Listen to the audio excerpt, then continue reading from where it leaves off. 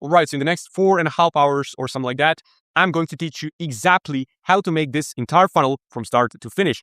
And if you don't trust me and the results we get for my clients, our clients in the agency, this is the exact funnel that all the fastest growing e-com brands are using right now, right? So brands like Obvi, Dr. Squatch, Lemme, Drunz, Manscaped, The Ridge, Armra, all the other brands that are like growing to 7, 8, 9 figures rapidly are using pretty much this funnel, some variation of it, or pretty much very, very similar thing to this. So the funnel we're going to teach you how to make pretty much relies on email and SMS marketing. So we're going to teach you how to create a high converting pop-up form that captures like 10% or even more of the traffic that's coming to your website through your paid traffic and converts them into email and SMS subscribers. Then how to set up the 8 core email flows / automations, whatever you want to call them, really up to you. Then how to write, design campaigns for your brand, how to plan them ahead. So actually, let me show you the agenda for today's video, for today's course. So it's going to be basically high converting pop-up form creation, as I said, email flows, so how to create them and set them up, content calendar creation, so how to plan your content months ahead, writing and designing campaigns using AI and Figma, segmentation, so how to segment your list based on like customer interests and like what makes the most sense for maximizing your profits, revenue, and like making sure that people actually receive relevant emails. Then how to improve your deliverability. So if you've been stuck in spam for months, you're going to get out of the spam by the end of this video. And then SMS marketing. So who is this video for? Who is this video not for? So this video is not for you if you're looking for some cheap, fast solution, like you're going to go ahead, watch a 15-minute video and all of your problems are going to go away. But this video exactly is for you if you're a brand owner that actually cares about scaling his e-commerce brand in 2026 and 2027, and you actually want to invest some time into doing this. So you can go ahead, watch the entire thing from start to finish, like 4.5 hours or so, and grab the value. So this is going to be filled with a lot of actual like value, not just like some high-level overview, but a lot of like actual details that you need to pay attention to. But also what you can do is like you can go ahead to the description, use the timestamps, skip around, see the actual things you need at the moment, implement it in the business, and then see if it works. Also, another thing, the guy you're going to see in a few seconds is me. Trust me, like it's just me with a little bit of less hair and no beard, right? But when you see me, don't be scared. It's me. Trust me, this is not some sort of a deceive. Anyway, without further ado, let me not waste much of your time. Let's jump right into it. All right, so how to create a high converting pop-up form. So this is going to be a module of my free e-commerce email marketing course that I'm going to put together for my YouTube channel. So here's our agenda today. First of all, we're going to cover the big problem e-com brands are facing in 2025. Then we're going to talk about why pop-up form is literally one of the most important parts of your entire funnel for your entire e-commerce business, right? Then we're going to talk about 7 common mistakes people make with pop-up forms. Then I'm going to show you some great examples. And then in the end, I'm going to show you exactly how to make one pop-up form inside of Klaviyo as a complete beginner, completely from scratch. Even if you have never used Klaviyo before in your entire life, I'm going to show you how to do it. So here's a little bit about me. The big problem e-com brands are facing in 2025. By the way, this document is going to be linked down below in the description, so you can just take it. No need to give me your email or anything like that. I'm just going to link you the document. You can just open it up just like I'm doing right now. Take a look at what you need to do and do it, right? So basically, ad costs are going up and up and up day by day. So it's going to get more and more and more expensive to advertise on Meta and Google and whatever you're advertising. So that means that your margins are getting thinner and thinner if you rely on paid ads as your conversion mechanism. So that also means that since you have less profit, you have less money to reinvest into your growth, which means that you're kind of like stagnant, you can't really grow, and you are getting beaten by your competition. So this table here represents a comparison of the months for the past couple of years, for the past 3 years, where we can compare the ad costs over the, as I said, last couple of years. So first of all, let's take a look at January 2025. So we can see Meta average CPM was $8.27. Then if we take a look at January 2024, 6.5. January 2023, 6.21. So you can see this is a $2 difference. This is a massive difference. This is literally make it or break it for your business. So if you still rely on ads, first of all, let's take a look at December 2024, for example, 10.83. December 2023, 7.61. December 2022, 7.41. This is $3.50 difference, literally $3.50. This is literally going to get you out of business if you don't do something about this, right? So besides the fact that you're less profitable, we already covered that. When you make a sale, there's also something called trust threshold. Basically, people are way more skeptical than ever. So it takes a lot of time to convert people, to convince them to buy something from you, because everyone has been burned before online. Everyone has bought something and it arrived broken, or it never arrived, or it arrived and it was really shit. It was not nearly as close as good as it was advertised. So it's kind of like people are way more skeptical, way more cautious when buying stuff online. So what you need to do is you need to find a way to overcome the trust threshold. And the best way to do that is to actually leverage familiarity bias. So this is how Google defines familiarity bias. Familiarity bias is when people tend to favor things that are familiar to them while showing less interest in things that are unfamiliar. So familiarity bias says that people tend to prefer familiar things over unfamiliar ones. So for example, I know you and I don't know the other guy, so I'm going to prefer you over the other guy, even if I don't know, even if there's no objective evidence that you're, for example, a better person than the other guy, right? That's basically what familiarity bias is. So that means that all you need to do is become familiar to your customers. And how do you do that? Well, we're lucky in this instance because we as humans are not very logical, right? So the only thing you need to do is just become familiar to your customers through sheer exposure. So what it means is it basically means that you need to be in front of people's faces all the time. The more times people see you, your customers see you, they're going to get more and more and more familiar with you, and they're going to trust you more, like you more, and they're going to eventually buy. Now, the problem presents itself again. The problem is the fact that, as we already talked about, right? Ads are expensive, so you can't really pay for that many ads for people to see you 6, 7, 8 times in a row or on their homepage or whatever, on the Facebook, Instagram, whatever. So it's kind of like too expensive, so you can't really afford to overcome the trust threshold that way. So how are you going to do that? Well, the way you're going to do that is through email marketing, because email marketing is the cheapest marketing channel on earth for e-commerce brands. I think it's literally cheaper than building your personal brand, because even that requires editors, requires camera and stuff like that. It requires your time. This is literally the cheapest marketing channel on earth when it comes to like direct response stuff, at least. But as I said, we could probably even compare it to like having a personal brand. Anyway, that means that like it has an average ROI of 44x. That means that for every dollar you put in, you get 44 out. So it's literally like a money printing machine. It is, right? If done correctly. So I'm going to show you how to do it correctly. Now, this is not to say that paid ads are bad and that you should just turn them off and just do email. This is actually, we're actually talking about different stages of the funnel. That's what people don't understand. Most brands rely heavily on paid ads for their conversion mechanism. They rely on getting people to see their ad, click on the ad, get to their website, and then buy.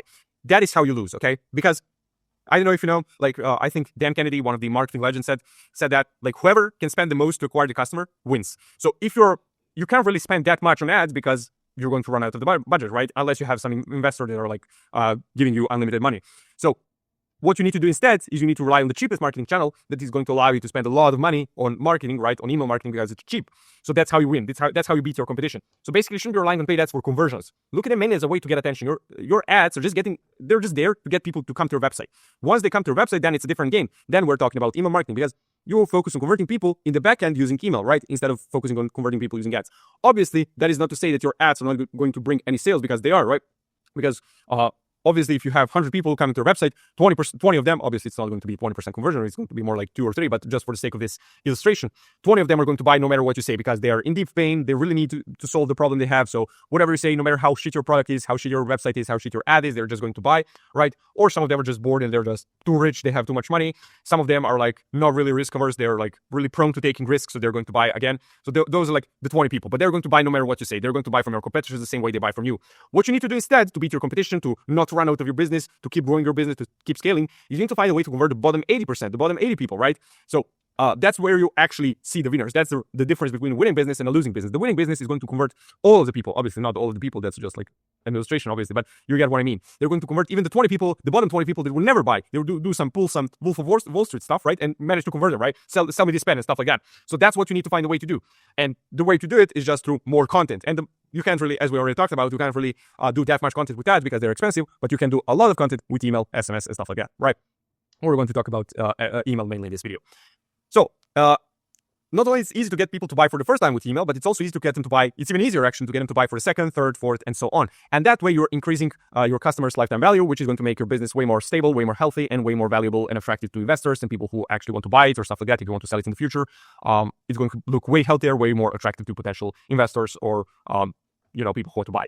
So if you have a strong email marketing system in place, you have a customer for life, because you can always just blast your list and someone is going to buy. A lot of people are going to buy because they already know, like, and trust you, because they're on your email list, and most of them have already bought something from you. Now, why pop-up form is one of the most important parts of your marketing funnel. Basically, pop-up forms are so underrated. No one is talking about pop-up forms. Everyone wants to talk about emails, actual emails, how we want to do the design, copy, fancy copy, some direct response, tips and tricks, and stuff like that, some fancy stuff. No one actually talks about pop-up forms. They do talk about them, but they do not talk about them enough, right? So, first of all, I hope we now agree that email marketing is a very important and cheap marketing channel and that you shouldn't neglect it. Well, not that you shouldn't neglect it, that we already agreed that you should actually put not all of your attention, but a lot of your attention into making it as good as possible. Whether you want to hire someone, outsource it to an agency like us, for example, or you actually want to do it in-house, whatever you want to do it yourself, if you're like a smaller brand, up to you, but you need to do it. So let's now talk about how to use it. Basically, if your house doesn't have a door, you can't enter it, right? Do you agree with that statement? You do. So if your email marketing doesn't have a door, which is your pop-up form, no one can enter your email marketing funnel, right? No one can enter your list. So what you need to do is, first of all, have some sort of a door. If you don't have pop-up form in your website right now, you need to have it, you need to develop it like urgently, right? But also you need to make the door as big, as attractive, as beautiful as possible to attract as many people and get them to enter your house, or in this case, your email list. So what it means is you need to find a way to design a high converting pop-up form that is going to convert like at least 8%, but more like 10% of people who visit your website. So because the more people sign up, the more people you'll have on your list to send emails to. And the more people you send emails to, the more people will buy. The more people buy, the more revenue, the more money for you, right? So Most people neglect this part and focus on the actual emails, as I said. But when you think about it, it doesn't make any sense, because if you don't have a pop-up form and if you don't have anyone on the list, the emails you send does not really matter if you don't really have anyone to send those emails to. This is like if we take to the logical extreme. If you don't have anyone on the list, if you have 0 people, which is not going to be the case for 99.9% of you guys watching this, unless you're just starting your brand, right? But for most of you guys with established brands, you're going to have someone on your list. But if we take it to the logical extreme, if you don't have anyone on the list, right? We have 0 people, the emails itself does not matter, right? Because no one is going to receive it. So that's why it's important to have people, to have a high converting pop-up form, because that's how you're going to grow your list and get more people to send emails to. So, pop-up form in your funnel. The reason why your pop-up form is important in your funnel is because you're paying for the ads already, but only a handful of people buy. What happens to the rest of them? What happens to the 80 people who don't buy? Again, just illustration. Obviously, your conversion rate is not 20%. That would be crazy, right? But what they do is they just leave the website. They never come back, and you just lost those people. When you can do like retarget ads, but we already talked about how that is expensive and all that. So, what you need to do instead is, as we already talked about, you have a high converting pop-up form. You capture 8% at least, but ideally 10% or more. That's how I define a high converting pop-up form. It converts at least 8% of website traffic. So you'll be able to capture them and get them on your list, and then you can start indoctrinating them with your content, start making them know, like, and trust you through your emails for almost free, literally. Like, the only cost you have with email marketing is just like your software that you're using, for example, Klaviyo, and whoever you have to pay for it to do it for you. So that would be like, if you have a team in-house or an agency and stuff like that, that's the only cost you have. And the potential upside is limitless because it's a really high leverage thing. Like, it doesn't really matter if you have 1,000 people on your list or 100,000 people on your list or 1 million people on your list. It's the same thing. People are just going to, like your team or us, if we hire us or whatever, an agency, you're just going to press send, and all the people are going to receive the email, right? So what I'm trying to say is that there's no ad spend with email marketing, so it's really cheap, so you can send content for almost free, so you can that way cross the trust threshold. Now, 7 common mistakes. Let's talk about that. That is really important. Now, common mistake number 1, probably the biggest mistake, is having a bad offer. So let's take a look at this example that I picked out for you. Now, this example, this pop-up form, as if you look closely at it, is actually from Dolce & Gabbana. So this is not some random brand that I picked out. I created this pop-up form for the sake of this video. This is actually a pop-up form of Dolce & Gabbana. So what you can see here is their offer is subscribe to the newsletter. First of all, you can see that this pop-up form looks horrible, right? It's just like probably the template they took from who knows where and they just put it there and like whatever. Now, obviously they can get away with it because there's so much demand for their products, like also like scarcity, obviously artificial and stuff like that, product drops, all that stuff. So they can get away with stuff like this. And obviously they're not really going to give discounts and offers because they're a luxury brand. But for your brand, for some sort of an average e-com brand, is not a luxury brand with high demand because of product drops and stuff like that, where people are actually, that's mostly going to happen in fashion, where people are actually sitting there in front of the store and waiting for the products and stuff like that. This is not going to work. This is not going to convert anyone, right? So obviously there's so many things that are wrong with this pop-up form, but we're going to talk about bad offer first. So if 2025, 2026 is behind the corner, you can't really just come there and be like, subscribe to the newsletter. You can't do that. People actually want a reason to give you their email, to give you their phone number, whatever. Why? Because there's so many other brands that are actually giving them an incentive. So you're not very different. You actually have a worse positioning, a worse offer, right? So what you need to do instead of saying subscribe to the newsletter or join our list to hear about latest updates in news and stuff like that, all the crap we're all sick and tired of, what you need to do instead is give some sort of an offer. What I mean by an offer, I mean like discounts, free shipping, free gifts, guides, digital products, stuff like that. Right. Now, when I say digital products, guys, a lot of you guys who are kind of like afraid of giving a discount, they're going to be like, oh yeah, he said a digital product, so I'm going to put together some shitty PDF and give it on my pop form and everyone's going to take it and it's going to be amazing, like stuff like that. In most cases, this doesn't work. If you're scared of giving away a discount, I just advise you just rip off the band-aid, give like 10% off at least. I wouldn't go below 10% off. And even if you're like, oh, we can't afford it, you can afford it. Why can you afford it? Yeah, you're going to lose some margin in the first sale, but you're just going to make it up for like based on all the other sales that you're going to make in the future. Because you don't sell, when you have email marketing, right? We already discussed this. You don't have to sell it you don't have to sell to the person only once, right? You're going to sell to them for the second time, third time, fourth time. Like you're going to sell to them over and over again. So in the end, all the money you make is going to outweigh the margin you lost by giving away a discount. So that's why I advise you give a discount. Give at least 10%. Honestly, go for 15%, 20% if you can. At least 10% is going to be good for you. Anyway, you can do like percent off. You can do dollars off. So that's something you would like to do if you have an average order value over $100. So for example, you have a $200 average order value and you say you want to give 15% off. So you can give 15% off, which is $30 of those $200, or you can say $30 off. Why is that better? Well, obviously 30 is a bigger number than 15. So it's going to look kind of like more appealing, even though it's the same thing. So that's something you probably want to test for your pop-up form, whether it works better to give 10% off or $20 off, whatever, up to you. So that's what I would advise you to do. Go for a discount, rip off the band-aid, try it out. It's going to be worth it in the long run. Don't be afraid of giving a discount. It's not going to hurt your business. It's going to actually help you. But even if you really, really, really can afford it, but I think you can, go for something like free shipping, free gift, whatever. Too much work. So Another problem with this pop-up is the fact that it requires you to fill out too many fields in order to sign up. So you can see here, your email address, woman or man, language. Like this is just too much work for the customer. No one is actually going to sit here and fill this out like it's some sort of a survey or whatever and also they didn't have an offer. So there's literally no incentive for people to do it. Obviously, people are probably still doing it because it's Dolce and they have a strong brand, right? But if you were to do this for some sort of average brand, whatever, that does not have a brand like Dolce, you wouldn't be able to pull this off. Probably no one would sign up for your brand, right? So the more work your customer has to do, the less likely he is to sign up. It's that simple. So the way to do it is to ask for email only on the first step, then phone number, and that's it. You're not asking for first name, you're not asking for their gender, for their language, country, anything like that. You're just asking for the email and you're asking for the phone number if you're doing SMS marketing. If you're not doing SMS marketing, you're just asking for their email. That's it, right? Now, size. I see a lot of people have really small forms on their websites, and I just wonder why. Literally, why? Well, why would you make it harder for the customer to give you their email? Because that's literally what you're doing. Like, think about it. Filling out, what is easier? Like filling out a nice big pop-up form with like nice colors and all of that. It's like big in your face. It has a big button, big offer, big input field. Or filling out a small pop-up form that you have to use like magnifying glass for and you can't read it and you can't really click the input field properly and whatever. What do you think is easier? Like obviously the first option. So why would you make your pop-up form smaller? Like, okay, sure, maybe you don't want to make like a full page pop-up form. Fine. But just make it like big enough so people can see it both on mobile and desktop. It's working properly. People don't have to squint to read your offer and whatever. It's like nice, big, in your face. It's very easy to read, very easy to enter your email, very easy to click a button, everything, right? So don't be afraid of making big. It can only help. It can really detriment you. So don't be afraid of that. Then the next thing, time delay. So you need to find a sweet spot for the time delay. Basically, that means like after how many seconds of how many minutes, if you're crazy, your pop-up form shows up. So it can be immediately. It can be like someone entered your website and then after 1 second it shows up because people did not have enough time to judge whether they want to give you their email or not, right?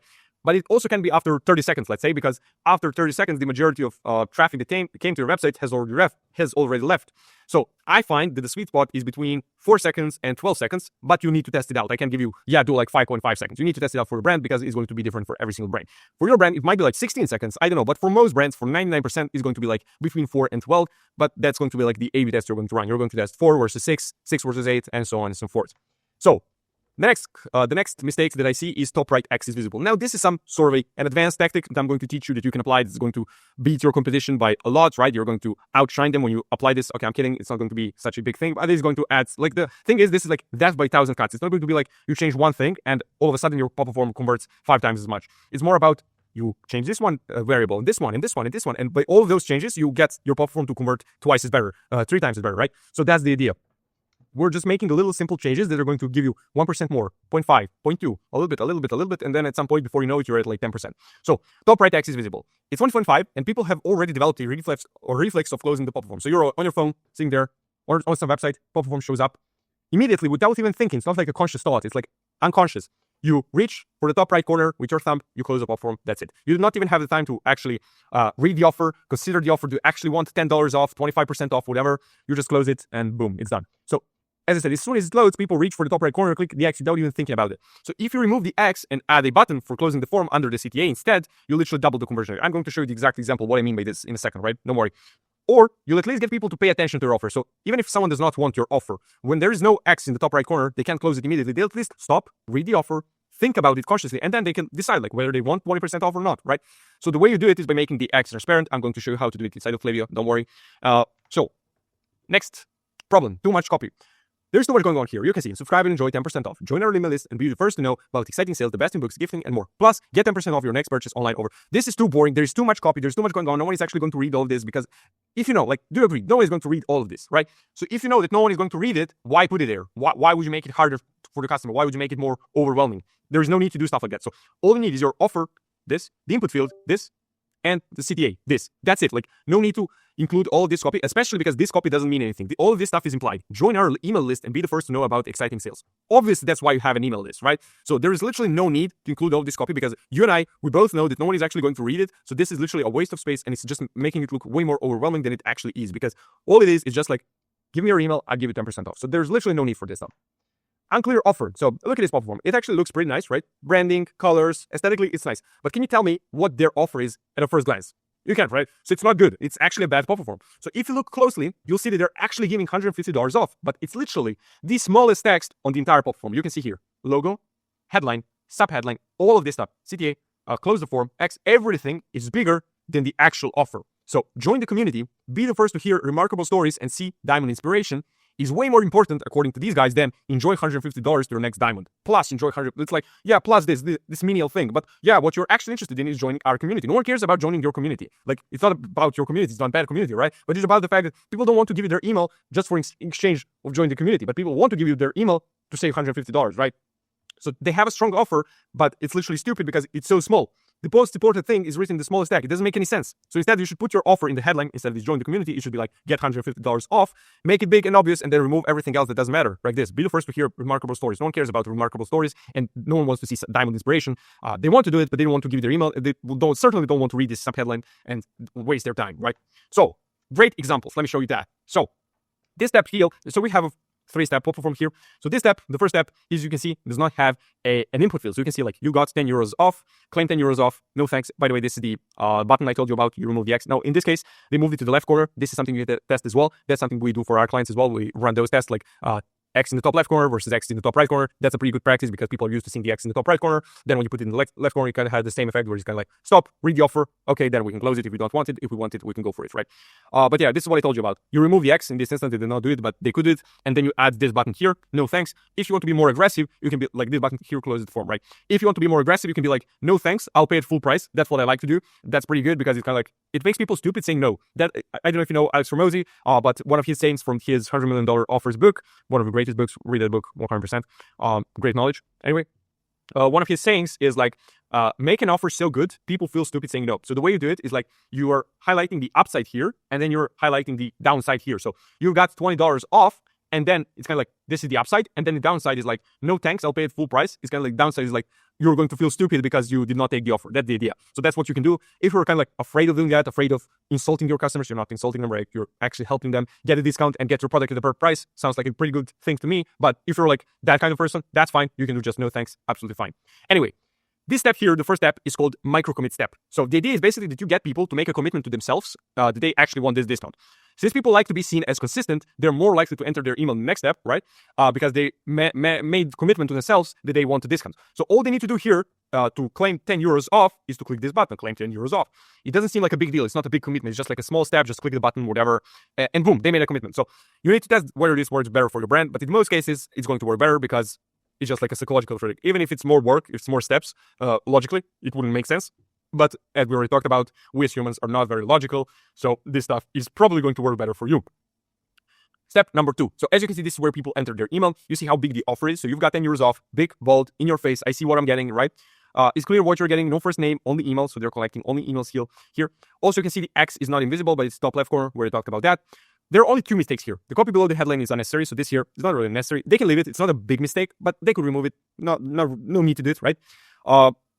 And then we have the CTA. So the CTA says continue. The problem with that, again, it's not one of those highest leverage things. It's a marginal thing, but it can make a difference, right? If it could add like 0.5% to your opt-in rate, it's a big thing because if you have like 50,000 people coming to your website every single month, and then you manage to increase your opt-in rate by 0.5%, that's an extra 250 people that you can get to your list. It's a big thing, right? Over a couple of years, it adds up. That's a lot of money. So don't neglect this simple stuff because it's simple to do, but simple to test, right? Like it's a quick test to run, but it can make a slight difference. So what's the problem with saying continue? When you say continue, it implies that there are more steps to be completed, which scares the customer away because it implies that there's more work to do, which people don't want to do. They came here to do shopping, not to do work, right? So instead, you should just put something like claim 10 euros off, like here. That I would use the same CTA in this step as well, honestly. Next step. This headline is pretty good. So finish signing up with text to activate your 10 euros off discount. Since it reminds people that they've committed to signing up and they shouldn't finish it, right? Finish signing up. You already started this. It would be a pity not to finish it, right? And it also implies that this is going to be the last step because it says finish signing up, activate your discount, right? So it also implies this is the last step. No more work for you. This is it. Just get this done and we're done. Now, all this little text does, this little text here does ruin the aesthetics, I agree, but the problem is that you have to put it here for legal reasons. So also another thing to keep in mind, I would, in most cases, just keep this text. Actually, I'm going to show you that inside of Klaviyo. I'm not going to bore you with it right now. So the CTA is pretty good, pretty straightforward, activates 10 euros off. So all in all, pop-up is pretty good. I'd give it an 8 out of 10. So what they need to do is remove this and make this CTA better, and it will be a way better pop form, but overall, amazing pop form. Now, this is much more fancy, much more modern than the previous one, but the same rules apply. So as you can see, this is the micro commit step. Again, the same thing. I don't need to explain again what it is. I hope you understand now. The X is still there in the top right corner, but we also have the I'm not interested button below. So I'm not 100% sure, but there is a big chance that this X does not show up immediately. So when this pop-up pops up, right, it might be the case that this X is not there for a second or two. So that's what we do for some of our clients. We have like an X that shows up after like 1 or 2 seconds. So what you do is like you see the pop form, there is no X, and then you read the offer, and then after like a second or two, the X shows up, and then you can close it. But you have this button here as well. So that might be the case. I can guarantee it because I don't know, but it might be the case. Okay. So also next step, we have, again, super simple. We have only 3 things. Headline, with the offer, you got 10% off your first order. Input field, CTA. The same mistake, continue, not the best practice, but still pretty good pop form, pretty simple, pretty straightforward. Like, this is what you're getting. This is what I need you to give me. That's it, right? And then we have this pop form. Now look at this. This is amazing. This is a great pop form. So first of all, I want to show you the whole thing. So I took this screenshot on my desktop. So I'm going to zoom in and show you actually step by step. So this is a new way of doing pop form. This is called a quiz style pop form. That's what we call it, at least. So instead of just asking people if they want a discount or even presenting them with the offer right away, you actually ask them a real question. So this is again the micro commit step, but done it in a different way. This is like the next level of a micro commit step.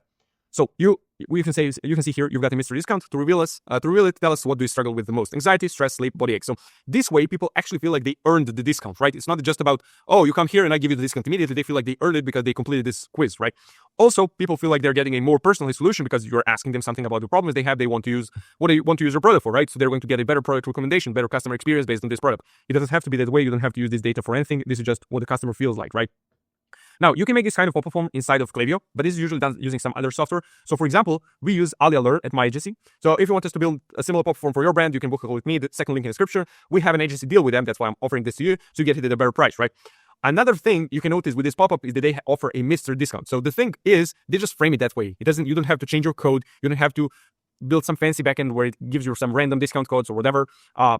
This is literally just framed in a different way. So they literally just tell you you've got a mystery discount, but then they deliver the same 10% off or 15% off or whatever discount. So that's what you need to test out. Now, this is going to work better for discounts that are like 10% off, 15% off, maybe even 20% off. But if you have some sort of a big discount, like 40% off, some brands do that, it's not going to work better because customers kind of like don't expect such a big discount. That's what you need to play in. That's your USP. You're giving 50% off. For example, I don't know if you know brand Grunts. They have kind of like artificial prices and they offer 52% off on their pop form. And literally on every single email, they give you like, hey, you can get this at 52% off. Kind of like marketing trick, right? So as I said, it depends on the kind of discount you're going to give, but still this is something you need to test. This is a pretty high leverage test, something you definitely need to test. We do it for most of our clients. It works really good. This is step number 2. Now you have another question. This is something you don't see very often with these kinds of pop forms. You see just one question. These guys are doing 2. This is literally the first time I saw someone do 2. And you might be thinking like, there is no way this is actually working better than having a standard pop form that is just like, give me your email and that's it, because that's too much work. Like it goes against the logic. But you can see they're actually asking another question. The thing is, as I said, we already talked about, they feel like they earned the discount. They feel like they're getting a personal solution. And it's also fun to do, right? It's a new thing. It has that novelty effect. And it's also like people are getting asked questions about themselves. And if you know anything about humans, they love talking about themselves, right? So that's why people actually want to complete these pop-up forms. And they're also getting a mystery discount, which gives another way, like another angle, curiosity, all of that. So all in all, it has a lot of different angles and just makes people want to complete it. I'm pretty sure this pop-up form is converting at least like 10%, but probably more like 15% or something like that. So this is the next step. Step number 3, so you can see the step follows all the best practices that we talked about in this video. Only the headline, unlock your mystery discount, big, bold, in your face. You can see how mystery discount is bigger than unlock your. It's bold. It's like, that's what we're talking about. That's the offer. That's the main thing. So we're making it stand out, but still you can read the whole thing without any issues, right? Then they're asking only for your email. They're not asking for your first name, for your last name, for your gender, anything like that. They're just asking for your email and then CTA. So it doesn't imply that there are more steps. They just say, reveal my discount. That's it. Because there are no more steps. They're not collecting SMS. They're not collecting phone numbers. So that's what their pop form looks like. I would grade this pop form literally 10 out of 10. This is an amazing pop form. Now, that's it for this part of the video. We're going to talk about Klaviyo. We're going to go inside of Klaviyo. I'm going to show you how to create a pop form. As I said, this document is going to be linked in the description. No need to give me your email. You can just go grab it and study it, whatever. But you can book a call with me, second link in the description, so we can perform a free Klaviyo account audit, and we can see if we can help you scale your brand on a purely performance basis. That means that you only pay on net revenue, which means there is literally no risk for you. So that's what I advise you do if you want some more help with email marketing. Now we're going to go inside of Klaviyo, and I'm going to show you exactly how to create a high converting pop form. All right, so here we are inside of Klaviyo. So what I have here is a dummy account, so you can see nothing is connected, anything like that, but it'll be enough for me to show you how to create a pop form. So we navigate here to sign up forms, right? And you go to create form. Now, you can pick a template, you can create a blank form. What I like to do is I like to go with this one, right? Because it's kind of like the most customizable. So we're going to name it, whatever, pop-up, desktop, free course. Let's name it that way. You choose the list, email list, so phone numbers. You're going to use your SMS list. If you're just starting out or something like that, you need to create your lists first. But for most of you guys, I guess you already have a list, so this shouldn't be an issue. You just connect the right list, make sure you're actually connecting to the right list, to the list you actually want to use, to the list where your welcome flow is connected to, and stuff like that. So you don't run into any issues. So you go create form, right? It's going to take some time to load. And we are here in the pop-up form builder. Wow, they changed this. I have not seen this. So you can edit the desktop and the mobile form separately. This is very cool. This is a new update, I guess. So that's very cool. Now, what we're going to do first is we're going to change this copy here. So we're going to go and say something like, you've got 10% off. Now, why do we say you've got 10% off instead of unlock 10% off or something like that? Well, I like saying you've got 10% off always because when I say you've got, that means like you already have it. And then if you don't enter your email, that means that you're going to lose it, right? And people are way more likely to do something to avoid loss than to do something to gain something, right? People are way more loss averse than they're kind of like attracted to gaining something. You're probably way more likely to go run a marathon to avoid losing $100 than to run a marathon to gain $100, right? That's kind of the idea. So you tell them that they already have it, and then if they don't want to lose it, they need to give you their email, right? That's the idea. So that's what we're going to say here. Then you can customize it based on your brand font. So let's go for Helvetica, for example, bold it. We can do that. We can make this bigger, for example, like we saw on the example with Fluid. Make this smaller, like that, so this pops more. Then we're going to remove this because it's unnecessary. You've got 10% off. We can do email. Then what we can do is add block image, add an image here so you can add your logo. So let's see what we have here already so we don't have to waste time finding some images. So we can do the North Face, right? Then you change your image here, right? Upload, let's do the same thing for this. So we can use this one, right? And that's what you have. Now, what we talked about is never say continue, right? So what we're going to say instead is we're going to say claim 10% off, right? You can say that. Then we are going to change the font to Helvetica like that. We can make it bold. It's already bold, right? Okay, like that. And that's what we have. Now, obviously, this pop form is not going to convert very much because we're not following all the best practices. What you can do instead, what you need to do with this pop form is you need to continuously test it, right? You need to test your offer. You need to test your time delay. You need to test your CTA. You need to test all of your stuff. Now, still, this pop form, I'm not going to lie to you, is not going to convert at 10%, 15%, some crazy numbers. Those kind of opt-in rates is something you can get with quiz-style pop forms that we already talked about. That's why we use it for our clients. The reason I'm showing you how to create inside of Klaviyo like this is for the people who don't have a pop form or for people who are not really following all the best practices, they have some sort of an outdated pop form. I'm going to show you how to create some pretty good pop form. It's not going to be the best. As I said, for that, you need to use kind of like advanced softwares and stuff like that, such as what we use, how they learn, to help you create those quiz-style pop forms. They have like smart trigger, all the like fancy AI features, all of that stuff. That is going to help you get to those kind of like impressive opt-in rates, but this is just for you to start out, right? Then the next thing we already talked about is removing this X. So what you can do here is come here, make this transparent, right? So you can see the X, and then you're going to remove the background color, and boom, the X is gone. But you still need to give people a way to close the form, right? So what you're going to do is you're going to take this button, drag it down here, right? And it's going to say button text. We're going to say, no thanks, I'll pay at full price. You can say that. Then this, we are going to make it transparent, right? No, we're not going to make that transparent. We're going to make it like that. We're going to make this, first of all, black, and then we're going to make this transparent like that. And then we're going to make this transparent like that. So we have the button there, which is pretty good, right? Then the next thing, actually we have everything done here, but what we want here is another step. So we are going to, we're going to do it this way. We're going to clone this step, right? And this is going to be our micro commit step. So this is how you make a micro commit. Clone step, it's here. We're going to drag it to the first place. And you can see here, we have micro commit, email opt-in, SMS opt-in. Now, for the micro commits, what you want to do is just you want to remove this, right? You've got 10% off, claim 10% off. No thanks, I'll pay at full price. What you want to do is leave it like that. That is fine. And then we have this step. That is fine. That looks good.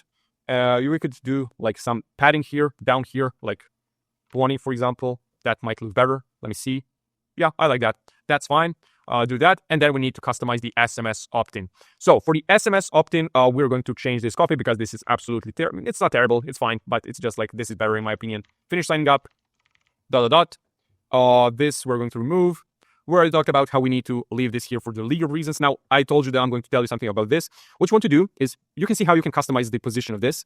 What you want to do is, in most cases, is actually put it here, because there are some of those kind of like scumbags, honestly, what is called like ambulance chasing lawyers and stuff like that. Basically, the people who are there to kind of like find some stuff that is not 100% compliant with law and stuff in order, right? And they're going to sue you and get money out of you. So what they can do is they can come here and be like, yeah, like this was here, like, yeah, you gave me like disclaimer and all of that stuff, but it was under the number, so I couldn't read it because I first had the option to enter my number and then to read it. And they can come and sue you for that, and you don't want those problems, so just put this here and you're going to be fine, right? Obviously, this is generated by Klaviyo automatically, so don't worry about this. It's not something you need to type up. You don't need to check it with lawyer or anything like that. You'll be fine. Ad blocks. So we're going to drag this image here to add our logo again. Boom. We're going to go here, find our image. So this is our logo, right? And then we're going to change this, replace image library. We're going to find our image here. Obviously, if you don't have images, just upload it. It's going to be super simple. Then we can make this button, put it down here and make it bigger. So we're going to make it full width. And instead of saying send, we're going to say claim 10% off, because I like that. We're going to change the font to Helvetica, like that. Make it bold, right? We need to do this, like that. Claim 10% off. Now, is it the same? It's not quite the same because the font size is not the same, right? We have 18 here, so we're going to make that 20. So the font size is the same on all the buttons. So what you want to do is kind of like change as few variables as possible, so you make the kind of like the whole experience as seamless as possible. Because if you have this, and then you change the photo here, and you change the copy, and you change the CTA color and stuff like that, the whole thing is going to seem new, and it's kind of like going to be overwhelming. It's going to add friction for no reason. So what you want to do instead is you just want to have, like, look at this. The only difference is I added the input field. The only difference here is kind of like the copy is different, and you're entering phone number. But the logo is there, the image is the same, the copy is the same, and it's kind of like the same thing, right? So that's what I would advise you do. Now, we forgot to change this, so we're going to say Helvetica, just like that. Make it bold. We can make it like bigger, like 35, for example, like that. That is nice. And that's what it looks like, basically. As you can see, phone, boom, boom. And that is your platform. Now, what you can do is go to targeting and behavior and make this a desktop-only pop-up, right? This is what it looks like. Boom, boom. Pretty good, right? Also, teaser. This is something you need to test. So you can say like claim 10% off. So what this does is when someone closes your pop-up form, they can still open it up again by clicking on this. So this is something you need to test. Obviously, this is probably going to increase your opt-in rate, right? But it might ruin your overall customer experience on the shop because it's kind of like there, it's in your face, it's annoying. I already closed the pop-up form. I already told you, made it clear that I don't want it. It might ruin your customer experience, but it might improve your opt-in rate. Up to you to decide. Can't really give you the exact judgment on that. But honestly, I still feel like it's worth it because it's not really going to be too big of an issue, right? But still, that's something you'll want to test.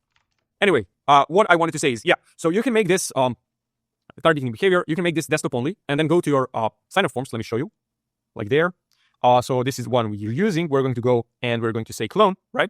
And this is going to be our mobile form.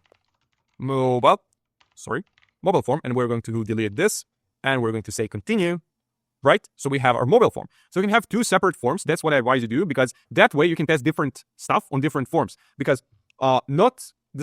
it's not going to be the same, right? People on the mobile are going to have different preferences than people on desktop. So you can come here, targeting behavior, and make this mobile only, right? So it's going to be your mobile only. So you're going to run different tests. So for example, on mobile, you might find that 6-second time delay performs better than 4-second, and then it might be vice versa on desktop. So that's why I want to have two separate forms, because as I said, customer behavior is not going to be the same, because kind of like those are two different devices, two different environments people use, two different ways people use their device in. So it's kind of like you want those different differentiation and one different variables, right?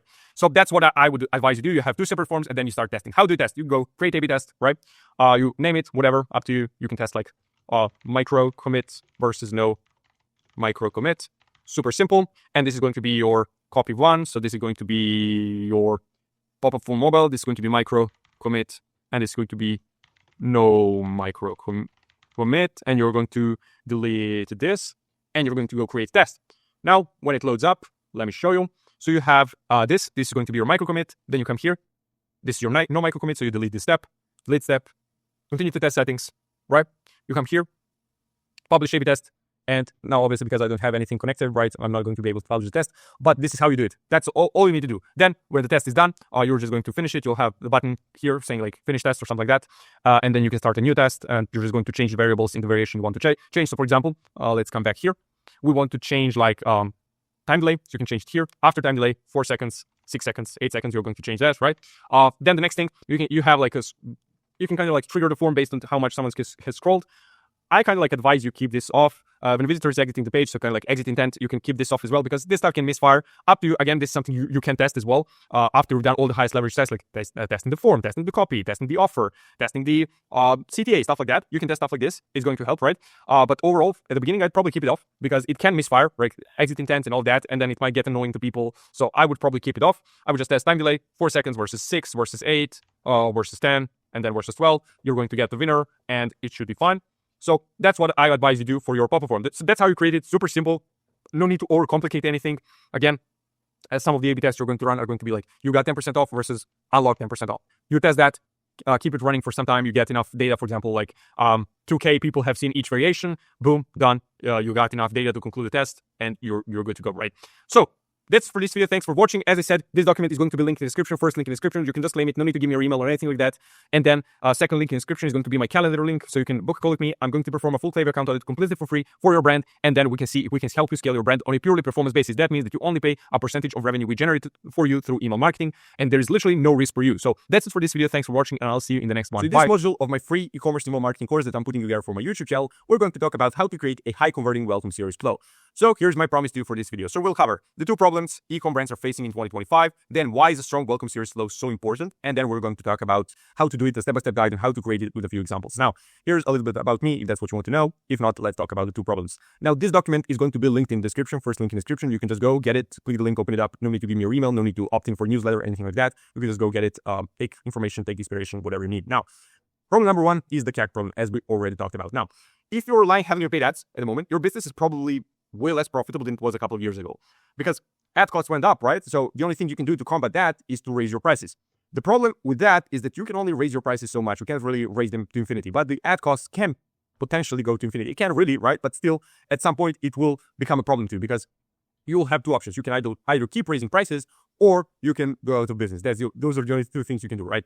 On the other hand, email marketing is as cheap as it was 10 years ago. Like, the only cost that could have changed is like Klaviyo subscription, and maybe the salary you have to pay someone if you have someone in-house or an agency, whatever that you have to pay to get them to manage your email marketing. But still, it's nothing compared to the actual ad spend that went up, right? Because especially brands that are spending like hundreds of thousands and millions a month, paying an agency $5K a month, and then, I don't know, paying a Klaviyo subscription $5K a month is nothing, right? So it's also the best way to acquire and retain customers. So you still need paid ads to get people into your funnel. Don't get me wrong. I'm not saying that you should turn off your ads. I'm just saying that email marketing and paid ads are different marketing channels that should be used in different stages of the funnel. So your paid ads are used at the top of your funnel, and then your email marketing is used at the bottom of your funnel to convert people, right? That's the idea. So if you learn, sorry about that, how to switch, how to use them properly, right? How to use them for what they're meant to be used, you're going to be able to be way more profitable, and you're going to lower your CAC. So what's the problem with high CAC? So the LTV to CAC ratio is a key business metric that compares a customer's total lifetime value, LTV, to the cost of acquiring them, CAC, right? So this is from Google, right? I'm not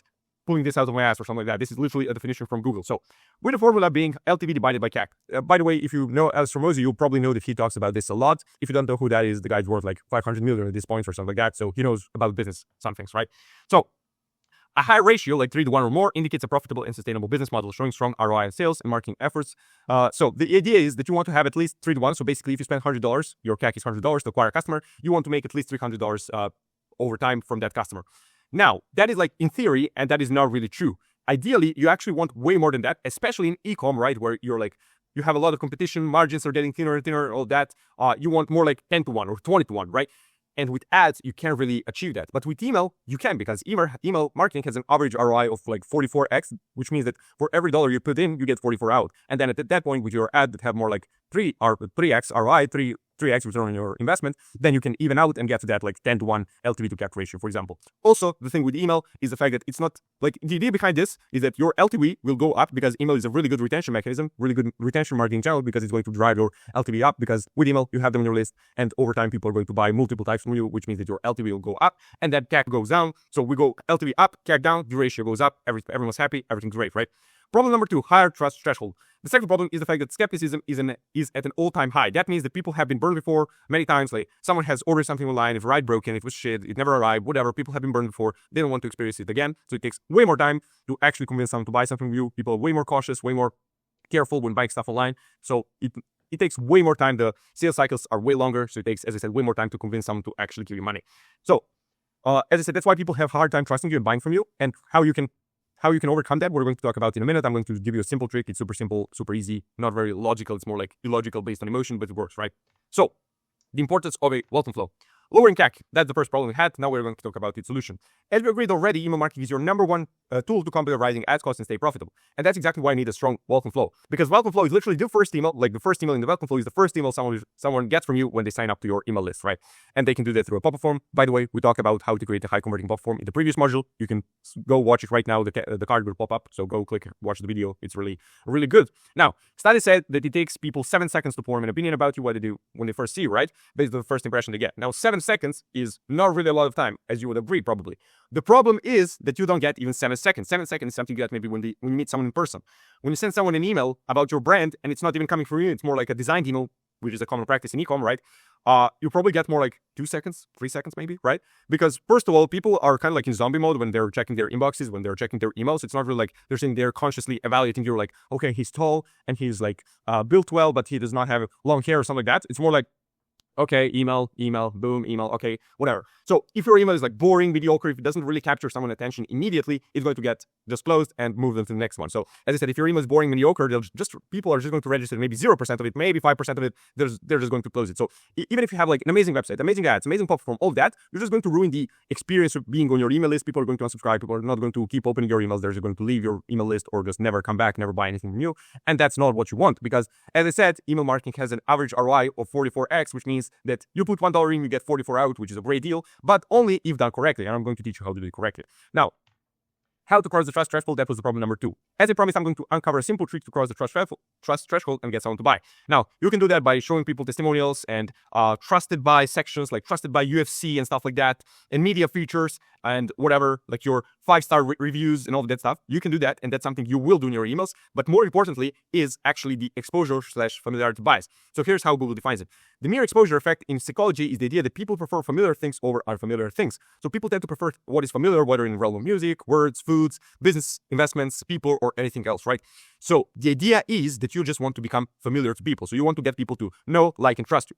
As I said, you can do all of that stuff through what I told you, like reviews, media features, all that stuff. And that is something you are going to include in your emails. But here is not really about content itself. It is about having high quality content, but it's more about frequency. It's more about being exposed to people all the time, right? Because when people see your email for the 5th time, they'll trust you more and like you more and know you more than when you saw your email for the first time, right? Unless your content is completely terrible and it really makes you look deceitful and untrustworthy and all that stuff, this is going to be the case. Because even if people don't really read your email, just seeing your name in their inbox is going to get them to trust you more, like you more, and stuff like that, right? Because even though nothing changed, they just saw your email more times. But as I said, people are not really logical. They're more like emotional, all of that stuff. It's more like just in their head. So doing stuff like this is going to help you and it's going to change your business. So the solution here is obviously to not have a welcome flow that's like 1 or 2 emails. It's more like have 5 emails, 6 emails, 7 emails, 8 emails, whatever. They're getting sent over a couple of days. They're getting sent over a week, 2 weeks, whatever. So how to create a high converting welcome flow. Here is the outline. So as I said, we're going to have multiple touch points and that is going to be the case. So trigger filters, that is technical stuff. We're going to talk about that when it comes to that. But trigger is just you get someone gets added to your email list, and then a filter is placed over 0 times over all time because we don't want to be delivering a discount to someone who has already purchased from you, right? Now we are going to do like 7 emails. Obviously, this is going to be this stuff can be changed. Right? I'm not saying that you should do this exact thing. This is just a guide. If you don't really have any idea of how to do it, right? You should go for something like this. You can do a shorter flow. You can do a longer flow. Up to you. You can change up the positions like in the flow of these emails. You can do completely different emails, but this is something like you're going to be safe with this. That's the idea. So email number 1 is going to be just delivering discount. You're going to show your USP, kind of like briefly introduce the brand, show bestsellers, so show social proof. Now you don't have to include all of this stuff. This kind of like these are like the building blocks of your email. You can deliver discount and show USPs and maybe bestsellers, but you're not going to show social proof, for example. Or you can show social proof and bestsellers, but don't really talk about USPs because you don't have them. It's kind of like you're just playing to your strengths. These are building blocks. They're like Lego blocks, Lego bricks, and you're just building your email. That's the idea. Then you're going to wait 1 or 2 days. Then you're going to send another email. It's going to be our stories. You're just going to share the founding story, and then you're going to remind them of a discount, like welcome discount. I hope you're having a welcome discount, please, because if you're not, you're missing out a lot of revenue. Anyway. So this is going to be a common theme in this welcome flow. Every single email is going to have a reminder of a discount, right? Because that's like the sole purpose of your flow. You're going to get people to convert for the first time. That's the idea behind email. You get people to convert for the first time, and then getting them to buy for the second, third, fourth time is going to get easier and easier, and that's how you get your lifetime value up, right? And also CAC is going down because you're just getting them to buy for free, basically. just by sending them emails that cost pennies. Now, email 3, you're going to show bestsellers, so you're going to promote your bestsellers, whatever, and then again, you're going to remind them of discount. Email 4, us versus them, so you're going to compare yourself to the competition. Kind of like this is where your USPs shine, like us versus them. I'm going to show you the exact example I had in mind, but you'll see what I mean, right? And again, you're going to remind them of the discount. Email 5, show social proof, so you can show testimonials, media features, trusted buy sections, UGC content, and then again, remind them of discount. Now, as I said, you can show social proof in email number 2. Literally, you can go switch this, do show social proof email as number 2, and then our story is number 4, and then number 4 is number 5. You can change things around. This is not really a rule how to do it. I'm just giving you a structure, an idea on how to do it. And then, as I said, you can go change things around what makes sense for your brand more. Maybe you don't really have a lot of social proof, but you really have good USPs and you have kind of like a strong angle on that side. So you're going to play on that. That's fine. As I said, document is going to be linked in the description. You can just take it and then go follow this guide and it's going to help you a lot. Email number 6 is going to be kind of like a last chance. We're trying to get some urgency here. So instill urgency, last chance to use the discount. You're going to just keep it simple, remind people of the discount. That's it, nothing else. And then email 7, is going to be email from the founder. So it's going to be a plain text email. You're going to remind people of the discount. You can also do like, do you need any help? You can play some marketing tricks like, we extended your discount because you're new here and we want you to use it. We want you to get the best experience, whatever. I'm going to show examples for all of that. Now, email number 1 is going to be your welcome one, right? This is the first email people receive. So first of all, what you want to do is show the offer immediately, show the discount code immediately, and show the button. So the 3 of these, this is going to be your holy trinity, right? Needs to be above default. What it means is when I open this email on my phone, especially, I can see all of this stuff. So offer, discount code, and button above default without scrolling. I open it on my phone. I don't need to scroll. I can read the offer. I can read the discount code, and I can click the button without needing to scroll at all. That's the idea. Now, this email does all that. So it says the offer, save 40%. It tells you what the code is, and it gives you the button, right? What I would like to do is, first of all, I would kind of like change the colors here because this is not really, doesn't really catch your eye, right? The code especially, it needs to be bigger and it needs to be in a different color so it stands out. And I would make this button bigger. So if you've watched my videos in past, you will know that I love big buttons in the emails because it makes it just easier to click. It makes sense to have a bigger button because the whole point of your button is for someone to click it. So just make it as easy to the customer to click it, right? That's my logic and that's why I need this button. That's why I think this button needs to be at least 2 or 3 times bigger, but still this email is pretty good. Now, this is the hero section, kind of like we have the offer, welcome to Wonky, the offer, welcome code, and CTA. Then moving down, we have the infographic. So infographic that shows their USPs, features, and benefits, all this stuff. This is pretty good. You can see how someone can just come there, read all these like short lines, short points, and get the idea of what Wonky is. There is no big text, big blocks of text. This is where we get the first bigger block of text. But up to here, customers are not getting scared away because there are some big blocks of text. There's too much work to be done. It's just like you're sitting there. Okay, welcome to Wonky. Save 40%. This is discount code. Buy. If you don't want to buy, you can keep scrolling. You scroll. You see this. This is all super simple, super digestible, super easy to consume. There's no need to put a lot of mental effort into it. It's really simple, right? So this, in my opinion, is the best part of their email, this infographic. And I'm going to talk about infographics more, especially in this course. It's a really an elegant way to show people why they should buy from you without really demanding a lot of mental power from them to consume your email, to read, to analyze, whatever. It's super simple. It's like brain dead, right? Then they're sharing their mission here. So we don't really want to read this copy, but whatever, this is something about your brand, some background, background story, whatever. Then they're featuring their bestsellers. Now you can see how they have their CTA here, and you can see it's really small, but you can see, I hope, no, you can't, whatever. You can see how they have their CTA here and they have the discount here. So that's really important. In multiple places in the email, you need to have your CTAs and your discount code, right? Because let's say someone saw that, didn't want to buy immediately, they want to go click, they wanted to read the rest of the email, they're here, right? And now they decide they want to click your email, they want to see what you're offering, right? What they would need to do if there wasn't for this button here, they would need to go scroll up here and find this. That's really difficult. Now it might sound like it's not, but on the phone, this email is way smaller. So it will take a lot of scrolling to get up to here. People are not going to do that. Also, people are not going to get like, it's not conscious, right? That's what I'm trying to say. It's not really conscious. People are not going to be like, oh, read this and then scroll. A small percentage of them will, but a lot of people, when they see this button, they will be like, oh yeah, let's click the button. And also when you remind them of discount code, they'll be like, oh yeah, I can save 40%. So that's something you need to do in your emails. Like just have buttons and your discount code in multiple places after every section so people get reminded enough times, right? Then bestsellers, they're featuring their bestsellers, they're showing some bundles. That's fine for their as an AOV play, right? Also, you can see how there are separate CTAs for both packages, whatever. That's really important. So for every single product you have, that's kind of like a singular product, you need to have a specific CTA for that product because people are not going to be like, see your product and then come to your website and then search for a product. You need to make it as easy as possible for them to buy it, right? One testimonial that's pretty good. You can see Trustpilot reviews. That's it, like super simple. They're not overcomplicated. They don't really have too much copy going on. It's just like this and this. That's the only like big blocks of text that they have. Even this testimonial is not very long. It's interesting to read. So it's a pretty good welcome email in my opinion. Now, email number two, is going to be our story email. So You can see this is from Suds. They're selling soap, super simple brand, but it's a good email.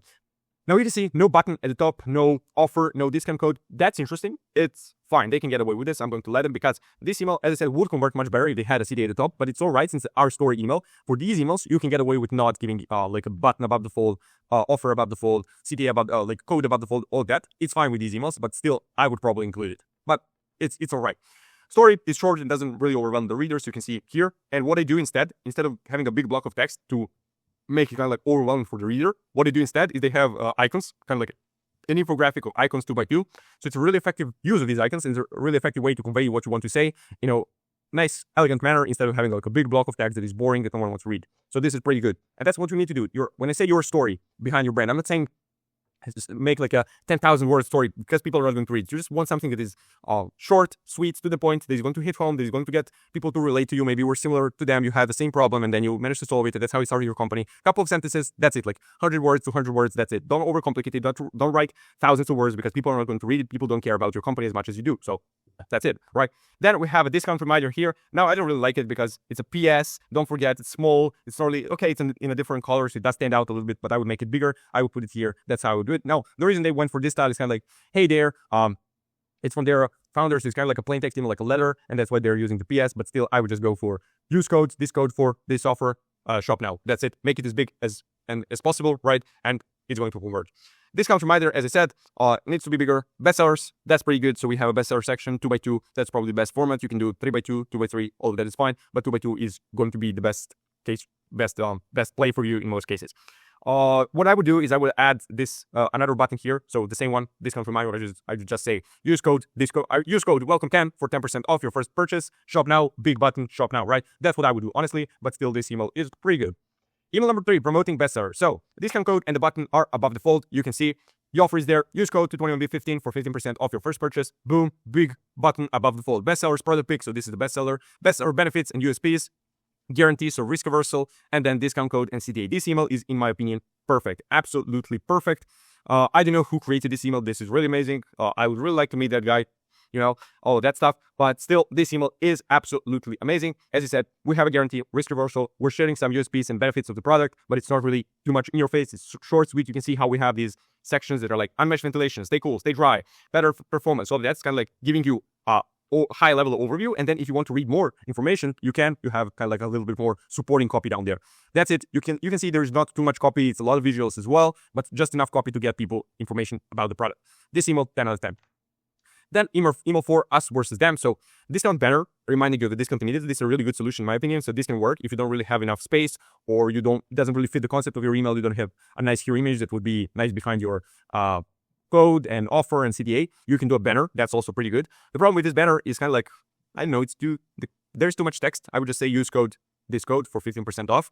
But okay, it's fine. This is a pretty good solution. As I said, use this if you want to in some of your emails. Then we have an us versus them table. This is pretty good. This is something people love reading. You can see how the design is very good, like how this is in front of this, kind of like has that 3D effect. This is really cool, but still, it's not really about the design. It is about the design, obviously, but it's mainly about this. So it's kind of like 5 points to the point. I'm just going to tell you, this is our brand, these are our USPs, this is why you should buy from us, this is what you're going to get if you go for the competition, but it's up to you to decide, right? That's the angle, and it works flawlessly, I'm sure. Now, we have a testimonial here.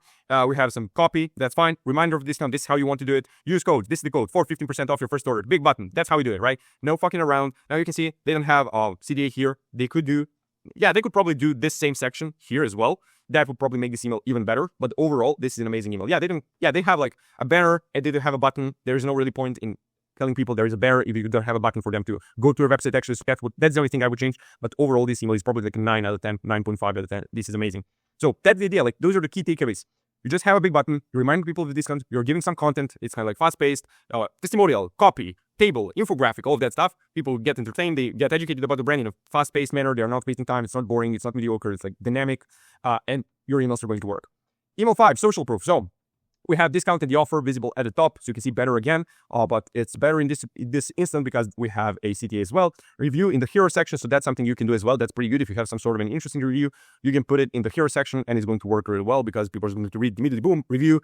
Especially if you sign it with the name of the person who gave you that review, is going to be even better because it's kind of like UGC content. It's literally like people are going to relate, right? That's the idea. So That's the hero section. Immediately, you can see the discount code, you can see the offer, you can see the CDA, everything about the fold. Sorry. Now, testimonials. So we have 3 testimonials, super nice. You can see how it's all well designed, all of that. 4.9 out of 5, over 2,000 reviews. This is something you can do absolutely. I advise you do this. Gives you credibility, social proof. Use it if you can. Then we have a couple of testimonials. Now, the thing with testimonials is don't go for testimonials that are just like great product, great company, done. Go for testimonials that are a little bit more specific, that are overcoming some objections, like, oh yeah, I received my product super fast and the packaging was great, and I had this problem, but then I contacted customer support and they solved my issue really fast. They responded in like 2 hours or something like that. Like stuff that is kind of like people are getting concerned about, like, oh, what if it arrives broken? And then you have a testimonials that addresses just like that issue, right? So you can see this one. My skill loves this serum. With only 3 drops, it nourishes my face. At night, I wake up and the skin feels great. The aroma on this serum is also light and it has a nice scent. So you can see how it's kind of like the aroma of this serum is also light and has a nice scent. It's kind of like, oh, what if it comes like, what if the product works, but it doesn't really smell nice? This testimonial, this review is going to overcome exactly that objection, right? So that's how you're going to pick your testimonials. Don't just pick them like, oh yeah, great product, great company. Now, I understand that some of you guys are not going to have such great testimonials because you're starting out or whatever. That's fine. Use what you can, but still, if you have the opportunity to find great testimonials, don't be lazy, scroll through the testimonials, find something that is actually delivering some value to the customer, not just great company, great email, a great product, whatever, 5 stars, that's it. Go for something that's even if it doesn't overcome the objection, go for something that is a little bit more specific so customers feel like, yeah, this is a real person writing this because it's a really specific situation and I can see that this person actually used this product, right? Again, we have discount and the CDA, that's it. Big CDA, big discount, reminding of the discount, super good. Now, email number 6, last chance. So discount code and the offer visible at the top. You can see better again. Punchy headline with a clear stuff headline. So don't let this deal go up in smoke. So we're introducing some urgency, but it's kind of like a nice, funny way, punchy way. It's pretty good. CTA is big. It's clear. It's above the fold. So you can see save $30 today. Then we have some risk reversal, some guarantees. So fast, discreet shipping, safe and secure checkout, 30-day free return. So if you don't like your product, you can return it. If you offer stuff like this, mention it in your email. Don't be like, oh yeah, by the way, we offer a 60-day guarantee. No questions asked, stuff like that. If you have such a good offer, which I hope you do, mention it in your email. Like, why not, right? It's one of your USPs, so mention it. Bestsellers, so we can see again 2x2 bestseller section, and then the same thing, code is CTA. That's what I told you about. You have a section, product section. Every single product has its own CTA, boom, boom, boom. And then after that product section, if people don't really want to buy any of these, they can go and find other products, right? So that's the way you should go about your welcome flow. Like you have your CDAs, main CDAs that are going to direct people to your homepage, bestsellers page, or landing page, whatever, and then you're reminding them of the discount. That's kind of like going to be the main building block of your welcome email. Email 7 is going to be plain text from the founder. So I just gave you some sort of a template here that you can use. Obviously, you're going to adjust it based on your brand voice, whatever. But I'm just going to give you a framework to follow. So, hey, first name, just wanted to check in real quick. Is there anything you need help with before placing an order? So this kind of like for the people, after I sent you like 7 emails over 10 days and you still haven't bought, I'm just going to be like, hey, like, is everything okay? Do you need any help? Are there any objections that you're not really sure about? Anything that I can help you with, right? That's the idea. And it's also coming from the founder, so it feels way more personal. So like imagine you're sitting there, you subscribe to some brand, you're receiving their emails, and then at some point you receive an email from the founder that looks like he literally just sat at his computer and wrote it and sent it to you, and he's asking like, hey, are there any problems, right? By the way, this hey first name is not going to be a thing because I hope after you watch my video about Pop Form, you're not collecting your first names on your Pop Form, you're just collecting emails, because collecting first names is going to absolutely crush your opt-in rate, right? But still, this is just, I put it here for, I don't know why. Anyway, just wanted to check in real quick. Is there anything you need help with before placing your order? Choosing the right product, understanding ingredients, shipping questions, whatever it is, his reply, and I'll help out. So basically just helping them realize if they have any problems, right? What am I concerned about with this brand? Why haven't I not placed the order yet? Now, we're switching on to the next section. So also, I noticed you haven't used your welcome discount yet. It was supposed to expire yesterday, but I've gone ahead and extended it for 24 more hours in case you got busy. So imagine you subscribe to a brand and you receive an email from the founder himself, a plain text email telling you, hey, I saw your discount was about to expire, so I decided to extend it personally. Like I did it. I went into Shopify and extended your discount only for you for 24 more hours in case you were busy, right? What would that make you feel? Like you'd probably be like, okay, I'm special. This brand actually treats its customers in a very special way. Obviously, people are going to know. Some people are going to be like, okay, like obviously it's an automated message. Obviously, this founder did not go and waste his time extending codes for people, right? This is marketing, right? You're trying to frame things in a different way. You're trying to play some different angles. That's the idea. Like, welcome to marketing. If this is unethical, weird to you, whatever, this is marketing. Welcome to this world. Like, if you don't know that this stuff should be done this way, I don't know why you're running your business, or why you're running your marketing. You can run your business, give someone to run your marketing, whatever. Anyway, your code, welcome 10, shop now. You're just reminding them of the code. You're giving them a CTA. Again, this CTA, I would just make it bigger. So if this font is like size 16, make this size 18, just to make it stand out more, because that's the whole point of the email. No pressure, just thought you'd appreciate the extra time. That's it. So you're going to sign, and then PS section. So in every single email, especially in these high intent emails that are actually geared toward making a sale, you need to have a PS section, because after the first line, after the subject line, whatever, PS section is going to be the most read line in every single email. So why not use that to your advantage and remind people of the discount code? So use code welcome10 and check out for 10% off your first order. This is a link, obviously, and people can click it, right? That's the idea. As I said, this doc is going to be in the description. You can just copy and paste this into your Klaviyo and set it up, change it up, whatever, based on your brand voice, your voice, how you speak, put a name, all of that, and you'll be fine. You just have an email. So key takeaways, as I said. First of all, you need to remind the customer of the discount in every single email. That is really important, because people need to be reminded more than they need to be taught. Like, yeah, you told them that they have a discount with you in the first email, but by the third email, they forgot about it. They're not thinking about it. It's not about that they completely forgot about it and that it got erased from their memory. It's just about they're not thinking about it. They're in zombie mode, as I said. You need to remind them multiple times in every single email, not just once, like 2-3 times. You have like, hey, use this code. This is the CD8, right? That's the idea. Then have a short time delay in between emails, 1 or 2 days. In most cases, I would just go for 1 day between most emails, and then you can do like an occasional 2-day wait. Also, always have a big button above the fold. Deliver the first email immediately, no time delay. So always have a big button above the fold. We talked about that already. You can get away with not doing it for like our store email, for example, but still in most emails where you can do it, do it. Always have a big button above the fold. So it's important that it's big and it's also above the fold. Those are two things. So don't forget any of those. Deliver the first email immediately, no time delays. Super simple. I hope all of you guys know that. No need to do like, yeah, wait 15 minutes, wait 2 minutes till they get their inbox or stuff like that. Immediately they sign up, they get an email. Use infographics instead of copy whenever possible. So we saw the example with Dash, for example, and those kinds of brands. So instead of having a big block of copy, a big block of text that people are not really going to read, what you can do instead, create infographics like icons. Actually, we're going to have a video, a module in this course about specifically copywriting and infographics and all this stuff. I'm going to show you exactly what I mean, but like tables, icons, us versus them, stuff like that, right? Is going to be amazing for your brand, amazing for your emails, because people don't really like reading copy that much, but they love looking at infographics. Make emails simple. Don't overload them with too much info. That's exactly why we send multiple emails over the span of a couple of days. So the idea is, don't put all of the information about your brand, like all the testimonials and all the bestsellers you have and all the USPs and the code and all that in one email. The idea is like, we have this email for this purpose, and this email is going to talk about this topic, about bestsellers, and this email is going to talk about testimonials. You have a couple of emails with a couple of topics, right? And that's the idea. Don't put everything in one email, because when you put too much stuff, people are not going to read anything. When you put a little bit of stuff, people are going to read everything, right? Super simple. Show the discount code above every main CTA in the email. Have it in multiple places, not just above the fold. People need to be reminded more than they need to be taught. Already covered this. I hope this is super clear. So those are kind of like key takeaways. If you follow all of this stuff, your welcome flow is going to be amazing, right? So if you want to learn how to scale your email marketing, if you need a little bit more help with scaling your email marketing, you can book a call with me to get a free Klaviyo account audit completely for free from me, not some Indian, not someone from Pakistan, nothing against those guys. I'm just saying. So we're going to see if we can help you scale your brand on a purely performance basis with email marketing. That means that you only pay on results, no risk for you. So if you see we're a good fit after this call, we're going to give you an offer, and we're going to scale your email marketing on a purely performance basis, which means that you only pay on added revenue. So we generate 50K for you. You're going to pay a small percentage of that, and that's it. So that's it for this video. Thanks for watching, and I'll see you in the next one. Keep an eye for my other modules that are going to be going out for this free e-commerce email marketing course. All right, so in this module of my free e-commerce email marketing course that I'm putting together for my YouTube channel, we're going to talk about how to create abandoned cart and abandoned checkout email automations. So here's my promise to you for this video. First of all, we'll talk about why abandoned carts are costing you millions. Then I'm going to tell you why most brands don't actually have this flow, and we're going to talk about whether you fall under that category or not. Then I'm going to show you a step-by-step guide on how to create an effective abandoned cart flow, then the fastest way to create an abandoned checkout flow, and then I'm going to show you some highest leverage A/B tests you should run. So here's a little bit about me, if that's what you want to know. If not, let's talk about why abandoned carts are costing you millions. By the way, just a quick disclaimer, this document is going to be linked in the description. First link, you can just go grab it. No need to give me your email, to sign up for some newsletter, something like that. No, you can just click it, open it up, and follow the instructions, and it's going to be great. Now, 74% and rising of e-commerce carts are getting abandoned. Basically, people are treating shopping like everyone is a window shopper, right?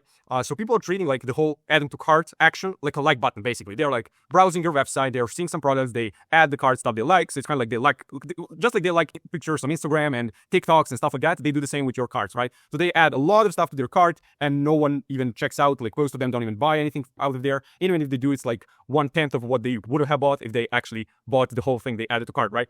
And if you don't have an effective flow in place to recover all of those lost sales, you're quite frankly burning money. Like there's literally no reason. Now, I'm not saying that you're going to recover all of those lost sales, right? But you could recover a big portion of them if you actually had a good abandoned cart and abandoned checkout flows in place. The reason behind this, as I said, is that everyone is a Windows shopper in 2025 because, as we already discussed in the previous modules, there's just this high trust threshold that needs to be crossed. People are not really trustworthy nowadays when it comes to shopping. They don't really like brands in general because there's so much dropshippers, all that stuff. People are way more cautious, way more skeptical when buying stuff online. It's way harder to get money out of people because, first of all, there's not so much money right now. And also, as I said, everyone has been burned before by buying stuff online because they got something, it never arrived, it arrived broken, it was shit, stuff like that. So it's just very hard to actually get people to buy something new. So here's the proof of what I'm speaking, what I'm talking about. So this is from one of our brands. So you can see these are the actual sales, so placed order. So you can see $170,000 in sales. And then you can see checkout started, for example. So these are all the people who have abandoned their checkouts, who started the checkout and have never purchased.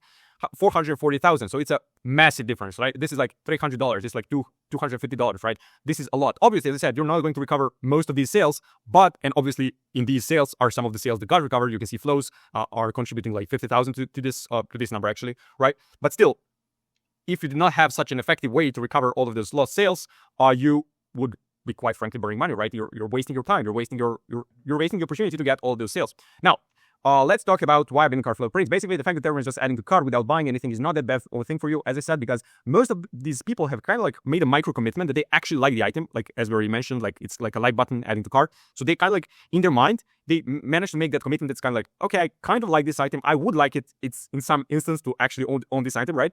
So they have this a wish list, right? That's your cart. And then it's just down to you to manage to convert at least a portion of those people to convince them to buy at least a couple of those items. Now, since everyone is to some extent an emotional buyer, when you hit these people with a well-crafted abandoned cart to checkout flow, you'll drive loads of impulse purchases. Now, this is not really a bad thing. It might sound to you like, oh, impulse purchases, we don't want to do that. We don't want to play on people's emotions. It's not ethical, all of that stuff.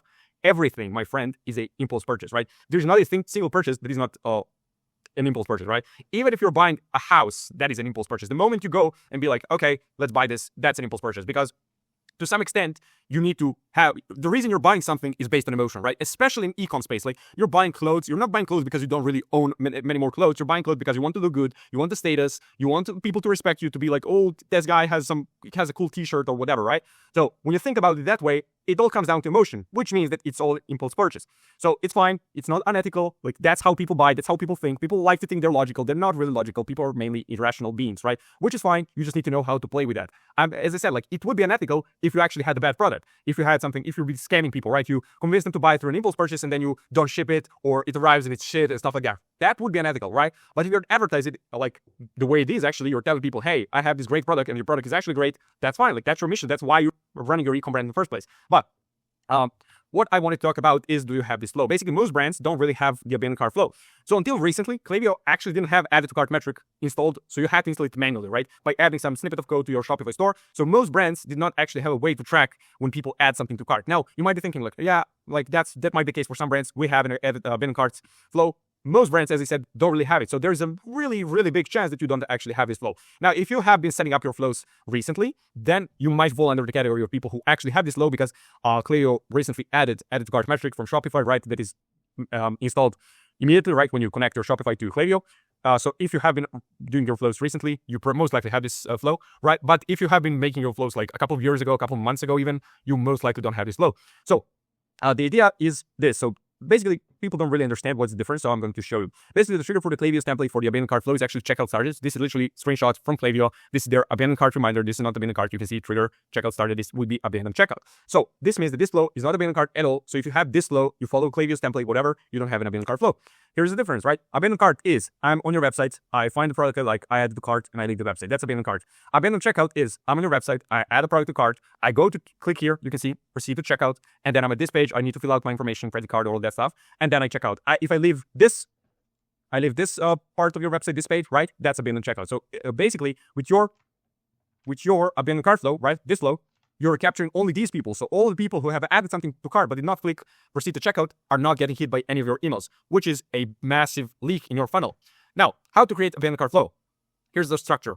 So we're going to build the structure first, and then I'm going to walk you through each email. I'm going to show you how to create it to make it as effective as possible. Now, if you're low on time, this is going to be like the 80-20. This is going to get you the most bang for your buck. You could do like splits based on the product someone added to cart and stuff like that. If you have less products, if you have like hundreds of products, it's not going to be a realistic thing. You could do like product categories and stuff like that. That could work, and then do like testimonial based on specific product. But for most of you guys, if you don't really have much time, or you're not that big of a brand that making such a specific flow, specific emails for each product would actually be a high leverage thing, this is going to do most of the heavy lifting. So this is what I would go for. Even if you are, I would probably start out with this and then build on top of it, right? This would be your foundation. So you can see trigger, add it to cart. Filters are checkout starter 0 times in starting this flow, place order 0 times in starting this flow, has not been in flow in the last 30 days. So basically, we don't want to be hitting people who started checkout, because when someone started checkout, they had to add something to cart before that. So if it's checkout started, right, they should be in the abandoned checkout flow. That's why we're excluding those people. The same thing as well applies to the placed order. So when someone places an order, that means that they also added something to cart beforehand. So we don't want to be hitting those people. We don't want to float to misfire, right? So we want to be hitting only people who added something to cart, but did not take the next step, which is starting checkout and then placing an order.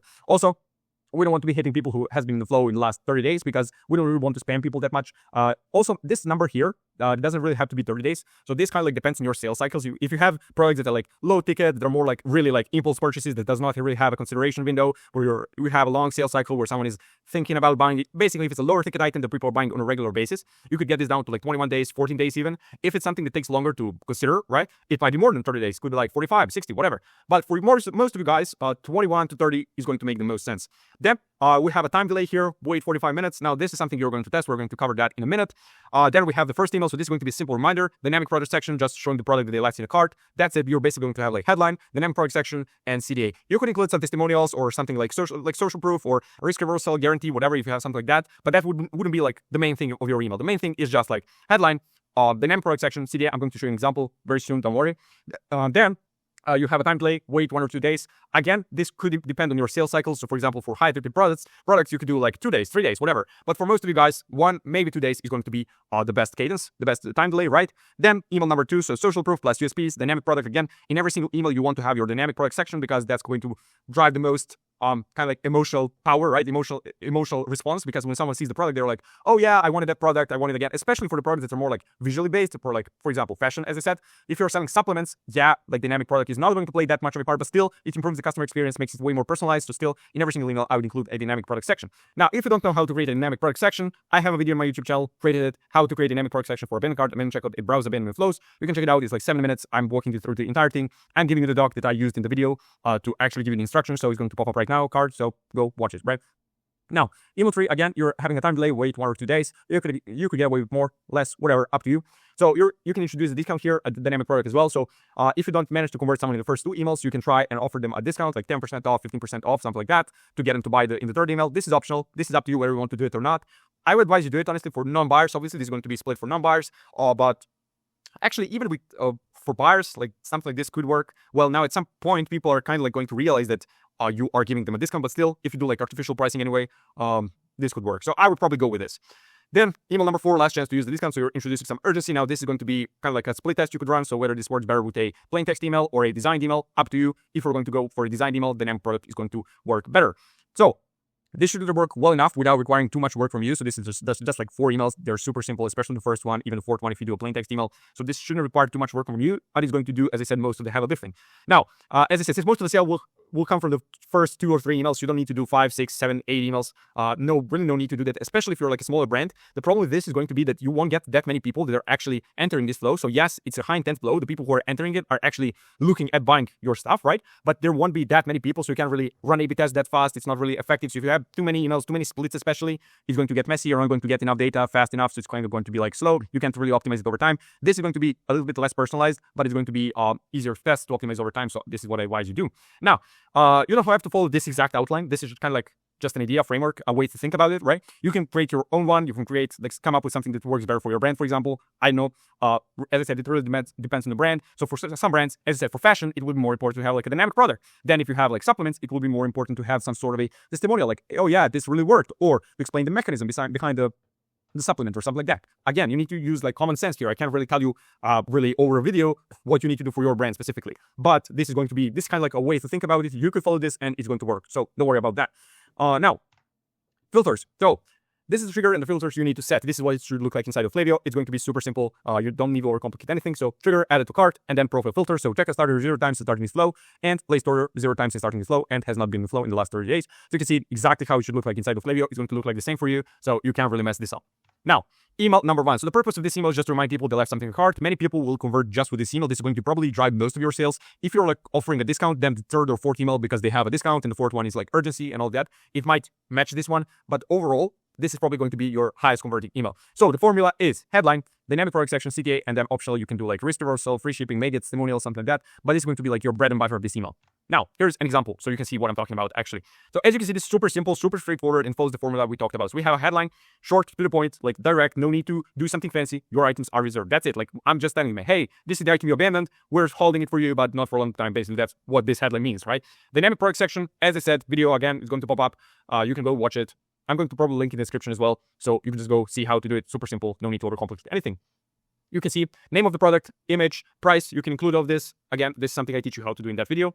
CTA, view my cart, and then you can see risk reversal, USPs, whatever. Worldwide shipping, premium materials, 30 days value guarantee. That's it. That's the whole email. Like there's no need to overcomplicate anything, to add so much content and story and this and that. Just this is going to convert a large portion of your audience, right? Then we have email number 2. For the email number 2, we want to give some social proof, a little bit more content, because at this point, people have not bought from the first email, so they need a little bit more of a push, right? So this is where we want to come up with some social proof, USPs, product recommendations, something that will get people who have not been convinced with this email to buy this time, right? So here's an example. We have dynamic product again, CTA, and then we're showing some bestsellers. Maybe people have not really liked this one, even though they added it to cart, so they want to check out one of these. That's fine. Then we have USPs here, lightweight fit, durable materials, lifetime guarantee. So it's kind of like, hey, like there's literally no risk for you because you're getting offered a lifetime guarantee, like lightweight fit, durable materials, all that. Like it's pretty good, pretty short, to the point. When I say USPs, I don't mean like write a big block of text telling you everything about your brand. I'm just saying, let people know why you're good and why they should buy from you in a most simple manner, right? So again, you don't have to really follow this exact outline, like do dynamic products, CTA, bestsellers, USPs, all that stuff. I'm not saying that. This is kind of like, this is basically like, these are your building blocks of this email. So you can do USPs here, bestsellers. What they could have done is include, instead of bestsellers, include testimonials, and then don't include USPs, or just USPs without bestsellers, or only bestsellers, right? This is kind of like the way to think about it, right? I'm not just saying do this for your second email and then do, these are not literally rules that are set in stone. These are mainly just the way to think about it, okay?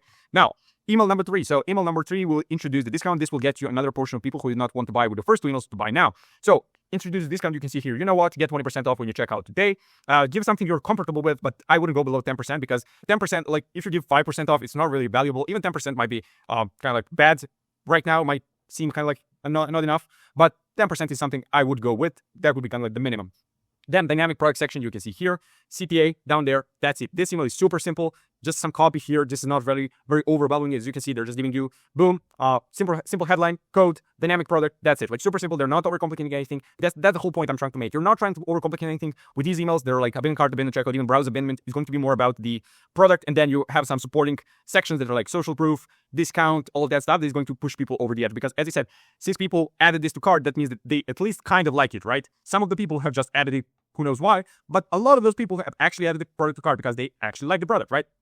So email 4. So this email is going to be a plain text email from the founder. Now, this is not really a rule, right? It doesn't have to be a plain text email from the founder. As I said, you could test whether plain text versus design works better for this fourth email, kind of like last chance, urgency, all that. You could do a big last chance to use the discount, maybe even a countdown timer, all that stuff. Or you could do this from the founder or from the team, whatever. So, but the idea is just like, well, it's during some urgency where you're letting people know that this is the last chance to use the discount. It's going to expire, right? So you can see here, today only save on your cart. The selection on your cart is about to expire. Still thinking it over. Don't wait too long. Check out within the next 12 hours and save 10% off your new frames with this code. Claim your cart and discount here. Free worldwide shipping on all sunglasses and blue light blockers, Cheers, Steam Hills, and their websites. You can see how this is super simple, right? They're not overcomplicating anything. They're just telling you, hey, your cart is about to expire. You have 12 hours. Here's the code. Boom, buy here. This links obviously to the cart page. That's it. That's all you need to do. And this is going to convert another portion of people who did not convert with the first 2 emails, did not convert when you offered them a discount, but they're going to convert on urgency. So template. So here's a template you can use for this email. Hey there, I noticed you were still considering the product name, whatever product they used. If you have multiple products, I would not recommend you make splits based on the products. You can personalize this. You can just say something like, for example, if you're selling supplements and you have multiple different supplements, you could say something like, still considering the supplement, or something like that, right? This would be something you would personalize based on your brand. You add it to your cart. I wanted to personally remind you that the 15% discount we offered expires tomorrow at midnight. I understand that sometimes you might have a question or two before making a purchase. If there's anything I can help with, or if you're unsure about sizing, materials, or anything else, obviously this is something you personalize based on your brand. Please don't hesitate to reply directly to this email. Don't miss out on this chance to get whatever product you're selling at 15% off. Shop now. This is linked to the cart page. Thanks. Your name, founder. of the brand. Again, personalized based on your brand, obviously.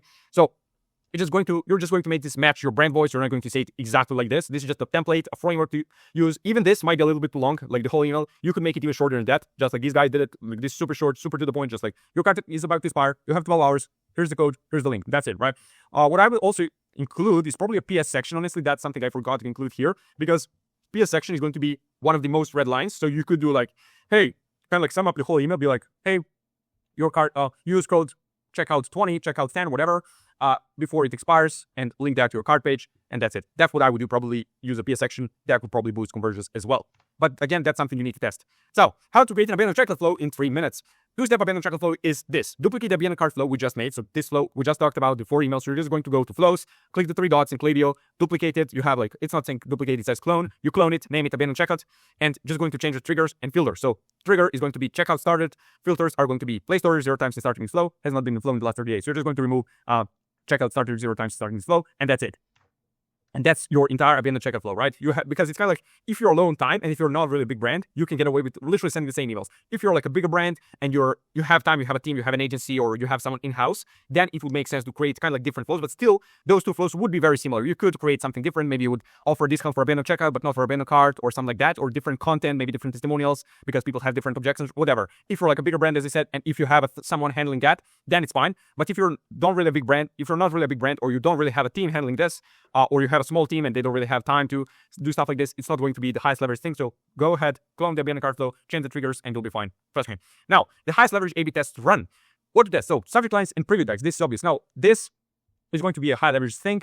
What can I tell you about this? Not much really. Like, it's just going to be like test some stuff that is going to be kind of like more broad instead of testing specific stuff. But you could test stuff like using emojis versus not using emojis.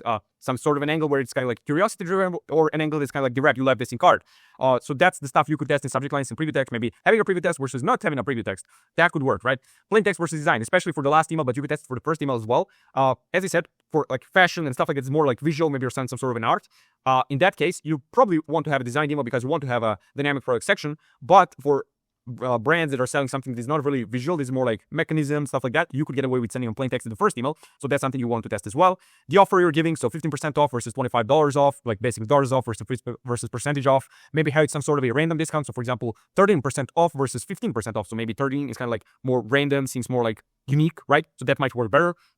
Time delays between emails. So the first email, do you send it after? That's going to be the highest leverage one when it comes to time delays. The first email, so do you send it after 30 minutes or 45 minutes? That's something you need to test as well. Longer form emails versus shorter form emails. So basically, for the first one, you're not probably going to test that. But for the second one, do you include social proof and USPs and bestseller section, or do you only include social proof section? For example, right? Social proof section, do you include 3 testimonials or only 1, right? Do you include 1 longer or 3 shorter? Stuff like that. That's something you can test as well. Headlines are not going to be that high leverage, but it could work. That's something you could test after all these tests, right? This is going to be high leverage. This is going to be high leverage. This is going to be high leverage. But you can test this and this as well. CTAs, do you say back to cart, or view my cart, or shop now, checkout now, stuff like that, right? That's something you can test as well. So if you need more help to scale your email marketing, to scale your brand through email marketing, you can book a call directly with me. Second link in the description. I'm going to perform a free Klaviyo account audit completely for free, tell you what you're doing good, what you're doing bad, and then we can actually help you out. We're going to give you an offer to run your email marketing, to help you build it out, run it for you on a purely performance basis, which means that you only pay a percentage of added revenue. There is literally 0 risk for you. So as I said, this document is going to be linked in the description. First link in the description. You can just go get it, follow the instructions, build your abandoned cart and abandoned checkout flows, and then I'll see you in the next video. That's it for me. Thanks for watching. I'll see you in the next one. So as a part of my free e-commerce email marketing course that I'm putting together for my YouTube channel completely for free, in this video, we're going to cover how to create a post-purchase flow. So this video is going to be extremely important. I have to tell you that, because we're going to cover some tactics and strategies that are not some newest marketing tricks and trends and tips and whatever. We're going to actually talk about something that is rooted deep in our psychology, and we're going to talk about how to leverage that in order to scale your business and to create a really good post-purchase flow. So in this video, we'll cover only 2 things, but very important things. First of all, the importance of the post-purchase flow, and then a step-by-step guide on how to create one. So here's a little bit about me if you want to know about that. If not, you don't care, that's fine. The importance of the post-purchase flow. So first of all, this document is going to be linked in the description. No need to give me your email. No need to opt in for a newsletter or anything like that. You can just go ahead, click the link, open it up, and follow the instructions and create your post-purchase flow. Now, post-purchase behavior. So when someone buys something from you, they are going to experience the following things. So they're going to experience the buyer's remorse and the sunk cost bias. The goal of your post-purchase flow is to eliminate the buyer's remorse while exploiting and leveraging the sunk cost bias. That's the idea. You're trying to eliminate the first while exploiting the second at the same time with the same flow, because this requires this, but then we don't want this, right? Sunk cost bias kind of like requires buyer's remorse, but we don't really want to have it. So we're trying to exploit it and then remove it. So buyer's remorse, what is that? So you know that feeling when you're like looking to buy something and then you only see the pros and then you don't really see the cons. I mean, you see them, but you're like ignorant to them. You're willingly trying to ignore them. You're kind of like blind or playing blind, okay? And then you finally buy it and you have that feeling like, that was a lot of money I spent now. Maybe I shouldn't have done this. This might have been a wrong choice, right? And then you feel bad, you instantly regret your choice. And it kind of like feels like you got tricked, you got scammed. You kind of like start hating the brand, like, oh, these motherfuckers scammed me, they tricked me into buying this, and then you don't really like it. It's like almost like when you're in love, and you know, you only see the pros and you don't really see the cons of the person. You see only their qualities and you don't really see their flaws. And then at some point, you stop idolizing them. It kind of like drops on you immediately and you're like, oh, they're like as imperfect as everyone else, right? So that's exactly how your customers feel when they buy from you. They try idolizing your product, right? Especially optimists do this a lot. They try idolizing your product and then they buy and they see all the flaws of your product. Even though they were like obvious at the first, they kind of like ignore them, right? And that's exactly why you need a good post-purchase flow. Because if you get people feeling the buyer's remorse, which is the feeling I just explained, they're probably going to associate bad feelings and regret, which is like one of the worst feelings, right? With buying from you. So that way, they're kind of like forming that negative association with buying from you. So you're basically training them to not buy from you again, which is not something you want. So what we're trying to do with our post-purchase flow is eliminate this feeling of regret, okay? Sunk cost bias. So here's how Google defines it. The sunk cost bias, also known as the sunk cost fallacy, is a cognitive bias where people continue to invest in a failing endeavor even when the costs outweigh the benefits, simply because they have already invested time, money, or effort into it. Basically, so let me explain to you on an example. You invested some money into crypto, for example, okay? Into Bitcoin, whatever. The coin keeps going down, okay? But you don't want to take the money out because if you do that, you have officially lost money in that case. You declare that you lost the money, you declare that you're a loser, basically. So you keep hoping and convincing yourself that it will actually go up, that you will make money in the end, and it keeps going down, and you keep losing money, and just a cycle of that until you lose all the money. So that's the sunk cost bias. Well, you can leverage that same bias when someone buys from you. So how do you do that? Basically, when someone buys from you, they'll feel the buyer's remorse, right? On one hand, it's a bad thing because obviously you don't want people feeling regret when they purchase from you because you actually have a great product. But on the other hand, it can be amazing because people already feel that negative feelings and have that kind of mindset, which is kind of like, I already wasted my money on this. Like, screw it, let's get some more stuff. In their minds, they already crossed the threshold between not buying and buying, between like not spending money and spending money. They like went from non-buyer to the buyer. So the difference in their head between spending $100 and spending $200 is way lower than spending $0 and spending $100. Like, it's the most difficult part is crossing that, like, I'm going to spend $0 to I'm going to spend $100. Going from I'm going to spend $100 to I'm going to spend $200 is like nothing. That's like you're going to convince yourself like this, right? So your goal here is to leverage the sunk cost bias while eliminating the buyer's remorse, right? So the end goal of this entire flow is for your customer to leave your website having ordered a couple of your products, so having added even more to your order, increasing your average order value, right? While feeling amazing about buying your product and believing it was the right choice. So you, in the end, you got people to buy even more, you upsold them, and then they left and they're not feeling regret. That's the end goal. So selling to someone for the first time is the hardest. Do you agree with that statement? I hope you do, because it's probably the fact. So following that logic, wouldn't it make more sense to focus on selling to the same people over and over and over again instead of chasing the new ones constantly, right? Now, that is what we're trying to do with this flow. We're trying to acknowledge their purchase, trying to eliminate their buyer's remorse, and then try to upsell them and get more money out of them, right? Obviously, I'm not saying that you're just going to stop all of your advertising to cold audience or all of your ads and you're just going to send emails to the same people who bought from you. You're just going to do retargeting ads or whatever. I'm not saying that. Obviously, you're trying to market to everyone, sell to everyone. You're trying to grow your email list. You're trying to reach a wider audience. Obviously, that is your business. I'm not saying that. I'm just saying that you should stop neglecting the people who bought from you, because I feel like business owners are kind of like, we're chasing cold audience. Once they bought once, they're like gone. But all the money that you could be making from all the people who have bought from you once is like infinite. Like, you could sell to them over and over and over again. It's going to be way easier than selling to the cold audience. So I don't really know why most of you guys are actually not using it, right? So that is the strategy, that is the mindset, the strategy that you should implement from now on. So a step-by-step guide on how to create a post-purchase flow. Let's do that. Here's the outline. So this is the framework you're going to follow. You don't have to follow it to a T, right? It doesn't have to be perfect like this. This is just a way to think about it. No need to do every single email, every single time delay like I did. Obviously, you're going to adjust it to your brand. You're going to run some tests. You're going to find what works better for your brand. That's absolutely fine. I'm just going to give you a framework that you can follow, especially if you're just starting out, if you don't have this flow, or if it's just the most basic thing ever. You can follow this guide and create your flow from scratch, okay? So the trigger is going to be placed order. So when someone places an order, when someone buys something from you, they're going to receive this flow. Filters, none. We don't have any filters, so that's it, right? So no time delay for the first email. So as soon as someone places an order, they're going to receive the first email. No need to make them wait like 1 day, 3 hours, whatever. Make them receive an email immediately, because we're going to acknowledge their order and then try to upsell them at some point. So Email 1 is just going to be like, thank you for your order from the founder, plain text email, super simple. I'm going to give you templates actually for every single email. And then you're going to try to upsell them. So you can do that either in your email or in the PS section. You can do like, PS, click here to keep shopping, something subtle, right? Then the next email is going to be like after 1 day, for example, why not place another order? Like you're going to show them bestsellers or you're going to try to cross-sell them. So for example, based on the product they bought, you can recommend a complementary product, whatever, up to you, right? And then after 3 to 4 days, for example, 5 days, 7 days, whatever, you can try to push your social media. The key here is that you push only one social media. I'm going to explain in a minute why you should do that.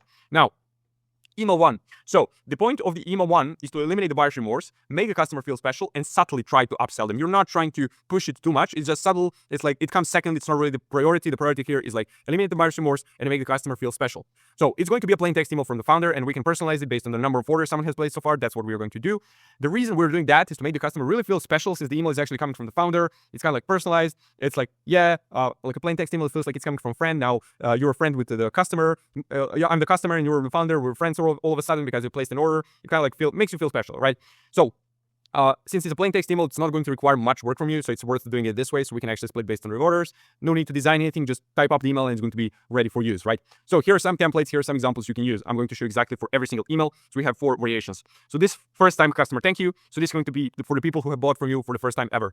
Subject line, we got your order, first name. Hey, first name, I just wanted to send a quick personal thank you for your very first order with company name. It truly means the world to us. When I started this company, my goal was simple: to create, mention, core, product, purpose, benefit, whatever. So whatever your goal is, whatever your product does, whatever something unique about your product is, something that the key here is to use something that really can be, that is very specific, that really can't be said about any other company, to make sure it's actually believable, right? To not make it like, oh, this guy got some template online from some guy on YouTube, right? That's the idea. So you can, obviously I have some examples here that are kind of like way more basic, way more broad, but I couldn't give anything more specific. But like products that genuinely enhance your everyday life. Quality items you'll absolutely love. Obviously make it way more specific. This is just direction you should go in.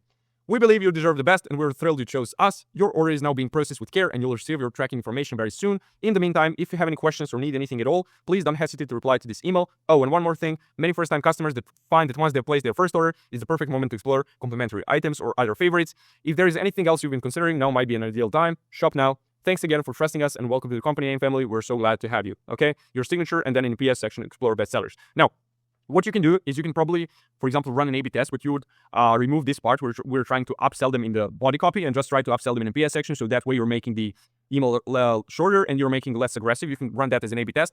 So you can try it out whether it works better that way, this way, whatever. You're going to test it and find out. Now, the second time customer thank you is going to be for the people who bought for the second time, obviously, right? So another one, hey, first name, wow, you came back for more. That truly means a lot of us here at company name, whatever company is called. When I started this company, my vision was to build, again, the same thing. You're just going to try and make it a little bit different. You're going to try and say the same thing you said here in a little bit different way, right? Or you can say something different about your company, whatever, up to you. Seeing you place another order tells me we're doing something right, and for that, I'm incredibly grateful. Thank you for believing in us again. Your latest order is now being processed with care, and we'll send tracking information very soon. In the meantime, if you need anything at all, please don't hesitate to reply to this email. We've got your back. Since you're already building out your collection of company name favorites, here's a quick look at what our customers like you are loving right now. Check out bestsellers. Your continued support keeps us going and inspires us to keep creating. Welcome back to the company name family. Signature. Now, I'm not going to read the third and the fourth one. It's kind of like going to be the same stuff. As I said, this document is going to be linked in the description, so you can just go ahead, grab it. No need to give me your email or anything like that. Open it up. Copy and paste this stuff into your Klaviyo or whatever email provider you're using and build out your post-purchase flow that way. I don't want to waste your time reading all this stuff because it's mainly going to be the same stuff, just said in a different way, okay?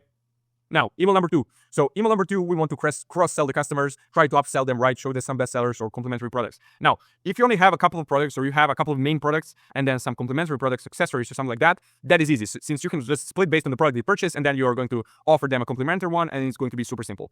The problem is if you have like tens or even hundreds of different products and they're like all the main products and stuff like that, you can't really categorize them properly. Since in that instance, you can't realistically actually cross-sell people. You can't really create a split for every single product. You have like 68 products, and then you're going to create a split for every single product and then recommend the product that is going to be good for that product, like complementary to that product. That would be crazy, right? So you could do that theoretically, right? But just wouldn't be worth it because you wouldn't be getting enough people going through each branch for it to be worth it. Like unless you're like a big multi-8 or 9 or 10 figure brand that gets thousands of orders per day, doing stuff like this just isn't worth it. This doesn't apply just to this flow. Like any flow where you're just trying to be fancy with some fancy splits and stuff like that, it's not going to be worth it. I tried it. Trust me, it's not going to work. Okay. So if you have only a couple of main products, you can split based on the product they purchase and cross-sell them. Okay. If you have more products, then I just recommend bestsellers or something like that, and it's going to be fine because all the time that you will waste doing this could have been put into something way more productive that could have produced way more revenue that could have got closer to those 8 to 9, 10 figures. Okay. So It's just not going to be worth it. Don't obsess over it too much. Recommend some bestsellers, it's going to be fine. Email number 3. So in this email, we won't be actually focusing on upselling them. If they haven't purchased by now, they're probably not ready at the moment for a purchase. So asking them for another purchase, again, is just going to get you an unsubscribe or just a bad customer experience. You're just going to come off as too pushy, too aggressive, too desperate for money or whatever. You don't want that. You don't want people to unsubscribe, to report your spam on email, to ruin your deliverability or anything like that. You just want to get people, keep them in your world. So instead, as I said, we're going to promote our social media here. It might seem unimportant, okay? But if they don't want to buy from you again right now, it doesn't mean that they will never buy from you again. They might come back and buy from you in like 7 days, in 3 days, whatever. We don't know. Maybe they're going to buy in 5 weeks, in 6 months, whatever. What we were trying to do is we're trying to keep them in our world, because they buy from you once. They're going to keep reading your emails, your SMS messages, whatever. And then if they even follow you on social media, let's say they're scrolling TikTok or Instagram or whatever, your post shows up, you're staying top of mind. So at some point when they need your product, you're selling creatine, for example, they're going to be like, okay, I'm running out of creatine or supplements or something like that. Oh yeah, that brand, just saw them on Instagram, I'm going to go ahead and order. And that might happen like 3 months. But just because they follow you on social media, your likelihood of them buying again from you has increased, okay? So the key is, as I said, to promote only one social media. Why? Because if you try to promote your Instagram and your TikTok and Facebook and YouTube and Pinterest and everything, right? People are not going to do anything. It's kind of like the paradox of choice, right? The analysis paralysis, like you give them too many choices and they're not going to choose anything because they can't really choose, right? So what you should do instead, you're just promoting one social media, your main one, or the one you're trying to grow the most at the moment. So that's the only thing, because realistically, can you imagine this? You send your email and it's like you're trying to get them to follow you on Instagram, on Facebook, and YouTube. So can you imagine your customer sitting there with their phone in their hand? They receive your email, they're like, and the email says like, follow us on Facebook and follow us on TikTok and follow us on Instagram or whatever. And can you imagine them sitting there, clicking the button, follow us on Facebook, they click the button, they come to Facebook, they follow you, they come back to the email, they click the button again, follow us on Instagram, they come to Instagram, they follow you, they come back to the email, they click the button, follow us on YouTube, they come to YouTube, they follow you there, and then they come back to the email and they buy from you. Can you actually imagine that happening? No, obviously not. So why would you do that? So there is literally no reason to do that. Instead, just have like, follow us on TikTok or whatever, and they're going to come there. Some of them are going to actually follow you and you're going to actually get some benefit from that email. Okay, so here's an example. You can see this brand, they're actually promoting only YouTube. So you can see subscribe to Tutorial Be Tactical on YouTube, only YouTube. The whole email is about YouTube. Why subscribe? Why YouTube? Whatever. No, they're not promoting Instagram, they're not promoting Facebook, they're not promoting TikTok. Even though they're creating content on other platforms as well, they're promoting only YouTube because that's the platform they want to grow the most, they want to focus on the most. That's fine. That's what you need to do as well. So if you need more help from me, you can book a call with me to get a free Klaviyo account audit completely for free from me, not some Indian assistant or something like that. Nothing against Indians, right? So we can find out whether we can help you scale your email marketing or an SMS marketing and your eComm brand in general on a purely performance basis, which means that you're going to only pay in results, only pay a percentage of revenue we generate, which means that there's literally no risk for you. Now, as I said, this document is going to be linked in the description. Go ahead, grab it, build your post-purchase flow, and make some money with it. That's it for me for now. Thanks for watching, and I'll see you in the next video. Email marketing flows should literally bring in like 20% of your total store revenue. So that's why, as a part of my free e-commerce email marketing course that I'm putting together for my YouTube channel, I'm going to make a video about email marketing flows, how to make them, what are they in the first place, and which ones do we actually need. So here's our agenda for today's video. In today's video, we're going to cover the following stuff. So what are email flows or automation? They're the same stuff, but you're going to see that in a minute. What flows do we actually need? A complete breakdown of every single one of the 8 core flows, okay? And then how to build flows from scratch as a complete beginner in Klaviyo, okay? So here's the system I'm going to show you how to build in this video. I know it might look a little bit overwhelming, scary, too complicated, right? Trust me, it's very simple, I promise. So don't worry about this. After this video, you should be able to build out this entire system by yourself.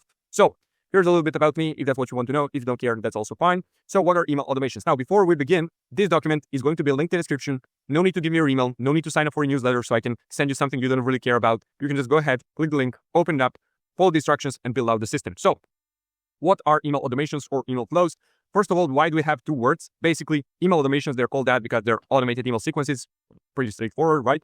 And flows because that's what they're called in Klaviyo, and that's what I'm going to use from now on. So to make it clear, in this video, I'm going to call them email flows, but it's the same thing as email automations, whatever, just to make it clear. That's what I like to use. So that's what it's going to be like in this video. Now, what are they in the first place? They're basically pre-built automated email sequences that target people based on a specific action they took, right? So that means that we have certain triggers, right? Every single flow has its own trigger. So for welcome flow, your trigger is going to be when someone joins your list. So when someone joins your list, they're going to get added to the welcome flow. They're going to go through the flow, receive all the emails, and hopefully buy in the end.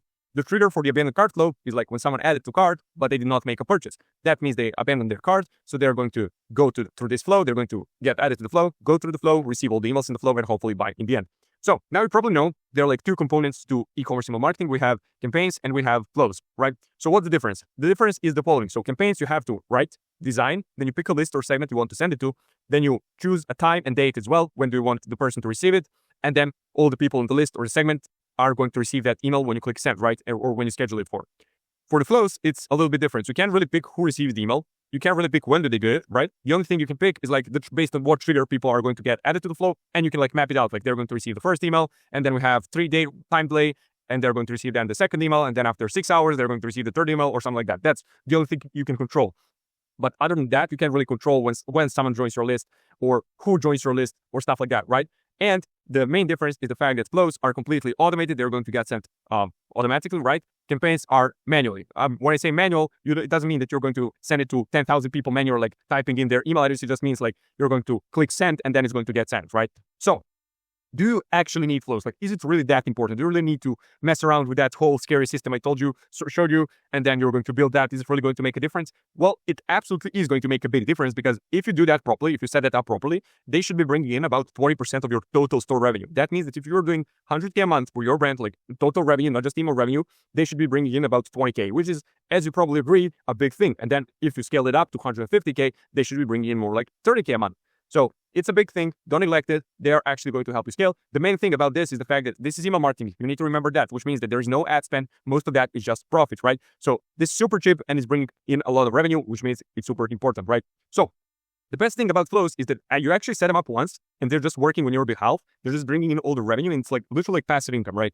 Now, obviously that's like, in theory, that's like foundational level. If you actually want to get the best results possible, like what it looks like actually in real world, brands, top brands are actually continuously managing the flows, optimizing them, like testing stuff, different offers, different kinds of copy, different kinds of designs, product, this, that, CTA, this email, that email, time delay, right? So you have to actually test them and optimize them if you actually want to be bringing in the best results possible. But for brands that are just like don't have too much time, you can actually go ahead, set it, forget it, and you will be getting some results. Are you going to get the best results possible? No. Are you going to get some results? Is it going to be bringing some revenue automatically? Yes. So what is the actual idea behind the flows? The idea is very smart and it's super simple. The idea is that you have a flow around every single point in the customer journey. So you can see this funnel here. People come to your website, they join your list through your pop-up form, right? And then this is where the email marketing funnel begins. So you can see we have the welcome flow, then site abandonment, browse abandonment. We're just guiding people, moving them down the funnel closer to their first purchase, right? So the idea is you have someone join your list and then they're going to go through the welcome flow. And the idea behind that is we're trying to move them down. And then with this flow, we're trying to move them down and move them down and down and down to the first purchase. Then these are your pre-purchase flows, right? Then once they bought for the first time, we have our post-purchase flow. So this is going to be our immediate post-purchase. So we're trying to improve the customer experience, right? And we're also trying to get people to buy for the second time, for the third time, for the fourth time. Like we're trying to increase the lifetime value, and that way we're going to increase our profit as well. So the 8 core flows. So these 8 flows are your foundation. So these are like must-have. These are not like nice to haves. It would be cool if you had this one. No, these are your must-haves. You need to have every single one of these. And then once you build all of these, you can think about adding some fancy ones, some fancy splits and features and all of that. But until you've built all of this, we're not talking about anything else. After that, you can talk about adding like replenishment reminder, 1-year anniversary, I know like espresso shot flow and stuff like that. That's fine. But first of all, we're focusing on these. So what are they? So they're basically welcome flow, site abandonment flow, browse abandonment flow, abandoned cart flow, abandoned checkout flow, post-purchase flow, window flow, and sunset unengaged. So these are going to be your basics. You need to nail the basics. This is going to be the 80-20 of your email marketing flows. After that, you can add some fancy stuff if you want to. For example, if you're running like a supplement brand, you can absolutely, and you should absolutely add like a replenishment reminder flow. It's going to be very, very useful. But at the beginning, this is all you need, okay? So don't stress around anything more than that, because as you can see, this is already scary. I'm joking. This is super simple. You'll see in a minute, but you don't really need to make it more complicated than this, okay? Now, welcome flow. So the goal of this flow is super simple and it's super straightforward. So first of all, we're trying to just deliver people the discount, okay? That's the main thing they sign up for. They're looking for that, okay? But what we're looking to do with our welcome flow, besides delivering the discount, is we're trying to leave a good first impression. Why is that so important? Yeah, they saw your paid ads, they saw your website, they decided, obviously they were good enough, so they decided to come to your website through your ads and then sign up to your list. That's absolutely fine. But even with that, like if you were to have a really cool ads and really cool websites and everything, right? But then you just had a really shitty emails, right? People might still buy from you from your ads, but they're not going to come back to your emails. They might even unsubscribe, right, immediately. So they're not going to get hooked in. The reason we're trying to get people hooked into your email is because it's way cheaper than ads, right? Like there is no ad spend, because why would you try it and get people to buy from your ads if you can do the same from email? Absolutely, you need ads for people to come to the top of your funnel. But if you can rely on email marketing to convert people at the bottom of your funnel for effectively free, like for almost free, why wouldn't you do that? Because that's like all the ad spend that you're going to spend on the ads could have been your profit. So that's the idea. We're trying to leave a good first impression so people come back to read your emails and then hopefully buy from them. Then what we're trying to do is we're trying to get as many people as possible to convert immediately, because once someone signed up for your list, they're literally the warmest they're ever going to be, okay?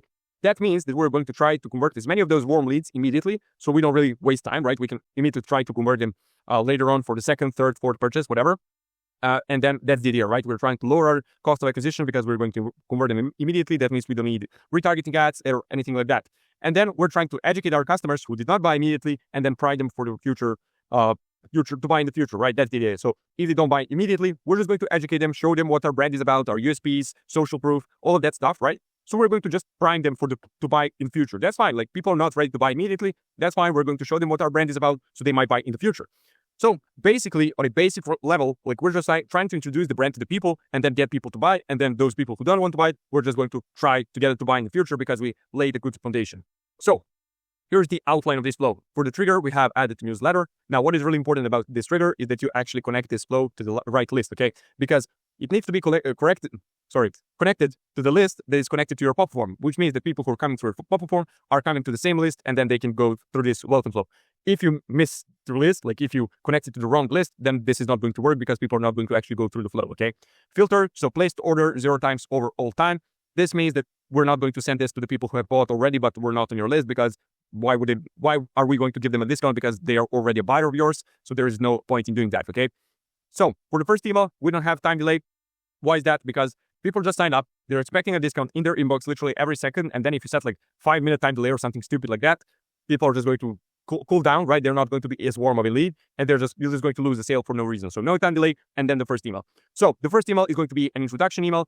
The main thing of that email, the main goal is just to deliver discount, right? That's what people are looking for. But what we're also going to do is we're going to give some brief brand background. So we're going to talk like in a couple of sentences only, like what your brand is about, how you started, literally one sentence or two, and then that's about it. We're not trying to overwhelm people because, as I said, the goal here is to get people to use the discount, buy as soon as possible, right? But we're just trying to, as I said, educate them, give them a little bit of a reason to buy. You can do show some USPs, so unique selling propositions. You can show some bestsellers. You can show social proof. All of that is fine. Now, that doesn't mean that you're going to do every single one of these things. Like, you're absolutely going to deliver the discount, but anything other than that is kind of like optional. Like, these are your building blocks. You can deliver discount and then show USPs and maybe social proof, but you're not going to give brand background and bestsellers. That's fine.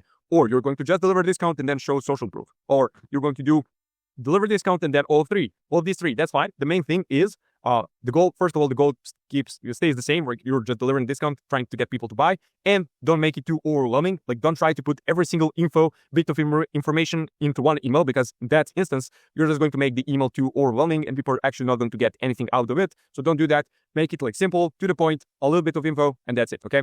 Then after 1 day, so we have a time delay, 1 day. And then we're going to send the second email. So second email is going to be like our story. So we're basically going to share the founding story behind your brand. So whether you founded it or you with a business partner, co-founders, whatever, you're just going to share your story. Don't share too much information. Make sure it's something that is actually that people can resonate with, right? Like, literally 100 or 200 words is going to be enough. Because if you do anything longer than that, people are not actually going to read it, so you just wasted an email, okay?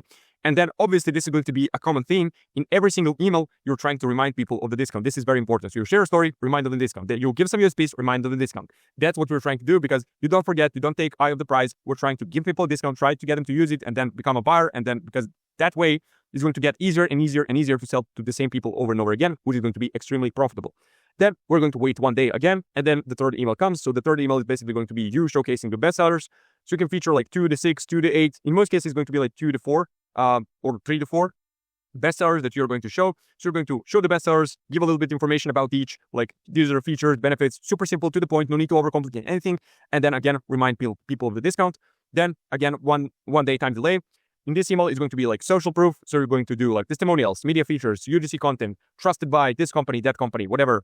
basically anything that adds credibility to your brand is going to be a good thing to add to this email. Again, the same thing applies. This doesn't mean that you're going to feature every single one of these sections. This just means these are your building blocks. You can add some of these. Don't make it like too complicated. Like for example, if you don't really have great testimonials, but you have great UGC content or great media features, use that. If you have amazing testimonials, make an email only about testimonials. Don't put anything else in, right? Just don't make it overwhelming. Like don't try to put too much stuff in because as I said, that is going to lead to people not reading anything. So don't make it too complicated because there's no reason to do that. And then again, you're going to remind people of the discount. And then we have a 2-day time delay. This is going to be a plain text email from the founder with an angle like, hey, do you need some help? I saw you not place an order yet. Does this mean like you need some help? Do you have any questions? If you do, you can contact our support or you can reply to this email or whatever your way of giving people support is. Just make it sound like it's actually coming from the founder, like it's actually like friend-to-friend conversation. Don't make it sound like transactional, like corporate language, all of that stuff. Make it sound like it's actually from a friend and then frame it like, hey, this last chance to use the discount. It's expiring in 24 hours. I just wanted to let you know that. Literally like it's coming from a friend. That's the angle you're trying to achieve. Obviously, you're just going to adjust it to your brand voice, the way you speak, and it's going to work flawlessly. Now, here are some examples. Now, in this video, I'm not going to dive too deep into this welcome flow because it's going to take too much time. As I said, we have 8 flows that we need to cover. But if you want actually a really good breakdown at every single email in this flow, literally how to make it, example for every single email, what you can do, is a part of this free e-commerce and marketing course. I actually put together this video as well, so you can go ahead and check it out as well, right? So here are some examples. Welcome to Squatch Nation. They're just delivering discounts. So obviously this email is from Dr. Squatch, really good brand when it comes to email marketing, especially. So you can see they just have the discount. Actually, they have the headline. They're just delivering discount here. Now, they don't have a discount code, which is kind of weird. I assume that this is just getting applied to checkout immediately by itself. You can see they're not following actually any of these, which is interesting, right? They're just giving you the discount. They're like, boom, you have a really good offer, 20% off. Go ahead and use it now. No need to give you brand background or anything like that. That is not to say that that is actually a bad strategy. I recommend you do it. But for them, it seems like this is working. Obviously, you can test similar stuff to this, especially if you have like a really strong offer like them, 20% off is pretty strong or anything above that. Then you can try to leverage something like this, like, hey, boom, email, offer, buy, without anything that might work for you as well. But I recommend you start with something more similar to this or this. So you can see this email is from Joy. So as you can see, the email is like, some brand background, as I told you. Then their offers, you can see they have 2 offers. So they like for subscription purchases and this for like singular purchases, right? You can see they have a banner here. So they have their offer and the code here in the banner.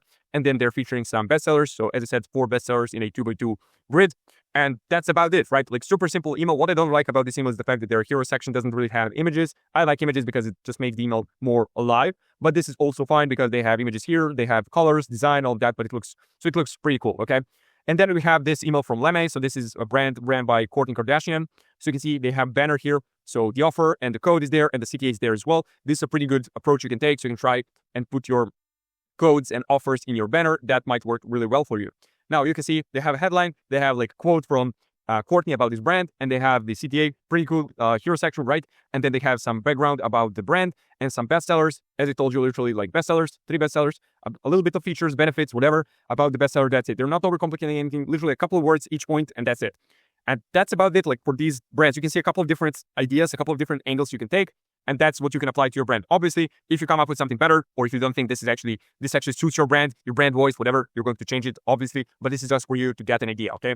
Now, site abandonment flow. So the goal here is super simple. So we're basically targeting people who have only visited your website without performing a specific action. That means that they came to your website, your homepage, whatever. They didn't click on a specific product page. They didn't add to cart, place an order, whatever. They just came to your website and then left the website. So in most cases, the reason that is because your website might have been too scary, too overwhelming. You might have had like too many product categories or bestsellers, products, this and that. So what we're trying to do here, or the way we're framing it, is like not sure where to start. Like, hey, I saw you were on my website. Are you like overwhelmed? If that's the case, here's like, we're trying to help you. This is where you can start. So you're going to show them either bestsellers or product categories, or you can do both. So for example, you're selling apparel, you can do like product categories, like, hey, not sure where to start. You can start here. And then you have categories that are like pants, t-shirts, sweaters, and jackets, for example, right? That's something you could do. So here's the outline. Trigger is super simple. So we have active on site. You can see that inside of Klaviyo. Don't need to do anything crazy here. I'm not showing you something advanced, okay? Filters, super simple. A little bit more complicated the first one, but again, it makes sense. So viewed product 0 times since starting is flow, added to cart 0 times since starting is flow, checkout starter 0 times since starting is flow, and placed order 0 times since starting is flow. So why do we have these filters here? Basically, when someone added to cart, for example, that means that they had to actually go to the website first and then view a product and then add it to cart, which means they were active on site first. Which means that if we didn't have these filters, we might have been targeting people who added something to cart. So that means that they should be in the abandoned cart flow instead of this flow. So we're trying to exclude the people and target only the people who just visited your website without performing any of these actions. Hope that makes sense. Now, has not been in flow in the last 30 days. Now, this 30 days, obviously, we're not trying to target people all the time, spam people. We don't want to send this flow to the people every single day, right? But why 30 days? This depends on your sales cycles usually. So if you have products that are like lower ticket and people buy them all the time, for example, some sort of beverage or food or something like that, you can get this down to like 14 days, 21 days, something like that. Or you can keep it at 30, that's fine. If you have something that's like more expensive, longer sales cycles, you can get this up to 45, maybe even 60. But for most of you guys, 30 days is going to make the most sense, okay? Then we have a time delay here. So we have 2 to 4 hours. Now, why do I say 2 to 4? That means that you actually have to go ahead and test this time delay inside of Klaviyo to make sure that you're actually using the most optimal one, because in some cases, 2 hours is going to be 3 hours. In some cases, 4 hours is going to perform better than 3 hours. Who knows, right? You're going to test this stuff because this is going to be a very high leverage test. Then the first email. So as I said, you need some help. You're going to show them bestsellers and you're going to show them product categories, or you can do only one of these. That's absolutely fine. Now, this is going to be enough for most of you guys, but I just wanted to show you an advanced strategy as well. So what you can do after this email, you can kind of like make a split. I'm going to show you how to do that. Don't worry. Which is going to split people by whether they have purchased before or they haven't. So if they have purchased before, you're not going to do anything. This is going to be the only email they receive. If they haven't purchased before, you're actually going to send them an extra 2 emails. And the idea is that you're going to remind them of their welcome code, okay? So you're going to send, they haven't purchased before, you're just going to send, again, like site abandonment emails, but telling them, hey, look, you still have your welcome code active. And then the second email is going to be like, hey, your welcome code is actually about to expire right now, so this is the last chance to use it. So this is kind of an advanced strategy. You can use this, absolutely. For most of you guys, this is going to be enough. This is your foundation. But if you want to add this, you can absolutely do that. It's going to work pretty good. Now, here are some examples. You can see like, welcome to the Fluidiverse, or you can see this. We noticed you checking us out. So that's kind of like the idea. Hey, we saw you were on the website, and then I'm going to show you some products, and then you might decide if you want to buy or come back to the website, right? So you can see like, welcome to the Fluidiverse, and then you can see like, boom, we have this product and this product and this product and this product. So you can come back and buy, right? These guys don't really show the product categories or bestsellers, right? But they have a really strong offer. So they're like, hey, come back to the website, buy. We saw you were on the website. So it might be a smart idea for you to do that because we have a 52% off, right? They're giving you a discount code here and the offer, and they're showing you why they're different. So they're showing USPs. That's their strategy. For most brands, actually, I've seen that they're doing like product categories or show bestsellers, right? But this can be good as well. Now, browse abandonment flow. So the goal here is the following. We're basically targeting people who came to our website, just like for the site abandonment flow, but who also clicked on a specific product or basically viewed a product page. So we're trying to get them back to the product page and buy the product, or at least move them down the funnel, so closer to the purchase. Or so basically, come back to the product page, buy the product, or if you don't buy the product, we're trying to get them back to add the product to cart or start a checkout, so we can convert them through the abandoned cart or abandoned checkout flow. Okay, so this is the first flow where we'll be using dynamic content. So dynamic content is basically like a block in Klaviyo that shows the exact product the customer viewed, or for example, an abandoned cart, it's going to show the exact product the customer left in their cart. So this will make your emails way more personalized, and this is going to really increase your conversion rate. Now, if you don't know how to make that, I actually made a video showing you exactly how to make dynamic product section inside of Klaviyo. So it's going to pop up right now. Go ahead, watch it. It's a really good guide, and it's super short, and it's super simple to do. Okay. So trigger is, as I said, view the product, and then we're going to do the following filter. So add to cart 0 times since starting is slow, checkout started 0 times since starting is slow, placed order 0 times since starting is slow, and has not been in flow in the last 30 days. So it's basically the same filters, just without viewed product 0 times since starting is slow, because that's the trigger we are using, right? It's going to be the same rule moving down, right? When you do abandoned cart email, abandoned cart flow is going to be trigger is like added to cart, and then we're going to remove it from the filters. It's super simple, right? Then we have a time delay, so 45 minutes. Obviously, this is going to be something you have to test as well. So 30 minutes versus 45 versus 1 hour, for example, that is going to be probably the sweet spot. Somewhere in between those, like 30 minutes to 60 minutes. But you can try and test even more than that, like 2 hours, 90 minutes, whatever. First email is going to be a simple reminder, and you're going to show them a dynamic product blog that is going to be kind of like the main content of that email, just like a dynamic product blog, a simple headline, and a CTA. Most of the people are actually going to buy just from this. Then after 1 or 2 days, you can show some social proof. So again, dynamic product blog, social proof, maybe risk reversal as well. But dynamic product block is going to be kind of like the main content in all of these emails, like abandoned cart, browse abandonment, abandoned checkout. In every single email where you can do it, you should definitely do it, because, as I said, it's making it way more personalized, and it's kind of like using the emotions, because people actually see the product they left in the cart or they viewed, because they're like, oh yeah, I left this in cart, I actually want this. They're seeing the product again, which is kind of like making that reinforcement. So that is very important. Then we have 1 or 2 days time delay again. So here for these two emails, this is optional. You can introduce the discount here. So you can offer them a discount or and then show a dynamic product block as well. This, if you want to do it, if you can afford to do it, you should do it. And then the last email is going to be like a last chance. So kind of like a follow-up for this email. So last chance to use the discount is going to expire in a couple of hours or tomorrow or today, whatever, up to you, right? What you can do as well, you can do the same strategy as for site abandonment. So you can split after these two emails based on whether they purchased before or not. So for the people who have never purchased from you, you can do like a reminder of the welcome discount. That's absolutely fine as well. Now, here are some examples. You were checking this out and we saved it for you. So you can see this is the dynamic product section. This is literally the product they left in the user left in the cart or actually viewed, right? And we have a CTA and then you can see some USPs here, but that's about it. Like you can get away with having just this, like headline, super simple sub-headline, dynamic block, and then CTA. Even this might be too much in some instances. You can add it, maybe like a second email or something like that. But for the first email, you can literally do just this. The same thing you can see here. Don't move on just yet. Like a simple headline, super simple body copy, CTA, and then you can see dynamic block here. What I don't like about this is the fact that the dynamic block is just too low in the email. I would like it if it was like above the fold, just like here. You can see you open this email and you can see the product you viewed immediately without needing to scroll or anything. This email requires you to scroll and might be a little bit too kind of like confusing because you just open it and there is no content. You don't know what you need to do. So for the people who don't actually scroll, they're not going to understand what this email is about, even though it's about the actual product people viewed. So what I would do for this email is just put this like here so people can actually see it without needing to scroll. I would probably even remove this copy so this can be as high up as in the email as possible, okay? But overall, this is a pretty good email, especially from the design perspective. You can see it's looking very, very cool. Now, abandoned cart and abandoned checkout. So these two are very, very similar. So that's why I'm going to cover them together, but they're not the same. They might be similar, but it's not the same thing. A lot of brands like think they actually have an abandoned cart flow, but in fact, they actually only have abandoned checkout. These are two different flows. You need to have two flows, okay? This means that they're missing out on all the people who added the product to cart, but have not started a checkout. Because abandoned checkout is going to target only people who added to cart and then click like proceed to checkout and start a checkout process, okay? So for all the people who added something to cart, but never started a checkout, you're missing out on all of that revenue. So our strategy will be that we have two of the same flows with different triggers. This way, you're not missing out on any revenue and you're saving a lot of time since you don't have to create two different flows. So basically, what we're going to do is we're going to create a abandoned cart flow with all the emails, all that, and then we're just going to clone it, change the trigger from added to cart to checkout started, right? Remove the filter, and that's about it. It's going to be two of the same flows with different triggers. Now, you can make it slightly different, like change the wording somewhere or use different angle, or for example, give a discount for the abandoned checkout and not for the abandoned cart or something like that. That's absolutely fine. But if you're alone time and you're like a smaller brand, you don't really, you have other high leverage stuff to do. This is something you absolutely do. Just go ahead, copy and paste the flows, like literally clone it, change the trigger, and it's going to be absolutely fine. So as I said, the difference between these two, as you can see here, like this is me adding something to cart, and that's it. I leave this part, that's abandoned cart.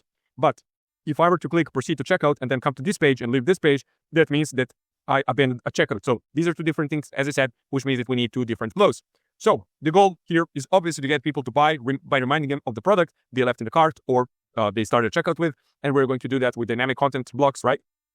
So what we're trying to do is like show them the product, overcome objections, have a social proof, risk reversal. Basically anything that is going to push people over the line is going to be a very, very good kind of content that you should put in these emails. So here's the outline.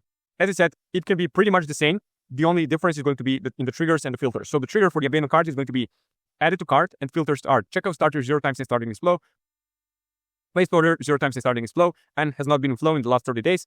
As for the abandoned checkout, is going to be trigger is checkout started, and for the filters, you're just going to remove this checkout started 0 times since starting this flow, and you're just going to put placed order 0 times since starting this flow and has not been in flow in the last 30 days. Then, as I said, what you can do is the same strategy as for site abandonment, so you can split people based on whether they purchased before or not. So for the people who have never purchased before, you can actually remind them of the welcome discount. For the people who have purchased before, you can follow this structure. So the structure is going to be the following. You're going to, first email is just going to be a reminder like, hey, here's your product that you left in the cart. You're just going to show them on a dynamic product, right? You can add some risk reversal or some social proof, but the main content of that email, the first email is just going to be literally like the dynamic product, headline, CTA, that's about it, right? That is going to be after 30-ish minutes. Obviously, this is going to be something you need to test. So after 20 minutes, after 30 minutes, after 45, after an hour, but a sweet spot in most cases is going to be 30 minutes. Then after 1 or 2 days, you're going to hit them with another email. So it's going to be like heavy social proof, dynamic product block, Again, obviously there's going to be part of every single email, but in this email, we're going to have like testimonials, UGC content, maybe USPs, media features, whatever. It's like bonus points if you can get testimonials to be about that specific product they left in the cart. So that applies to you if you have like not too many products, or you have like one main product, you can make a split based on that. So for people who only added that product to cart, you can actually send them an email that is going to feature testimonials that are specifically about that product. But if you have a lot of products and you can't really make that split, it's absolutely fine. You don't have to stress about it too much. We're just looking for something that is actually adding credibility to your brand. Now, a quick advice, right, is like when you're adding these testimonials, don't just pick testimonials that are like great company, great product. That's it. Pick testimonials that are actually overcoming some sort of an objection. So for example, hey, I just got this product and received it very fast. Shipping was very cool. We actually had an issue. I missed the size or something like that, but the customer support was very helpful. There were no issues at all. They were very fast to respond, and they changed my product for a bigger size or something like that. Something that's actually very specific that people can be like, okay, I can imagine this happening, because first of all, people might think that like the reviews are fake if it's just like great product, great review, a great product, great company, whatever, doesn't even mean anything. And also the second example I gave you is actually overcoming some specific objections people might have. So that way you actually have some use case for those testimonials, because besides being able to say like, yeah, we have like 3,000 5-star reviews. Who cares if you can actually use those testimonials, right? So third email, so for the people who have purchased before, you can optionally do like introduce a discount in this email. So you try to convert them in the first two, it didn't work, you can try to introduce a discount. That is a valid strategy at all, absolutely, right? So what you're going to do is like show a dynamic product and then tell them like, hey, you can claim 50% off with this code, use code CART15 or something like that, and you're going to get 15% off. And then after 1 or 2 days, you're going to hit them with another email, which is going to be kind of like last chance to claim this discount. It expires in 24 hours or something like that. Again, dynamic product block, and that's about it. Obviously, this stuff is optional. You can do that. You don't have to do it. It's up to you. This is going to be very similar. Like this branch is just going to be this from the beginning is going to be like, hey, you can claim 10% off with code welcome10. Okay, pretty much the same stuff. You're just mentioning the discount, the welcome code as well. The same thing, abandoned checkout. So as I said, we can just clone it. So we're not going to go through the same flow, right? If you want to change something, as I said, for example, you might not want to offer discount in this flow, but you'll offer it in this flow. That's absolutely fine. You can change stuff like that. You can maybe change the wording somewhere, but overall, they're going to be very, very similar. Now, examples. So you forgot something. Your cart is waiting for you to check out, complete your order. So you can see dynamic product here. Now, what I would like to do as well, the same thing as I told you about browse abandonment flow, you're going to have this section up here, okay? The same thing would apply there, right? So people can actually open the email, read the whole content, right? And they don't really need to do anything special about it. They can just open the email, see the section, no need to scroll or anything like that, making it super easy for them. Then you have some USPs there, like us versus them or something like that.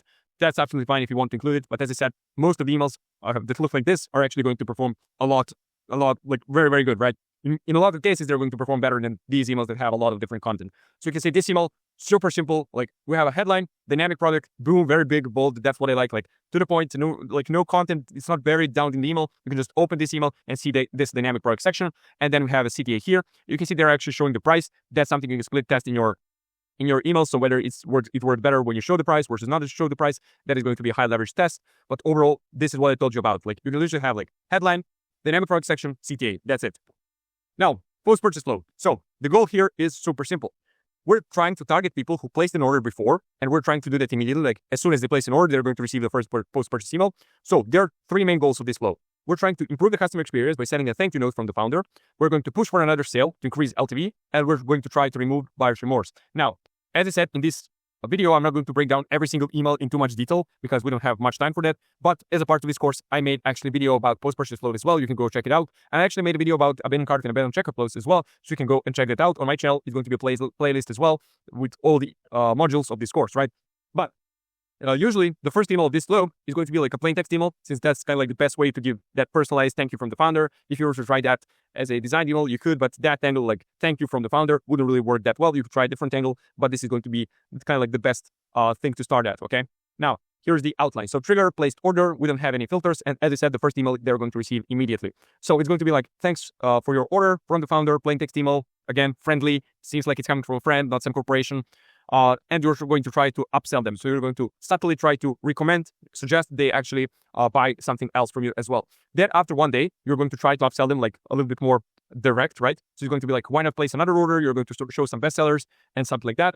That is absolutely going to be very important because that way you're going to increase your lifetime value and your profitability, right? And then after 3 or 4 days, we're not going to try to upsell people anymore. in this email, we're going to try to just feature our social media because people have just bought. Maybe they don't really want to buy again. That's fine. We're just going to try get them to follow us with socials. So we're going to stay top of mind that way, right?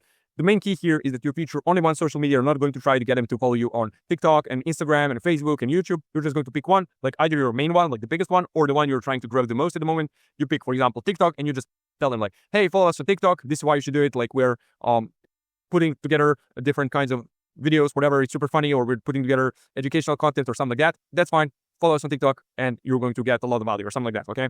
Now, here's some templates for your post-purchase flows. I'm not going to go through each and every single one of these. They're super simple, but I'm going to go through the first one so you just get an idea. So as I said, plain text email from the founder. The idea is like we're trying to get them, like congratulate them, like thank them for the order, and then make them believe this is a super good choice they made and try to upsell them subtly, right? So subject line is going to be like, we got your order, first name, and then we have the body copy. So, hey, first name, I just wanted to send a quick personal thank you for your very first order with company name. It truly means the world to us. When I started this company, my goal was simple: to create, mention core product benefits or purpose or whatever. So this part here is really important. You actually make it very, very specific to your company, to make it very, like, you can't make it something that could actually be set to another company, right? It has to be 100% about your company. It can be something that could be mistaken for some other company, right? We believe you deserve the best and we're thrilled you chose us. Your order is now being processed with care and you'll receive tracking information very soon. In the meantime, if you have any questions or need anything at all, please don't hesitate to reply to this email. Oh, and one more thing. Many first-time customers find that once they place their first order is a perfect moment to explore complementary items or other favorites. If there's anything else you've been considering, now might be an ideal time. Shop now.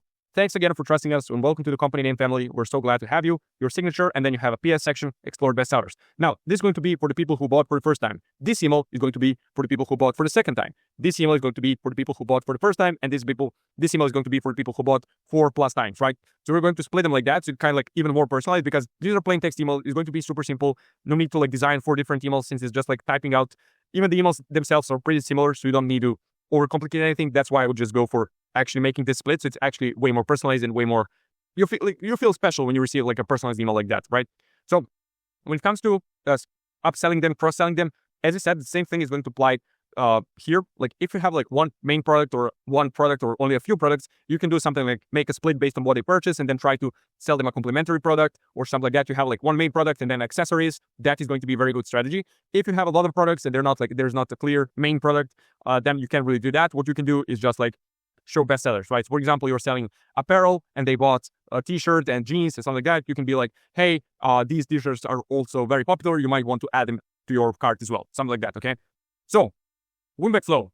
The goal here is just to encourage another purchase from your old customer. So here we're targeting people who have purchased from you before, like 180 days ago or something like that, like 6 months ago, but have not been placing any orders recently. So we're trying to win them back, because after all, there are people who expressed interest in your brand, but they may have forgotten about you or something like that. So we're trying to remind them and maybe give them an incentive, like a discount or something like that, to buy again. So this is going to be very important, since it's way easier to get something to buy from the second time from you than it is to get them to buy for the first time. So we're just trying to find the old customers who are actually probably interested in buying from you again. They, as I said, might have forgotten about you or they did not have an incentive in a long time. So you're just going to come back, remind them, give them probably a good offer, and they're going to buy a couple of them, right? So here's the outline. Trigger is like placed order, and filters are placed order 0 times and starting this flow. And then you're going to wait 60 to 180 days. Now, as I said, if your products are something that is getting bought really frequently, if a lower ticket product, something like that, you can get it down to 60 days, 90 days, whatever.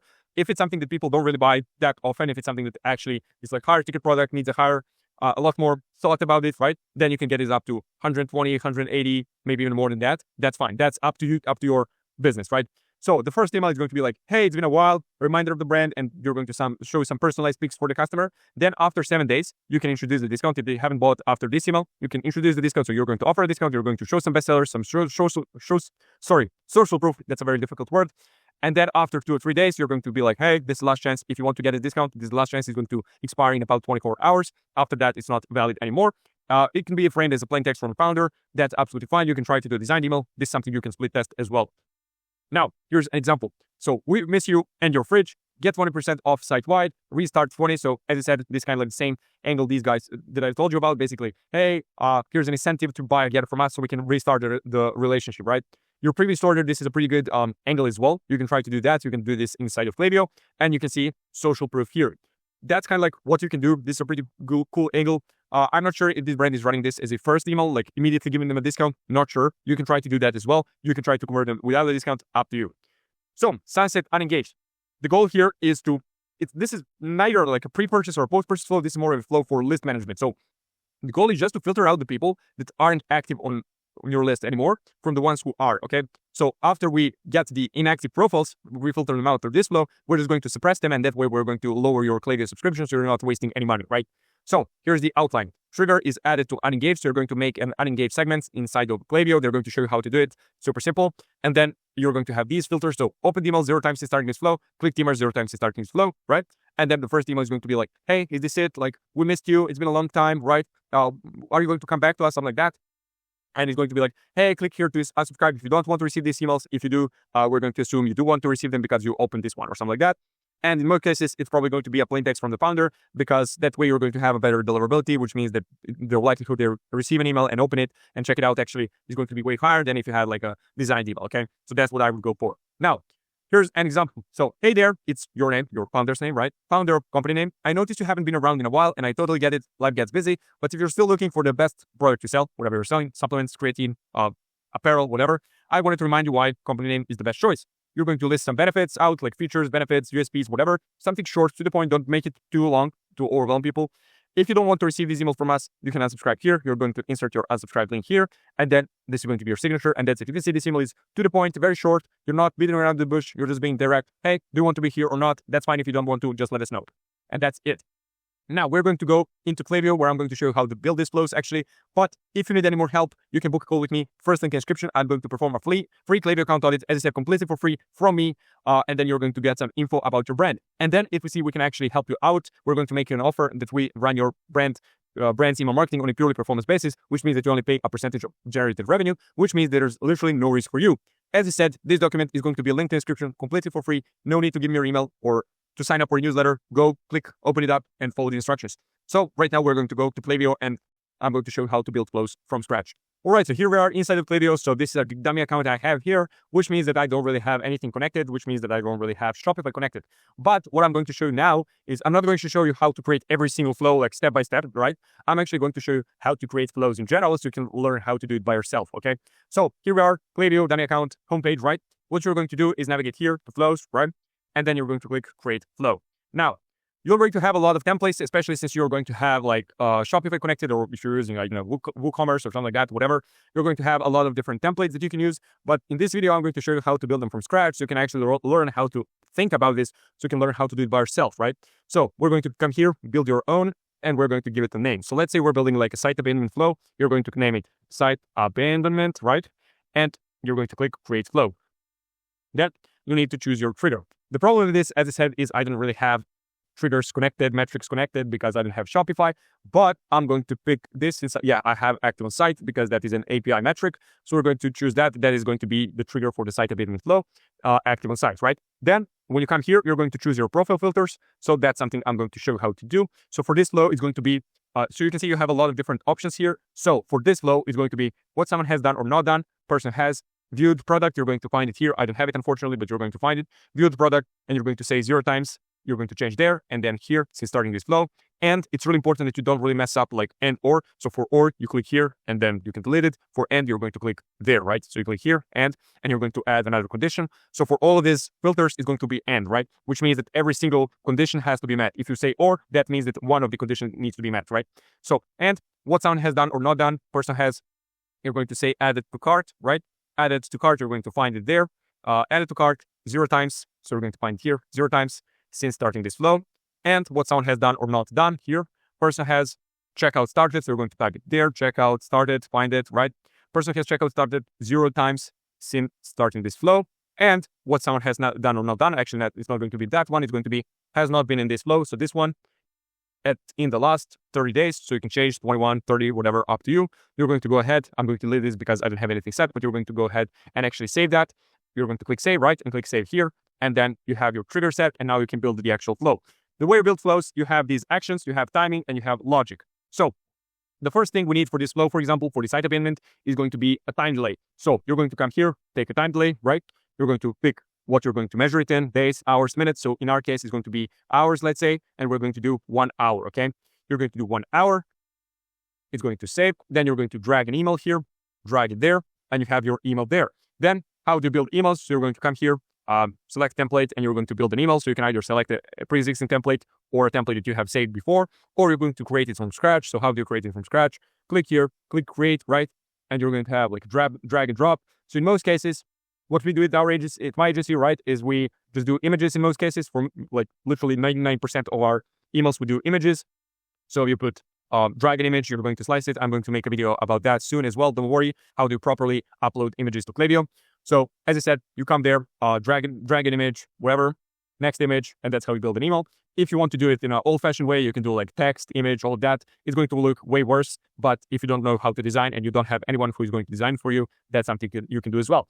So that is going to be an email. Then you have this option here, skip recently emailed profiles. That is smart sending. So this option, when turned on, is going to skip anyone who received an email within the last 16 hours. So for this email, we're going to turn it off actually, because as I said, like we want people to receive these emails so they can move down the funnel. So we're not actually going to stop people from receiving this email. Then after they receive the first email, you can add another time delay. So after a time delay, let's say after 2 days, they're going to receive the next email. And that's how you build flows, right? Following all the frameworks, outlines I gave you in the description, you can actually just copy and paste it into this builder, and it's going to work, right?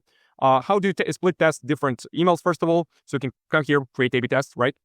It's going to load for a second, give it a second, and then you're just going to change. So you have two variations, you're just going to change what you want to split test. For example, we have variation A, which has subject line that says, you left this behind. So that is like your abandoned cart, for example, you left it behind. And we can say something like, in this variation, you can say your cart awaits, for example, right? So that is how you're going to split test your subject lines. Or if you want to split test your actual content of the email, you're going to come here, click edit email. It's going to load. You're going to make the changes you want. Click exit, right? You're going to come here. You're going to come here. Overview. Sorry, no, not there. Done. You actually have to submit the message, configure test, and then you're going to publish the test. Sorry, my bad. So that is how you run A/B tests for emails. Now, how do you actually A/B test time delays? So that you can really do for emails. You have to test this time delay. So the way you do that is you come here, you take conditional splits from here, drag it over there, and then you're going to select random sample. So you're going to save that. What this is going to do is this is going to just direct 50% of the people down the no branch and 50% of the people down the yes branch on a completely random basis, right? So you're going to take that, you're going to clone this time delay, drag it here, and let's say you're testing, let's say 45 minutes versus 1 hour. You're going to drag that, right? And then you're just going to clone the email. So you're going to clone the first email like this, drag it here. And then let's say you don't want to test after this one, you want to keep it to 2 days. So you can just make this join. So this means that half of the people are going to go here, half of the people are going to go here. So 50% are going to wait 45, 50% are going to wait 1 hour. Now it's really important that you keep the actual email itself the same for both variations. So that way you can actually attribute the different results to different time delays, right? So you have two different branches, and then after they receive after each like half receives their email, they're going to come down here, they're going to get joined, and they're going to continue down the same path, okay? How do you actually measure the results? So come here, show analytics, and then you can see like, let's say you get 300 deliveries for this one, and for this one, you can see like, okay, this one that waited for 45 minutes, generated whatever, $500 in revenue. This one generated $600 in revenue. So this one is clearly better, right? That's how you're going to judge the actual performance of a test. And that's how you more or less build flows inside of Klaviyo, right? So you're just going to continue the same way, right? You're going to build your email there, then you're going to add another time delay, and then you're going to add another email, set this one to 5 days, 3 days, whatever, up to you. Basically, you're just going to follow the outline that I gave you in the document that you can, by the way, get from description. It's linked in the description for free. No email required, no opt-in required, anything like that. Open it up, follow the instructions, and build your flows. So, ladies and gentlemen, that's it for this video. As I said, first link in the description, you can book a call with me completely for free. I'm going to perform a free Klaviyo account audit. So I'm going to give you the exact stuff that you need to work on that is actually already good. So what you need to focus on. Basically, if we see we can actually help you out, we're going to make an offer to run your email marketing on a purely performance basis, which means that there's literally no risk for you. You're just going to pay on the results, which means that you can just do it effectively for free, right?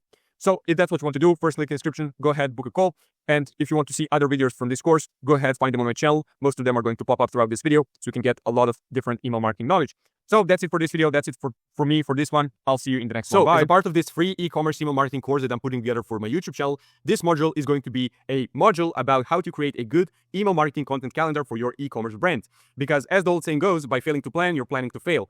So if you guys, like, if the way you guys are running your email marketing right now is just like no plan, no, you're not planning anything in advance, you don't have content calendar, it's more like you come up with an idea, it's just like, yeah, you tell like your team member, like, yeah, John, go ahead and create that email and send it tomorrow or something like that. It's like no plan, just spontaneous. You're just leaving so much money on the table because you don't have a really good plan in place, right? So which means that you can't really get all the actual potential out of email marketing. So in this video, I'm going to show you how to actually do that. So as an example brand for this video, we're going to use Element because why not, right? If you don't know who they are, they're basically creating like electrolytes packages like this and cans and that sort of stuff. So it's super simple. It's nothing crazy. It's not some fancy brand that you've never heard of. They're not selling anything that is too unrealistic. They're just selling electrolytes. So the way you do this, the first thing you need to do this is come to ChatGPT and come up with actual email ideas. So if you were to do this without ChatGPT, it would be way harder, way more difficult. So I could understand if you had an excuse like, oh, we couldn't come up with an idea. Even in that case, it should be very simple. But with ChatGPT, you have no excuses not to do this. So here's the prompt. Obviously, I created the prompt. I got the response from him just to save some time, but I'm going to walk you through the prompt. Now, this prompt is most likely going to be a linked in the description, so you can just go ahead and grab it for free. I'm going to put it in a Google Doc or something like that. But in case that doesn't happen, like I'm human, I may make mistakes too, right? In case I forget, just write a comment and be like, hey bro, you forgot to give us the prompt, right? And I'm just going to send it over in the comments, and I'm going to then add it to the description as well. But it's most likely going to be linked. Now, here's the prompt. So give me 50 non-discount email marketing campaign ideas for my e-commerce brands. These should be creative and specific to the brand, products, and customer pain points, designed to build trust, drive engagement, and increase conversions without relying on discounts, aligned with direct response principles, social proof, urgency, credibility, education, and value, skimmable, mobile-friendly concepts that are campaign-ready, not just vague ideas, focused on specific features, benefits, FAQs, objections, or use cases of the brand's products. So that's kind of like the guidelines on what we need. And then we're going to give like brand info, specific info about your brand. Now, keep in mind, like the better information about your brand you can give to him, the better response he's going to give back to you, right? So don't take this likely take this seriously. It's going to be a very serious task. It's not going to take too much out of your time. Like if you know your brand, which is like, if it's your brand, you probably know it, right? It's going to take like 5 to 10 minutes, but actually focus on this, write this out, like specifically take some time to write it, right? Don't just half-ass it, don't multitask or anything like that. Write this in as much detail as possible. So you give it your website, right? And then you give it an overview and customer insight. Now I'm just going to go through it really fast so you can just get an idea. I'm not going to go through the whole thing. So Element is a performance-driven electrolyte drink brand designed to meet the hydration needs of active individuals without the added sugar or artificial ingredients commonly found in most sports drinks, blah, blah, blah. Customer insights. Element's customers are health-conscious, active individuals who prioritize optimal performance in both fitness and everyday life. They tend to be athletes, fitness enthusiasts, keto dieters, or those following low-carb lifestyles who seek a clean and effective way to stay hydrated and replenish electrolytes, blah, blah, blah. Output should be a bulleted list of 50 unique campaign ideas, each with a short 1 to 2 sentence explanation of the hook or goal behind the email. So we got actually 2 kind of like responses because we're giving feedback on a new version of ChatGPT. Doesn't matter whether you get 50 or 100, you're going to pick only a couple of them. Now you can see how it actually categorized each response. You can see we got education, value-based campaigns, social proof and community-driven, educational deep dives and FAQs, performance lifestyle angles, and we have objection handling and comparison angles, right? So I'm just going to go through a couple of them so you can get an idea of what you can actually expect and what you're looking for. And then we're just going to go to actually building the actual calendar, right? So hydration 101, sodium isn't the enemy. So teach how sodium supports endurance and performance. Why most sports drinks are sugar bombs. So you're going to contrast Element's clean formula with mainstream brands.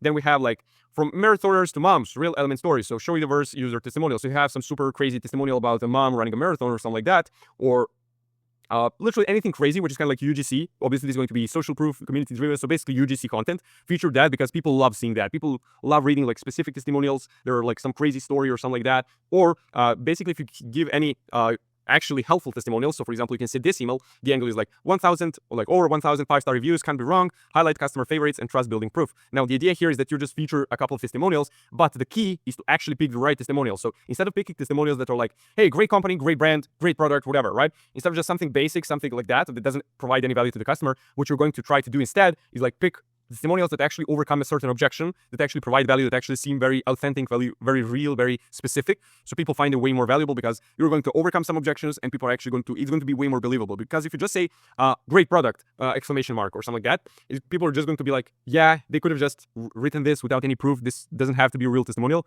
But if you write something very, very specific, like if you pick some very, very specific testimonial, and if you even feature a name that is something to help, like say, John verified buyer, like signed testimonial, people are actually going to believe it way more. It's going to look way more believable. And if you pick something that overcomes objections, that's a cherry on top, right? Then we have like Element in action. So show athletes using Element in high performance settings, events, marathons, competitions, right? Then we have educational deep dives and FAQs. So while electrolytes matter more than you think, can you drink too much water? Do you really need magnesium? So basically, you get the idea. We're just educating the customer about the actual mechanism behind their product, the actual science. People love that. People love to learn, but they just don't like putting too much work into it. Because if you can get people to learn from your emails in like 15 seconds, they're going to come back for more. If your topics are either boring, or if your emails are not very clear, if it's like very difficult to understand, or if it requires too much work, if it's like very good information, but it's like too much work, too much copy, like 1,000 words, people are not going to come back. If you can take a topic like this, like do you really need magnesium, and then focus on elements, magnesium content and its benefits, whatever, and compress it into like a 15-second read in your email with fancy designs and all that, people are going to come back for more, and people are going to buy from you. Now, performance and lifestyle angle, so fuel for fasting, endurance made easy, the clean fuel for clean eaters, whatever, and then we have objection handling and comparison angle. So is salt bad for you? Sugar-free but not flavor-free. Why element costs more and why it's worth it? So you can, instead of hiding your price and being like, yeah, it costs this much, being ashamed of your price if you have like a high price compared to your competitors, you can actually play that as your strength. Be like, yeah, our prices are high, but that's because our product is very, very high quality as well. So it's actually worth it in the end, right? You can be like, hey, like this might be more expensive, but it actually saves you money in the long run, right? So that's the idea. So you're going to pick out a couple of these. You're going to get the response, right? If they're bad, you can chat back and forth with ChatGPT. I believe these are pretty good. Like honestly, the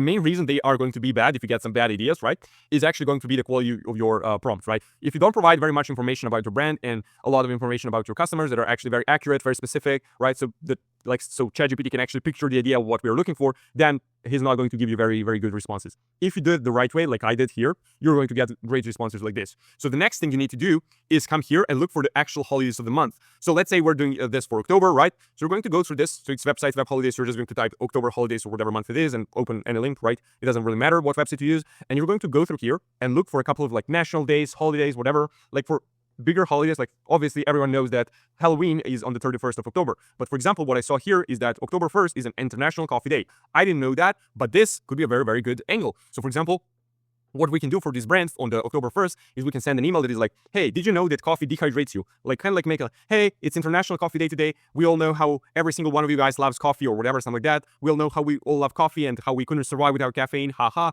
But did you know that coffee actually dehydrates you? So to make your coffee more effective and kind of like less harmful, to kind of like gain all the benefits without the negative stuff, without the downside, what you can do is actually drink our electrolytes, because that is going to rehydrate you and then is going to offset the effect coffee has on you, like dehydrating effect, right? That's kind of like the angle you could go for. Now, obviously, this I'm not saying that you should base your email marketing calendar based on this stuff. Like most of your content is going to be this, right? I'm just saying that some of these international days and holidays could be very interesting for some of you, for some brands, like Armed Forces Day. So if you're sending some military gear, this could be a very interesting angle, right? So you go through this, you find a couple of these days. So for example, we're just going to go for this one. We're not going to do anything else.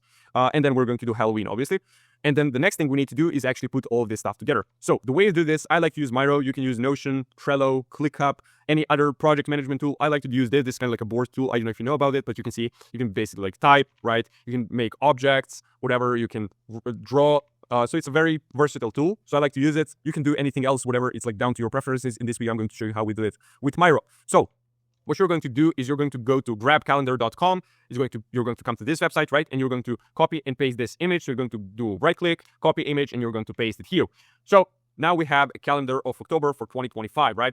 So we have the calendar, and now we're going to start plotting in important events. So the first thing, as I said, is we need to plot in all the important stuff, such as like big holidays. So for example, we're going to plot in Halloween, right? Let's just make it bigger like that so you can see it better. So we're going to plot in Halloween, and then let's say we have the International Coffee Day, right? We're going to plot that in. And then if you're planning on doing any sales that month or any product restocks or anything like that, you're going to do that. So for example, let's say they plan on doing like grapefruit package restock or something like that. That is going to be here, for example, right? Now, in this video, we're not going to cover SMS and email together because that would be a very long video and that would be very, very complicated. But the way you do this, and it would be kind of like unnecessary. It's very, very simple, but it would just take too much time. The way you do it is basically the same way you're planning for email, around important emails, around important events. We're going to send SMS as well. Super simple, right? So no need to cover that in this video as well. So let's say we have this plotted in, and then you're planning on doing a Halloween sale. So let's say we're going to do Halloween. Actually, let's do it this way. Let's say you want to start it here, Halloween sale launch. And then we're going to have like Halloween sale, and then Halloween sale last chance. Now, obviously, I'm not going to go through each email. It's up to you what your offer is going to be, what your angle is going to be. Like, obviously, you need to come up with this stuff because it's your specific brand. I don't know what you're going to do, but this is kind of like the way you do it. And then the rest of the month, you just fill in with the actual ideas that you got from ChatGPT, right? So what's the cadence? That's kind of like the question people ask. The cadence should be for most brands, like if you're a smaller brand, it can be like 2 to 4 times a week. If you're a bigger brand, 5, 6, maybe even 7 times a week if you're like a very big brand. But for most brands, like for an average brand, 3 to 4 times a week is going to be the perfect cadence, which means every other day, which means that you need to do this here, then we have here, then we have here. It's fine if you miss occasional days, like if it's not like every other day exactly. If you do like, let's say you want to do like this every other day, and then you want to do like a 2-day break. So you do, instead of sending on 13th, you send on 14th, like this, right? That's absolutely fine. But in most cases, you're looking for 3 to 4 times a week. So you can see here we have 2, but obviously we didn't start here. So for example, we would do Monday 29th in September. So it would be 1, 2, 3, then we have 4. And then here you're going to do, let's say like this, that's 3. And then you're going to do 20, like 3, and then we're going to do 5. That's fine. But on average, we're having like 3 to 4 times a week. That's kind of like the cadence we're looking for, okay? So obviously, this kind of like the way you did it, and then you just go and pick these. Now, you're just going to go for this one, let's say, why you're still tired after drinking water. Let's say we go for that one. You copy and paste it here. Let's just make it smaller because this is very, very big. We have a lot of text. Let's say we put it there. Then this is going to be International Coffee Day. Did you know that coffee dehydrates you? That's kind of going to be the angle we go for, just to make it clear, right? And then I'm not going to go put together the whole calendar, right? Basically, as I said, you're just going to go through ChatGPT and pick basically ideas you like, right? And just put it in here, and that's going to be your content calendar. Now, first of all, quick caveat, you'll also want to include plain text emails, okay? That is very important, which means like plain text emails from the founder, just pure text, native to the inbox, no designs, no images, nothing. Because people love reading that. You're kind of like establishing that human connection with your brand and between your brand and customer. It's not like faceless corporation behind your brand. It's kind of like human behind it, so people can actually feel like they're buying from the actual person. And if you write it in like a conversational manner, if conversational tone, people can actually feel like they're your friend, they actually know you. So which means that they actually know, like, and trust your brand more, which means they're more likely to buy. So that's something I recommend. So what you could do, for example, could be like our story, right? Our story written from the angle of the founder. So you know how most our story emails are just like someone from third person telling how the brand was founded. You could do like our stories. You can see here, founder is called Rob Wolf, right? So you can come here, our story, founder, plain text email, and it could be Rob telling how he founded the company, why he founded the company, whatever, from his perspective, right? It will be from first person, okay? So that's something you can do. Obviously, as I said, go pick the ChatGPT ideas he gave you. You can tell him back, like if you're chatting back and forth with him, you can tell him like, hey, can you also come up with some plain text email ideas that could come from founder or something like that? He's going to give you a couple of ideas, incorporate that into your strategy, and you're going to be fine. Now, the next thing, which is going to be kind of like the biggest problem for most of you guys, is a big limiting belief that a lot of you will have, which is what happens when I run out of all of these angles, right? Let's say you have 50, and then this might like be enough for like 2, 3, 4 months, whatever. But at some point, you're kind of going to run out of unique angles, right? And to that, what I have to say is actually a very short story.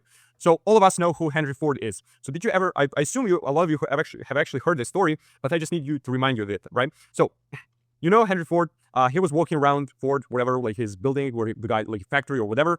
And he was just seeing this ad over and over again, right, that they were producing. So he told to his assistant, like, hey, I've seen this ad too many times. Like, I just got bored of it. Like, we need to change it. Like, customers have probably got bored of it too. It's been running for too much time now. And you know what his assistant told him?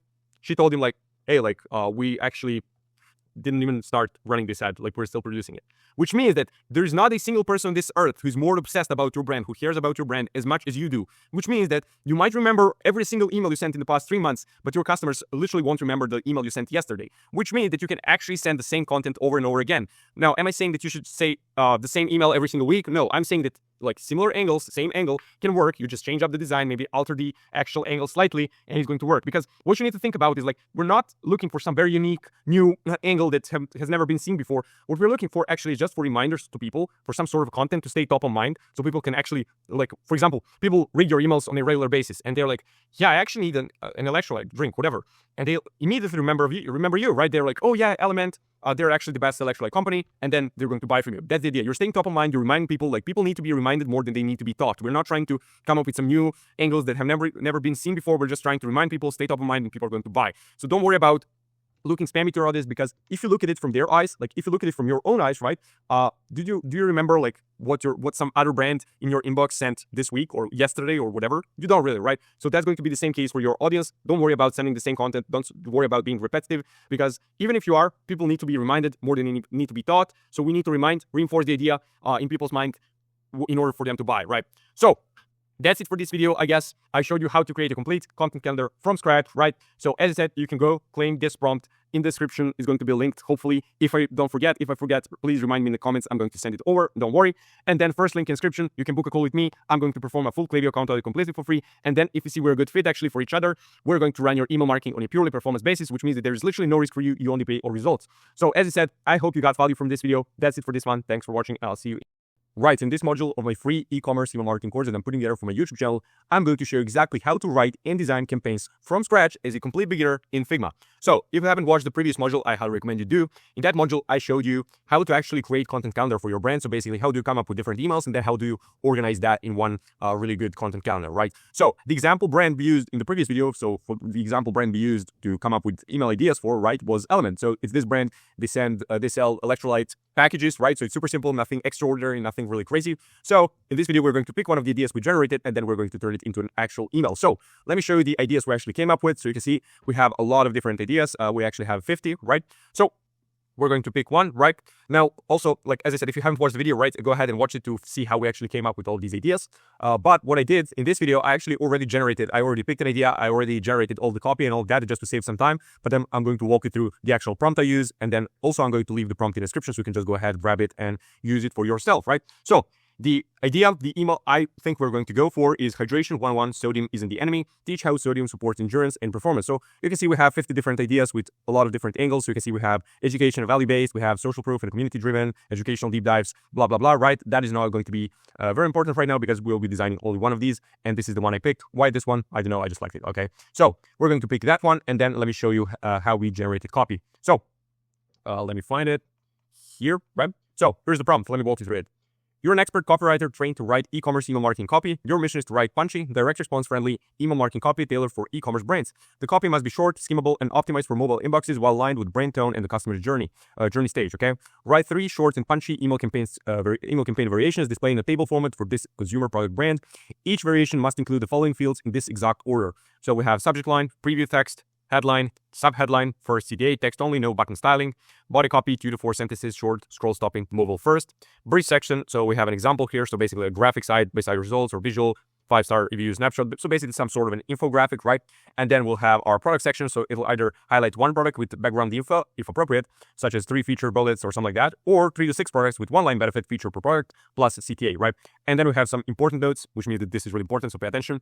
Built for image-based layout, so either for Figma or Canva, right? So in this video, I'm going to show you how to use Figma, right? I'm going to show you how to design this in Figma. But if you're not that tech savvy or that's a limiting belief, to be honest. But if you're really not that tech savvy or you really know how to use Canva well, like if you really don't want to do Figma, that's fine. You can do Canva, okay? But I highly recommend you do Figma because it's just going to allow you to be way more flexible. It's going to give you way more options so your designs can actually look way better, okay? But as I said, if you really don't want to do Figma, go ahead, do Canva. It's not going to be too big of an issue, okay? So design for mobile first consumption, bold, no fluff, attention grabbing. Now this is important, design for mobile first consumption, because most of your traffic, like most of your readers are going to come from mobile, right? So why would you not optimize it for mobile, right? That just makes more sense. And I'm going to show you how to actually do that, right? Optimize for engagement and clicks, must include social proof, direct response copy principles, and objection handling when applicable. No discounting unless strategically required. Now this also I forgot to mention is very important. So must include social proof, direct response copy principles, and objection handling when applicable. So it's not going to be applicable every time, but when applicable, include it, like especially social proof and objection handling, because it's really going to be a very high leverage piece of content in your email, right? So it is worth including it, right? But as I said, it's not always going to be applicable. As you'll see in this email, it's not really going to be applicable, like social proof and all that, right? But it can work really well. Now, tone and language should reflect the brands as described above. Give me design guidelines and ideas, and here's the topic. So the topic of the campaign is Hydration 101, Sodium isn't the enemy. Teach how sodium supports endurance and performance. And chat came up with this. So let me walk you through what he came up with. Now, subject line and preview text are not going to be very interesting to us right now because, as I said, we're focusing on the design itself, okay? So that's something that is not really going to impact our design. So we care only about this from here, right? Headline and below that. So headline options are the following. Sodium isn't the problem, it's the solution. This is okay. It's not that. It's pretty standard. So this can work. The real villain, not sodium. I like this one, to be honest. Like this one is pretty good. And then we have the last one, which is like fuel your hydration like the pros. This is kind of like, it's too basic. It's kind of like hey, ad. This is an ad, right? I don't like this one. I like either this one or this one, but I think we'll go for this one, okay? Then we have the subheadline. So your body loses salt, not sugar, and it's costing you endurance. This is pretty good. This is pretty straightforward to the point. It makes sense. I like this one. Sugar laden sports drinks, got it all wrong. Here's the truth. I like this one as well. This one is pretty good because it kind of like breaks the myth, and then like, here's the truth. It hooks you in. Kind of like, we're going to reveal you what the truth is. So I like this one as well. And then we have peak performance starts with proper electrolyte balance. This is okay, but again, that sounds like basic, salesy, kind of like corporate. I don't know. I just don't like these two options here. Now, the main thing, like as I said, I'm going to leave this prompt in the description. Go ahead, grab it. No need to give me your email. No need to opt in or anything like that. You can just go ahead and use it. So you'll get a similar response like this. Obviously, as I said, if you haven't watched the previous video, this prompt is not going to work because you'll need the prompt from the previous video, which is going to actually tell you how to describe your brand and customer avatar and all that in enough detail so you can actually get the AI to actually understand your brand so he can come up with ideas like this, right? So you need the previous prompt first, okay? I'm going to leave both in the description, most likely, okay? Now, you'll see that he's going to come up with 3 different variations because that's what we told him to do, right? But what is really important to understand is that you don't actually have to pick like one variation. You can just pick like headline from this one, sub-headline from this one, body copy from this one, right? You can just build it like that. It's like more like Lego blocks, right? It's not like, okay, I'm going to go for variation 2, and then you have to pick every single thing. So that's really important to understand. Now, as I said, we're probably going to go for this headline and this sub-headline. In terms of CTA, we have learn more, we have discover the truth, and we have hydrate smarter. So the way I'm thinking about this is like learn more and discover the truth kind of like implies if we're going to direct it to some sort of an educational content, like a blog or a YouTube video or something like that, right? Which is not going to be the case in this email, okay? So what I would probably go for is hydrate smarter. You can come up with something better. You can just do something generic like shop now or something like that. That's fine as well. But honestly, I really like this one. So we're probably going to go with hydrate smarter. Let's see body copy. So we have most people think salt causes dehydration, but that's a myth. Your body needs sodium to function, blah, blah, blah. This is not bad.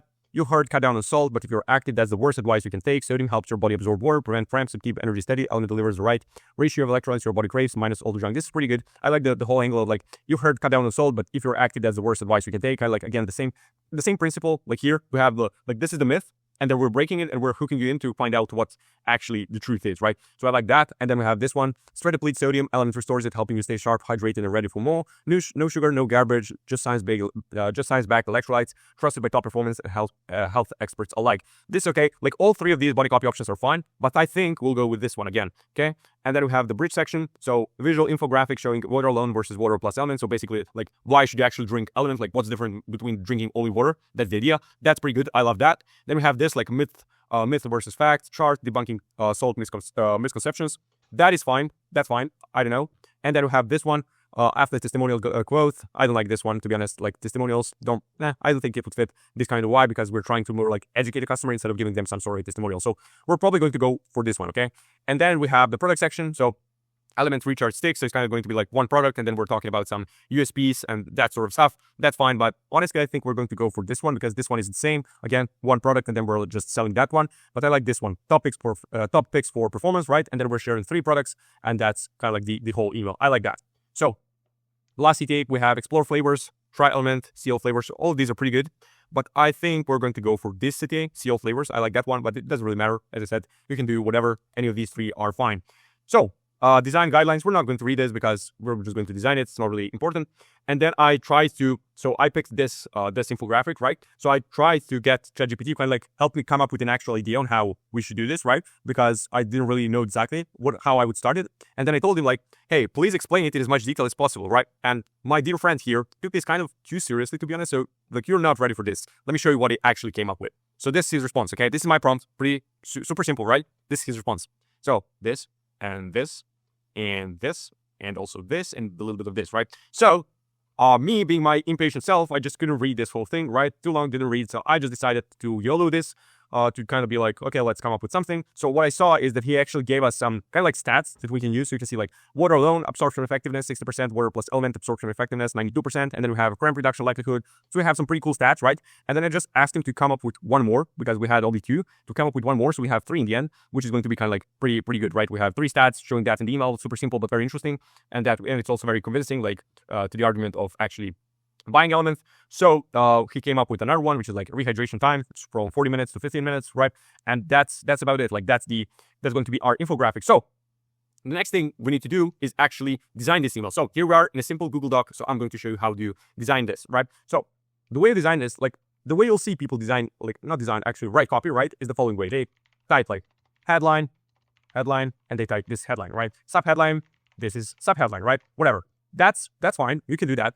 absolutely, right? Like literally the way ChatGPT gave you the copy here, you can do it the same way. But I don't like doing it that way. I do it in a different way, right? So the way I do it is like we have a blank bulldog here. You come here, you insert a table actually, and you insert the table, let's say 1x7, for example. And then you're going to outline the exact structure of every single piece of copy, like where it's going to go, right? And that way you can visualize the email itself way better, which is going to kind of like make it easier to actually design it. I'm not saying that if you're going to write it like headline this, right? That way, I'm not saying that you can't design your email. I'm just saying that this way you'll be able to visualize like kind of like space and all that you can see like, hey, okay, like if I have headline here and a hero image and this CTA, then I won't have enough space for this, right? So that way you can actually visualize the email itself better so you can see what you can design and what you can't realistically design. So at the top, we have our logo, and then this is going to be our hero section. So for our hero section, the first thing we need is our headline. So we pick this one, right? The real villain, not sodium. We're going to make this way bigger, like this, for example, make it bold. Then we have our sub headline. We pick this one, right? So we're going to go for that. Sure, Latin sports drinks, got it all wrong. Here's the truth. We're going to make this smaller, like this. Then we're going to make this gap smaller, and then we're going to have our hero image. Now, if you're the one designing this email, you can kind of be like, you can insert the exact image you want or whatever the idea, like hero image, I don't know, a product falling out the box or something like that. You can do that to make it easier for yourself. But if you have a design team or in-house, or if you have an agency, obviously they're going to write this copy for you and do everything, right? But if you have a design team in-house and you're the one writing copy, for example, and you're working with a designer or something like that, whatever, then I probably wouldn't do it this way. I would just write hero image and let him pick the one he wants, right? Because he's a designer, he's probably going to do that better than you. And you're going to make his job easier, so you can just write hero image. But as I said, it's up to the way you do things. So I'm not going to tell you how to do it. I'm just giving you an advice, okay? And then we have a CTA. So CTA we said is going to be hydrate smarter, and we're going to make this bigger and bold it. And this is our hero section, right? Then we need to do our body copy. So we pick this one, copy and paste it, boom, like that. Make this bigger. I like to do 14. I don't know why. I like to remove these long dashes to do like smaller dash or comma or something like that, because this just screams ChatGPT and I just don't really like that. It's not really going to be a big issue, like people are not going to really notice it, right? But I just like to remove it, okay? Then we need to do our bridge section. So this is going to be our infographic, right? Put it there like that, boom. Make it bigger just so we can see it better. I'm going to show exactly how we're actually going to use this. And then our product section, so it's going to be this, right? Now I'm going to show you actually, so these are going to be our notes here. Let me show you how we actually build this product section. So we're going to do, first of all, our headline, like that, boom, make this way bigger, like that, for example, bold it, whatever. And then we're going to insert a table like this. And then we're going to have citrus salt, product image. And then we're going to have shop now. Then we're going to have raspberry salt, product image, shop now.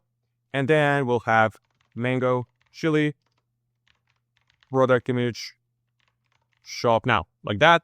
Let's just make these product images not bold. That's pisses me off for some reason. I don't know why. That way. And then, so very important thing, you can see with every single product, we're showing the products, and every single product has its own CTA. This is very, very important. Like I see people or brands, right, having like product section, they're showing the product. It's pretty cool. They have like the product name and they have the product image, but the product itself doesn't have a CTA. So what happens? Like I'm sitting here reading this email in main modes, right? And I read all this and I see the product section and I read this, whatever, and I see like, okay, raspberry salt. And I'm like, okay, I want to buy raspberry salt. How do I buy it, right? Like, okay, they'll have like shop now or something like that here. And I can click it, and then I have to go through the website and find the product itself. That's just too much friction. You're making it too hard for the customer to buy, right? Don't do that, okay? Every single product has its own CTA, and then in the end, we have another big CTA here, which is going to be see all flavors, right? And that way, the customers can be like, okay, I like mango chili. I click here, and I buy mango chili. I don't like any of these three. I click here, and I see what other flavors you got, right? Super simple, right? Just make it simple for the customer to give you money. That's the whole point of your business. I don't see why people do it like, they either do it like, they show the products, and then they don't have the CTA, or they show the products like this, they have CTAs, but then they don't have the general CTA, main CTA, which is going to take them to the product, to the like bestsellers page or to the website homepage or whatever. So it doesn't make sense, okay? Don't do that. Then we don't need this row, and this is our copy pretty much, okay? So this is our copy. It's pretty much ready for design. So the next thing we're going to do is actually go inside of Figma, where we're going to design this email. So the way we design the email, the way we start, so this is Figma. If you don't know, literally figma.com, whatever, I'm going to show you exactly how to use it. So the way I like to start designing is by actually creating a background. You can see we have this page, which is a background by itself, right? But the way I like to start is the following way. I come here, press this rectangle, right? Or you can just press R on your keyboard. So you press R like this, and you have a rectangle, right? I like to drag it like this, make it big, like that, for example. So you can see the dimensions down there. So you can see width 4200 and height 1900. So that is probably not going to be enough in terms of height, but in terms of width is going to be enough. But let's make it even bigger just to have space, okay? So that's how I like to start. And then I like to make the color of this kind of like grayish, similar to this color here, okay? So something like this, for example. Now you can also change the background color of this page, right? You just click here and you can change the color so we can make it slightly darker as well. And then what you can do is you can actually come here and lock this, okay? Lock it, and then that way you can't select it, you can't really manipulate it, we'll just have a background. Why do you do it that way? I don't know, I just like doing it that way. You can organize your email better, so you can make this page, which is going to be like your campaigns, and then you can make another rectangle for your welcome flow and for your abandoned cart flow, whatever. I just like having it that way it can be organized better. We can actually separate different emails for different purposes, right? So that's our background, that's the way we start. The next thing you do is you create a frame. So the way you create a frame is by either pressing an F on your keyword, so F like whatever formula, I don't know, or you click here, this button here, or if it's not selected, you can come here, click this arrow and select either frame, section, or slice. So you click F, you click left click, right, and the frame appears. So what you need to do with this frame is the following. You need to first change the width. So in terms of width, this is going to be the same for every single email you make.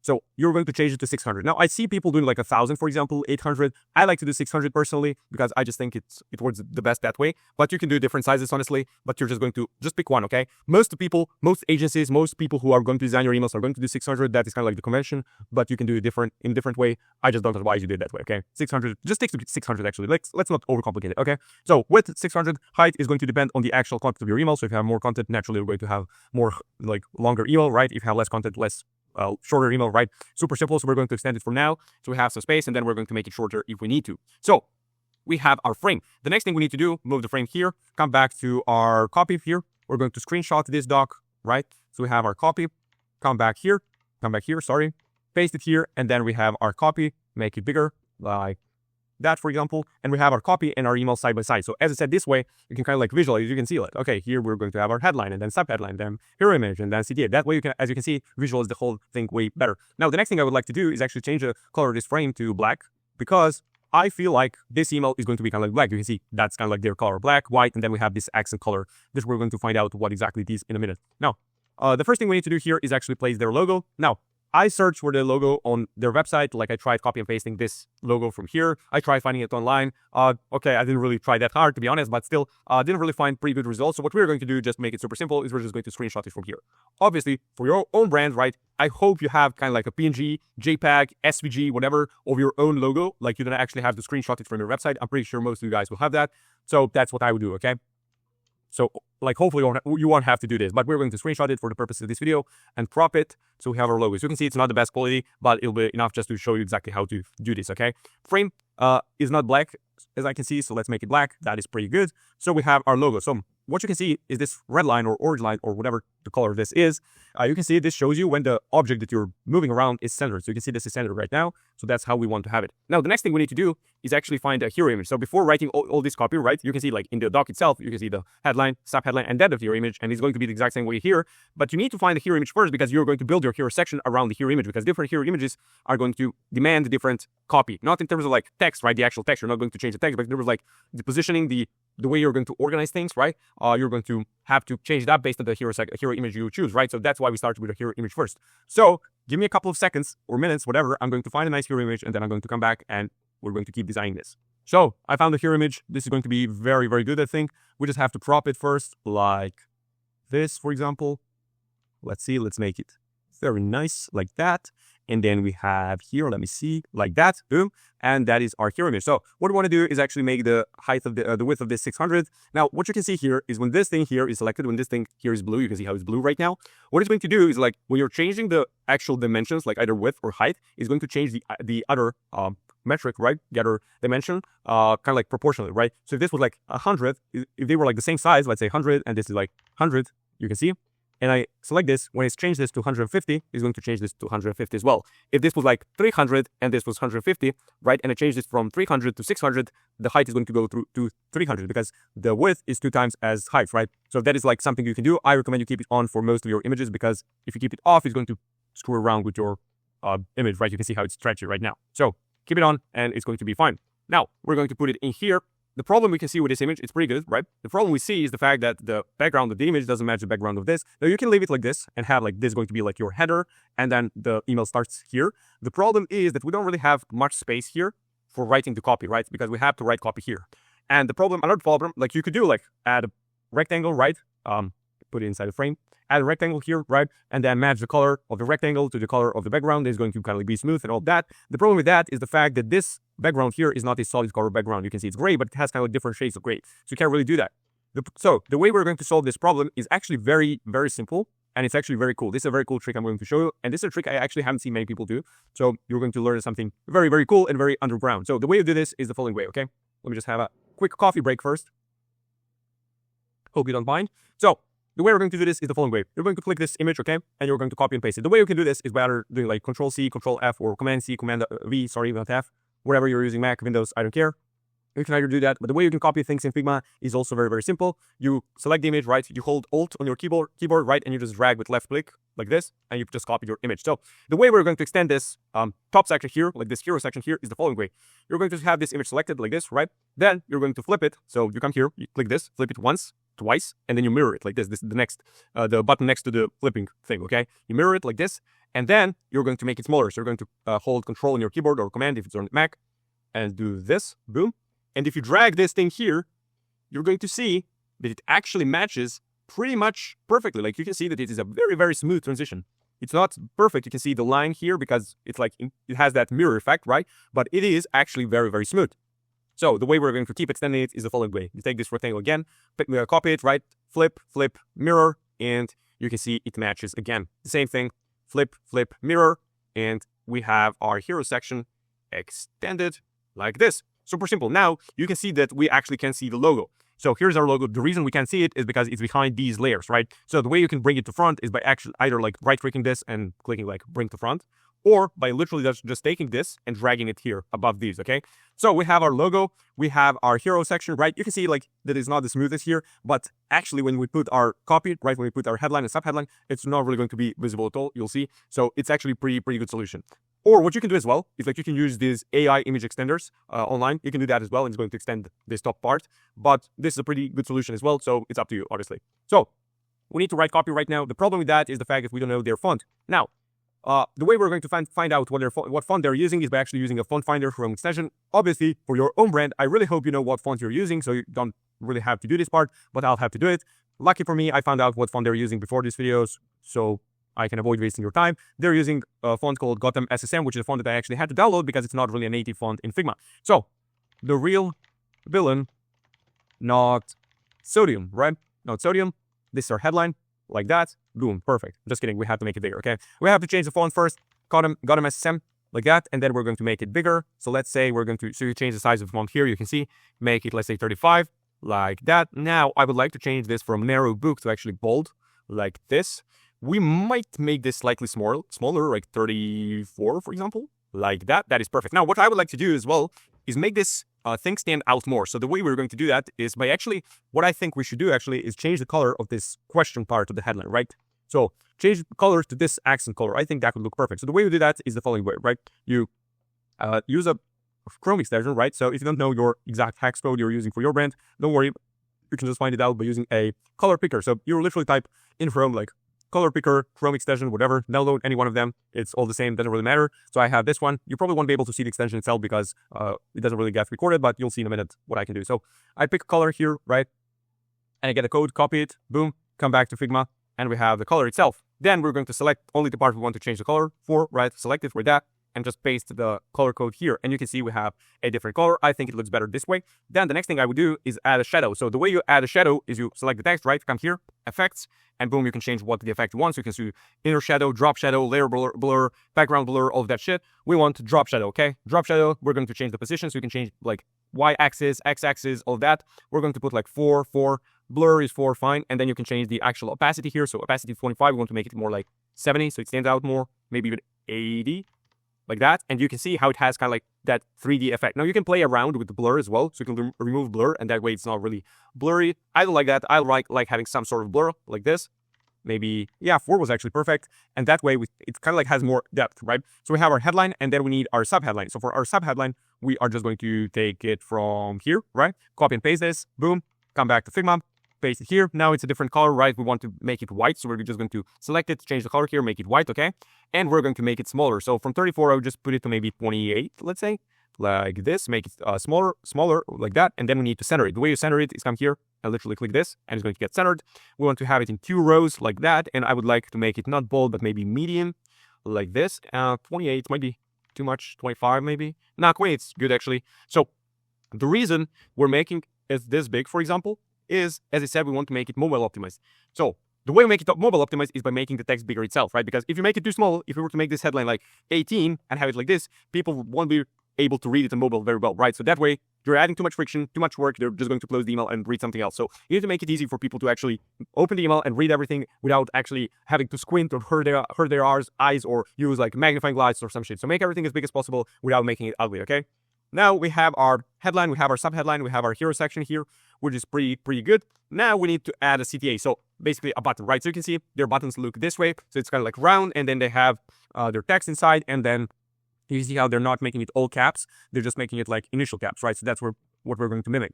So the way to do that is by actually selecting a rectangle here again. Click here, you make a rectangle, you just change the size, let's say like this. And then we're going to add coordinate radius here. So let's say 50. Yeah, 50 looks pretty much good, like that. Now, very important thing to understand, to remember, like if you're going to take one thing from this video, let it be this thing, please. We have to remove the effect here, sorry, before I tell you the big truth, the big secret. You can see how this thing has a shadow. I don't like that. We're going to remove that. So the way to do that, come here, click the minus sign, boom, and it doesn't have a shadow anymore. So the big truth, the big secret is make your CTA, make your button as big as possible, please. Because if you make it small, as I said, people are just going to, you're going to make it harder for people to click it. You're just going to add too much friction. It's not going to catch enough attention. It's not going to be kind of like tempting to actually click it. This way, make it big, make it stand out, different color, whatever, so people can actually see it and be like, okay, I want to click this. So we have a button here. You can see it's big, to the point, like in your face. Make it big enough so a blind person can actually see it, okay? And we're going to change the color. So the color is going to be this one, right? And then we're going to add our text. So our text was hydrate smarter, right? Yeah, hydrate smarter, like that. Boom, put it in here. Now we can see that their CTAs have kind of like bold text inside. So we're going to make it bold, like this. That looks pretty much good. Now you can see there the text is way smaller than the button itself, which is something I don't like. So we're going to make it different in a different way, right? Because I don't care. It's my video, so I'm going to do it this way. So how do you make this in a button, right? You can't really move it around, you can see. So what you're going to do is actually click this, click the text, right? Then hold Command or Control on your keyboard, click the rectangle. Then you have both of them selected, right click, group selection, and then you have this, sorry. Then you have this, right? Again, the same thing, group selection, like that. And then you have, group select, oh, hydrate smarter is not in group, okay. And then you have this button as one object. First try, trust me. So we have this, right? Our button. Now, what you can notice here is that the transition is not exactly perfect. You can see this is black and this is gray, but it's pretty good here. So what we can do is just put this here and hide it. And that way we have like a smoother transition, right? You can just center it this way and it actually looks pretty good. You can do that. What you can also do is kind of like, let's try this just to show you what you can also do in these situations. So you can take this rectangle, make a rectangle, right? Make the width 600, right?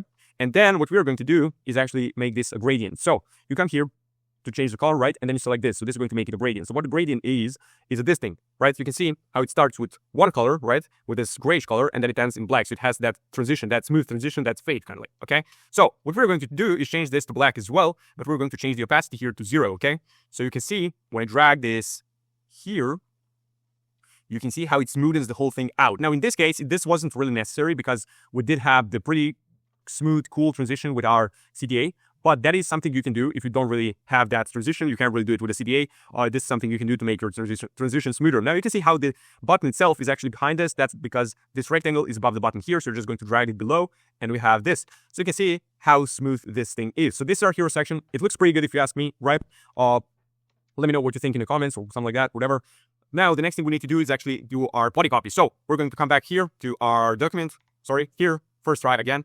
Our document, we're just going to copy and paste body copy like this, come back here, text, right, click here, boom, that's our body copy. Then we're going to make it smaller because it was in one line. We're going to break it down in a couple of lines so you can actually fit in the email, boom, like that. And then we are actually going to change the size. So in terms of size, what I like to do is like either 22 or 24 when it comes to body copy. So that way it's actually readable on the phone, right? 22, 24, it's up to you. I would like to do 22 for this one. And then I wouldn't like to make it bold. I think it should be like narrow medium, for example, or narrow book. Narrow book is actually the best one probably. So that way, and then you break it down like this. And we have our body copy. So that's our body copy. The next thing we need to do is design our infographic. Now, this is probably going to be the most difficult part, right? But what I think we should do, actually, let me go ahead, grab a couple of things I need for this, come back to you, and then I'm going to show you how we're going to design this infographic. Okay, so I found what I need. Basically, the angle we already talked about is basically water alone, like just water, right? Or water plus elements, like that's the idea, okay? So what I think we should do is literally add these two pictures, and then we're going to break down the science, like all the stats that I showed you, like rehydration time and absorption effectiveness and all of that crap, right? So the way we're going to do that is actually take it, right? Put it in here, okay? And we have it side by side. Now, in terms of size, you can say this is like 250. That's what I think would be a perfect size. We can make it slightly smaller. So you have to keep in mind, like this thing is 600 pixels wide. So we can make it slightly smaller, maybe like 230, for example, like that. So that way we have enough space in between, like that, right? We can group them so that way we can center them better. And this is centered. It's perfect, right? So the next thing I think we should do is actually add some sort of a background behind it, like this, for example, and make it some sort of a grayish color, like that, for example, okay? Center this, and then we're going to put it behind so we can see this properly, and that is going to be kind of like the foundation of our infographic. We're going to drag it down so we can actually put some text here. So in terms of text, we're going to say here, water plus element, and then we're going to have water alone, like that. Now, as I said, like make all the text and everything you have in the email as big as possible. So it's actually without like making it ugly or without making it not functional, right? Like if you were to make this 30, it would just be too big, unnecessary. It's just taking too much space. So that is too big, right? But here, for example, we can make this like 28, for example, and it's going to fit very well, right? So we have water plus element and water alone. We're going to change this to bold, for example. And then what I would like to do maybe to make it stand out even more is change the color here to water plus element. And then water, we're going to pick some sort of a bluish color, like watery color, like this, for example. And then we're going to take that same color and copy and paste it here. So we have water plus element or water alone. I like that. Then what I think we should do is actually make these two add like a corner radius to maybe 30. Like that. That looks better, right? And then we should add corner radius here as well, maybe 40, like that. And that is the start of our infographic, and it's looking pretty good. Now, the next thing we need to do is actually, we're going to make this here, like this. That's good, right? The next thing we need to do is actually design the section here, which is going to break down all the stats, like the 3 stats that we picked. So the way I think we should go about this is the following way. We're going to make a rectangle here, drag it like this, make it as wide as these 2 pictures, make it match it, right? And we're going to turn the color to white. Then we're going to do corner radius as well. Let's say 30 again. That is pretty good. We're going to make it bigger like this, and then we're going to add text. So the first stat we did, let's scroll down, was absorption effectiveness, right? So we're going to come here, type absorption effectiveness, right? Like that. And we're going to drag it here. Boom, like that. Center it. Change the font to bold, maybe. Yeah, let's do bold. Change this to like 25, for example, like this. Make this slightly bigger. And then we're going to do our stats, right? So the stats from absorption effectiveness was like from 92% to 60%, right? So we have 92%, and this is like 60%. Now we're going to make this bigger, right? Because this is going to be the most important part. So let's do 32, like that, 60, 32. We can make it even black, like this. I mean, like even thicker. So we have that, right? What I would like to do is actually change the color of this again to make it stand out more, and change the color of this again, just to make it clear, like this is about element, this is about water, right? And then what we can do as well here is add a stroke. So stroke is going to be this outline here. You can see, you can change the thickness here, like the width. So 2, you can see 3. I like 2 maybe.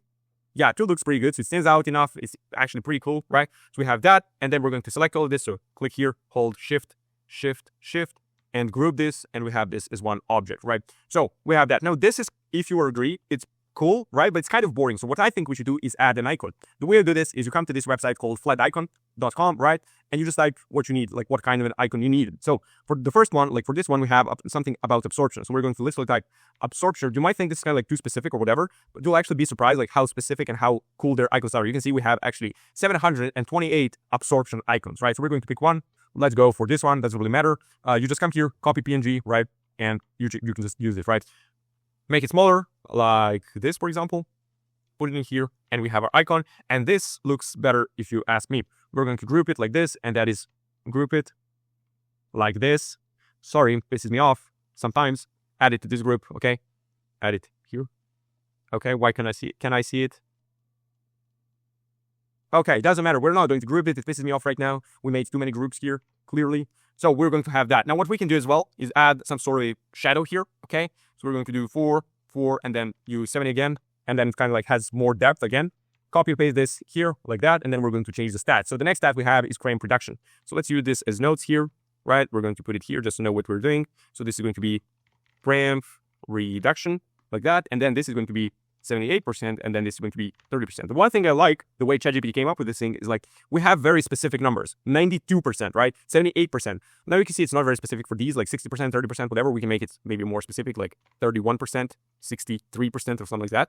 The reason that is so important is because if you have very specific numbers like this, it's going to be way more believable. If you were to say like, hey, it's going to reduce your cramps by 60%, and it's going to have an absorption effectiveness of like 50%, whatever. That way, it's not very believable. It's kind of like too basic, not really specific, right? If it's very specific, people are not going to be like, oh yeah, he just came up with this, right? They're going to be like, okay, this is true, right? Just because it's very specific. So keep this in mind, right? When you're writing emails like this, use specific numbers when you can, right? Instead of saying we have 4,000 reviews, say we have 4,132 5-star reviews. That way, people are going to be like, okay, like these guys are serious. Like this is true, right? If you just say 4,000, just people don't even register that because it's not very specific enough. It's not interesting enough, right? So we need next icon. So next icon is going to be something about cramps, right? So we're going to type cramp here, and we're going to pick one. Let's just do this one. Coffee, boom, cramp, right? Copy and paste this here like that, and literally just paste this icon, and we have cramp icon here. Let's make it slightly smaller because it's a bigger icon than this one, like that, and that is our cramp icon. The next thing we need to do, copy and paste it here and change the actual stat, right? Now you can see this, you can see these numbers here. That tells me that the gap between these two is the same as the gap between these two, which is very important. That's why I love Figma, and that is something Canva, I think, can really do this well. So that's why I like using Figma. So rehydration time from 40 to 15 minutes. So we're going to come back here. Rehydration time from, it's going to be 15 minutes here, and then it's going to be 40 minutes here. Now, as I said, if this was like 13 minutes or 17 minutes, it would probably be even better, but let's leave it like this. And then we're going to pick an icon for time, rehydration time, because this is going to be about time. We're going to pick this, copy, and then we're going to come here, right? Copy and paste this icon and then change it like this. And then we have rehydration time graphic like this. And this pretty much looks good, honestly. We can just make this slightly smaller like that. And that is our infographic. Now, is this the best infographic you've ever seen? Probably not. But is it bad? Not at all. Like, that's what I'm trying to prove with this video. I'm someone who can't really design shit, like literally, right? That's why at my agency, I have killer designers that are going to make like sick emails, like literally amazing designs. Like sometimes I'm like, wow, how did you do this? But you can see the reason I'm making this video with someone who doesn't know how to design is to prove to you that you can actually learn how to do this. If you want to do it for your own brand by yourself, you can learn how to do it. It's not very difficult. It's just about a couple of different techniques. Like, hey, like, first of all, you learn how to use Figma. Like, hey, this is a rectangle, this is a frame, right? All that stuff. And then learn how to actually pick the right hero image. Then write this, add a couple of effects, make it a little bit more interesting. But overall, it's very, very simple, right? Am I good? As I said, I don't have that eye. I don't know how to add specific details that are going to make the email pop, right? As I said, that's why I have killer designers working at my agency. But like, you don't really even need to do that. As I said, if you're someone who's doing this by yourself, like you're most likely a smaller brand, so it's not really going to make that big of a difference. It's way more important to do all the other basics well, like the ones we actually talked about in this free e-commerce email marketing course, in the other modules, right? If you nail those, design itself, it's not really going to matter unless it's completely terrible, right? Now, the next thing we need to do is actually create our product section, right? So let's extend this even more. And then we're going to add title here. So topics for performance, like that, boom, put it there. And then what we're going to do is create a couple of rectangles. So we have rectangle 1, rectangle 2, rectangle 3. Now, as I said, we'll have to do a little bit of math here. If you hate math, I'm sorry, that's the way it is, okay? So you can see this thing is 600 pixels wide. So we can't really do 200 pixels wide for these because they're going to be just like this, right? One next to each other. So we can't really do that. We need to have some gap in between. We could do 150. So that's like 450 in total. But that's kind of like too small, to be honest. Like we won't really have enough space for our products. So what I think we should do is something like 175 or 180. So let's do 180, for example. Lead this, copy and paste this. And this way, you can see we have just enough space in between. And it has enough space to actually have enough space to actually write and have a nice product image and the CTA, right? So 180 is probably going to be perfect. We can do it in 175, but let's stick with 180. Now, we need to get these product images. So we're going to go back to their website, right? Come here. Select the product we want. So we want citrus salt. This is the one, copy image, right? Come back here, paste it here. We're going to crop it, don't worry. Then we need raspberry salt, right? Copy image, come back here, sorry, here. this, and then we need mango chili, exactly. So mango, okay, we don't really have a good image of mango chili, for example, for some reason. Okay, we have it. Boom, and come here, right? So what we're going to do right now is just crop these. So the way we're going to crop them is the following way. We're just going to take this crop, right? Sorry. Take this crop. Sorry. Why it's not working? Oh, something happened. Something weird. Oh, we have both selected. Sorry. Crop it like this. Boom. Crop it that way, and that way, and that way, and that way, right? And we have our product number 1. Then we're going to crop this one. We're going to try to make them similar in size, right? Obviously, I'm probably not going to make it perfect, but when you're doing this for your brand, actually doing this for your own list, right? An email that you're actually going to send, make it like perfect, make it all the same size, like to the best of your ability. But it's not going to be a big difference here as well. So crop this, and crop this, and crop this, and crop this, right? And we have these products, right? The next thing we're going to do is change the color of these to white, like this. And then we're going to start adding the products, or actually we can write the product names first. So first of all, we're going to have citrus salt, if I'm not mistaken. Yes, citrus salt. We're going to make the actual font size smaller. So let's say 25-ish, like that. Or let's do 24, like that. Then we're going to have raspberry. So the reason I did 24 instead of 25 is because, yes, this thing can fit like even if it's 28, you can see. But this thing can't fit if it's 28. So we're going to do 24, and we'll actually have to break it down in 2 rows. That's fine. The way you're going to line it, let me show you in a minute. Let me just do this one, mango chili, like that. And then we're going to align it with the actual middle of these 2, right? So we're going to take this, boom, and then we're going to align this like that and make it centered. And then this thing is going to get aligned with this one, make it centered, boom. We have our product names. Now, the product names, I don't think they should be bold. We're going to make them like medium. Actually, bold is not bad. This was black. That's why it was too tough. So we're going to do bold, right? And then we're going to put the product images. So make it smaller like this, boom, put it here. We're going to extend these, make this even smaller like that. That is pretty much perfect. We're going to extend this one as well, and then this one as well. Boom. Raspberry salt, we're going to make it slightly smaller. So we have height here, which is 184. So we're going to change the height of this to 184 as well. And we have this. This is pretty much perfect size, right? We're going to just drag it down a little bit because it doesn't fit very well here. Even here, yeah, like that. And like that. Let's make it centered like that. And we're going to take this one. We said 184, make it smaller, put it here, right? And we have this, pretty good, right? The next thing we need to do are these kind of like singular CTAs for every product, right? So we're going to take this one, change the color here to change the text here to shop now, and we're going to make the button itself smaller, like this, for example. And we're going to take the text and make it like 22, for example, like that. And that is our button. Can it fit here? It can really. So we're going to make it even smaller. Take this, make it like this, extend this so we can actually center it the right way. And we have our product section pretty much done. This looks pretty good. Now, the one thing you can do as well is like you can take the text, like the actual product names, and you can, for example, change the color of it to the actual color product, right? A product color, right? So you can take this one, for example, and take this color picker and change it to this color or something like that, make it more fun. But we're not going to do that, first of all, because we have mango chili, and I don't have a clue how we're going to make this color, right? We can do kind of like a gradient, right? But that would kind of look stupid. So we're not going to do it for that reason. And also, I think it would going to be like too much, okay?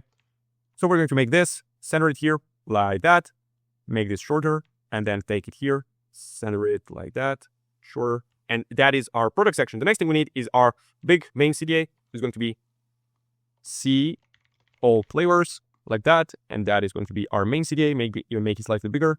Do this like 28-ish like that. And that is our main CTA. And that, ladies and gentlemen, once we do this thing and make it slightly shorter like this, is pretty much the entire email. What I think we should as well here is add corner radius to maybe 30 and 30 and 30 here as well. And then actually we're going to select these, group them, select these, group them. Give me a second, please. And then once we take these here, put them up here, take this thing, put it here. This is pretty much the entire email. So let's see what we made here. So we have our hero section, looks pretty good. We have our button now. And one thing that is very important with the buttons is that this is above the fold, which means that you have a button up here so people can actually come here, open the email itself on the phone without scrolling. They can see the button, right? So we have a button they can click immediately. So that's our hero section. Then we have our body copy. Then we have our infographic. So our body copy, pretty short, to the point. We have a couple of sentences only. Infographic, pretty cool, pretty interesting, right? And then we have our product section, and then we have our main CTA. Every single product has its own CTA. People can shop, right? And that's it, right? So let me know what you think about this email in the comments, right? Now, what I'm going to do is actually show you how we're going to go ahead, export this email into Klaviyo and make it ready for sending. So what we're going to do here is actually slice this email, right? So the way you do this is by pressing S on your keyboard, you drag this down and you have a slice. So this is going to basically, when you export this slice, this is basically going to just take this part of the email that you just sliced. Now, a good practice is actually making these slices like about 800 or less. This is a little bit more. So the way we're going to slice is basically every single CTA, every single button that is going to direct people to a different page is going to have its own slice. But let's say this entire part is going to only direct them to this, right? There are no CTAs here. You can't really go ahead and make this big of a slice because it's not really going to load very fast because the image itself is going to be very big, right? So what we're going to do actually is make the slice smaller like this. We're going to have more smaller slices so they can load faster on their phone, because if people open the email and the email itself doesn't load immediately, they're just going to click away. They don't have enough patience for that, okay? So make the slice smaller like this. So this is going to be our slice 1. Then we're going to make another slice like this, for example. Now, this is slightly too big, as I said. When doing this for your own brand, I would probably make 2 slices out of this, like this, for example, and this, right? But for the sake of this video, just to avoid wasting your time, we're going to do this as 1 slice. But as I said, for your own brand, try to stay around 800 or less, okay? So we have this one, which is 1000, fine. And then I'm going to show you how to slice these. So for these, you have to slice them like this, right? So we're going to take this, boom, center it here. So you can see the orange cross here tells you that you're actually matching the pixel perfectly. Boom, like that. Now, what is very important here is that since this is like 600 pixels wide, it's very important you actually make these slices 200 each, right? So 200 each, because they have to be the same size. So we're going to name them like 3.1. They have to be the same size because if they're not the same size, they're not going to get built inside of Klaviyo the way they should be, right? So we're going to make them the same size like that, 200, boom. And then this one, we can actually just take this one and copy and paste it here, drag it like that. And then we have 3 slices. So it's going to be our 3.2 and this is going to be our 3.3, right? And then this one is going to be our last slice because this button is going to take them to a different page, right? It's not going to take them to mango chili. It's going to take them to homepage or product page or whatever. So we have this. And these are our slices, okay? So the next thing we need to do is actually select all of these slices. The way you do that, you click the first one, you hold shift, and then you click the last one. It's going to select all the slices, right? You come here, click export. You select 2x. You can do even 3x. I like to do 2x. I like to export them as JPEG, and then you export them, right? It's going to download them as a zip file, as a zip folder on your computer, right? The next thing we need to do is the following. So the next thing we need to do is we actually need to come to this website called I Love Image, right? And we're going to compress these images, right? Because when you have them this way, right? They're too big, right? They're just the files are just too big. So that way they're going to be very difficult to actually upload into Klaviyo because it's going to take too much time to load. So we're just going to take the slices, upload them here, just from your folder, from the download, right? Upload them, compress image, right? It's going to compress it, download. Again, it's going to download it as a zip file to your computer, and then we're going to upload it to Klaviyo. So let's go to Klaviyo right now. So here we are inside of Klaviyo. So as you can see, I have a dummy account here. Nothing is connected, Shopify, all that, but it doesn't matter because we don't need it. So the way we're going to upload emails, so it doesn't really matter whether you do it for campaigns or flows or whatever. It doesn't really matter. I'm going to show you an example of flows or campaigns. Well, let's do campaigns. So build your own and we're going to upload it, right? So campaign name, test, whatever, single channel, continue. In terms of list, we're going to send it to our email list. Doesn't really matter. Turn some understanding on, whatever. We don't care. So we're going to come here, create, right? So you'll probably have some templates pre-built inside of Klaviyo. I'm not sure, but we're going to start from scratch, right? So we have this. Let's delete everything. So this is what we start with. So the first thing I like to do is come here to styles and remove this margin on top. So we're going to make it 0. So it actually starts from here. That way you have a little bit more space when you're sending to your to mobile users, especially. They'll have a little bit more space, a little bit more on email that they can see immediately without scrolling, which means that you have a bigger above the fold section. So that's one thing I like to do always. So you come here, you take image, drag it here, and you have your image. Then you're going to select the image and upload it here, right? So you're going to take the folder you just compressed, the compressed one, right? You come here, unzip it, whatever. Come here, upload it, and you have your hero section. So in terms of alt text, you have to put it. I mean, you don't have to put it, but it's pretty good practice because Google, when it detects only images, it might look a little bit spammy. But if you have some alt text, that way it's going to detect like, oh, they have some alt text, and it's going to be like, oh, okay, fine. One thing that is very important is that your alt text isn't spam words, right? So you can't really use 30% off or discount or sale or something like that, something that's like spammy, okay? You have to use some real words, like something that is not spammy, right? So we can use the real villain, not sodium, right? That is fine because it's not spammy. Sugar, Latin, sports, drinks. Got it all wrong. Here is the truth. I mistype a couple of things. Doesn't really matter. Then you're going to put the link from your website. So we're just going to take the link literally from element.com. So it's going to be drinkelement.com. And this, when they click on this image, when they open the email on their phone, they click the button, right? It's going to take them to drinkelement.com, right? So that's how you build it, right? Then you come here. Next one, boom, same process. You take the actual like image, right? Upload it here, okay? Then you literally come here, you can type this as your alt text. You heard, cut down on salt, Now, I'm not going to type the whole thing or copy and paste it, whatever, just don't want to waste your time. But that's how we do it. And then this is going to be drinkelement.com, right? And then the way you build the product section, that's the one that's going to be very important, is by taking a table, right? You come here, take a table, drag it here, okay? You change this column, this cell to image, right? You come to styles, you have to add another column because we're going to have 3 columns, right? You add column here, you have 3 columns, come here to content, change the last column to image as well. Then come back to styles, remove this, make it 0, this 0 and 0. And this way you can see we don't have any padding, right? So you come here, you take your image that you just compressed, right? And you upload it here. Boom, we have our citrus salt, and then you're going to put a link to that. So it's going to be like drinkelement.com/citrus salt, whatever. It doesn't really matter. You're just going to find out what your link is, right? You come here, next one, same process, raspberry salt, whatever. And then you have this one. You come here, sorry about that. You come here, next one, 3.3, and that's going to be mango chili. You can add some more alt text. That would be very nice if you were to do that, but doesn't really matter. You can add, like, you can copy and paste, for example, from your mango chili product page, you can copy and paste something about mango chili. So that way Google, as I said, can detect you have more words, right? So you're going to put like drinkelement.com/mango chili or whatever the URL is. Just copy and paste it from your website. And then this one, we have the next image. I keep clicking it this way. I have to find it here. We have this one, and that is our email. Then what you can do is actually preview it, what it looks like on mobile and desktop. So this is what it will look like on mobile. Pretty cool. Okay, seems like our icons did not get downloaded. That is because, I know why.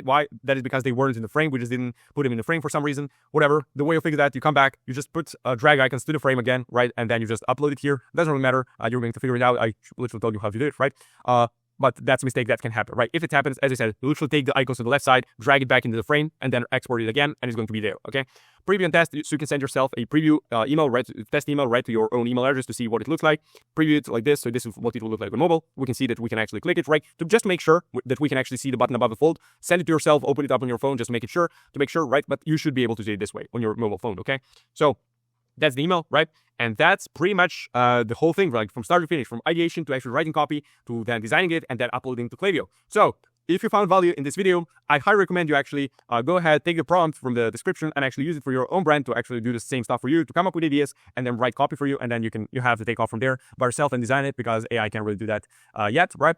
And then if you're like a brand, e-commerce brand doing 50K a month or more, I'd be delighted to actually come here, talk to you. You can book a call with me, first link in the description, and then we're going to make you an offer to run your email marketing on a pure performance basis, which means that there's literally no risk for you. You only pay on ad results if we see we're a good fit for you. If not, you're just going to get a free Klaviyo account audit. You'll know exactly what you need to do to scale your brand. So that's it for this video. That's it for this module of this free e-commerce email marketing course. As I said, I hope you found value, and I'll see you in the next one. So in this module of my free e-commerce email marketing course that I'm putting together for my YouTube channel, we're going to talk about deliverability and how to ensure you get out of spam and you stay out of spam and you land in inbox every single time.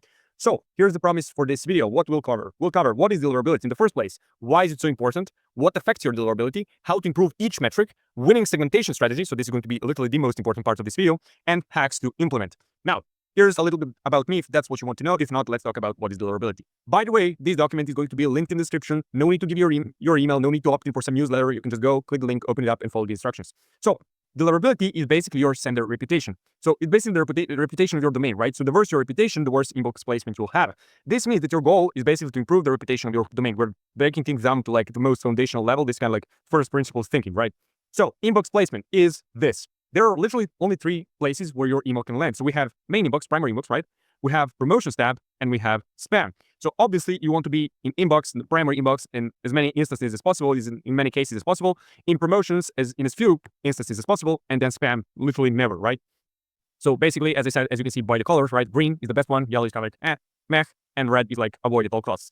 Now, why is it so important? Basically, more eyeballs equals more money, because when you send your email and it lands in spam or promotions, people are not really going to see it as if it landed in primary inbox, right? Someone might see it in your promo tab, but in their promo tab, right? But if it landed in their primary inbox, it will be a completely different story. So the more people see your email, the more people can actually take action and buy from your email.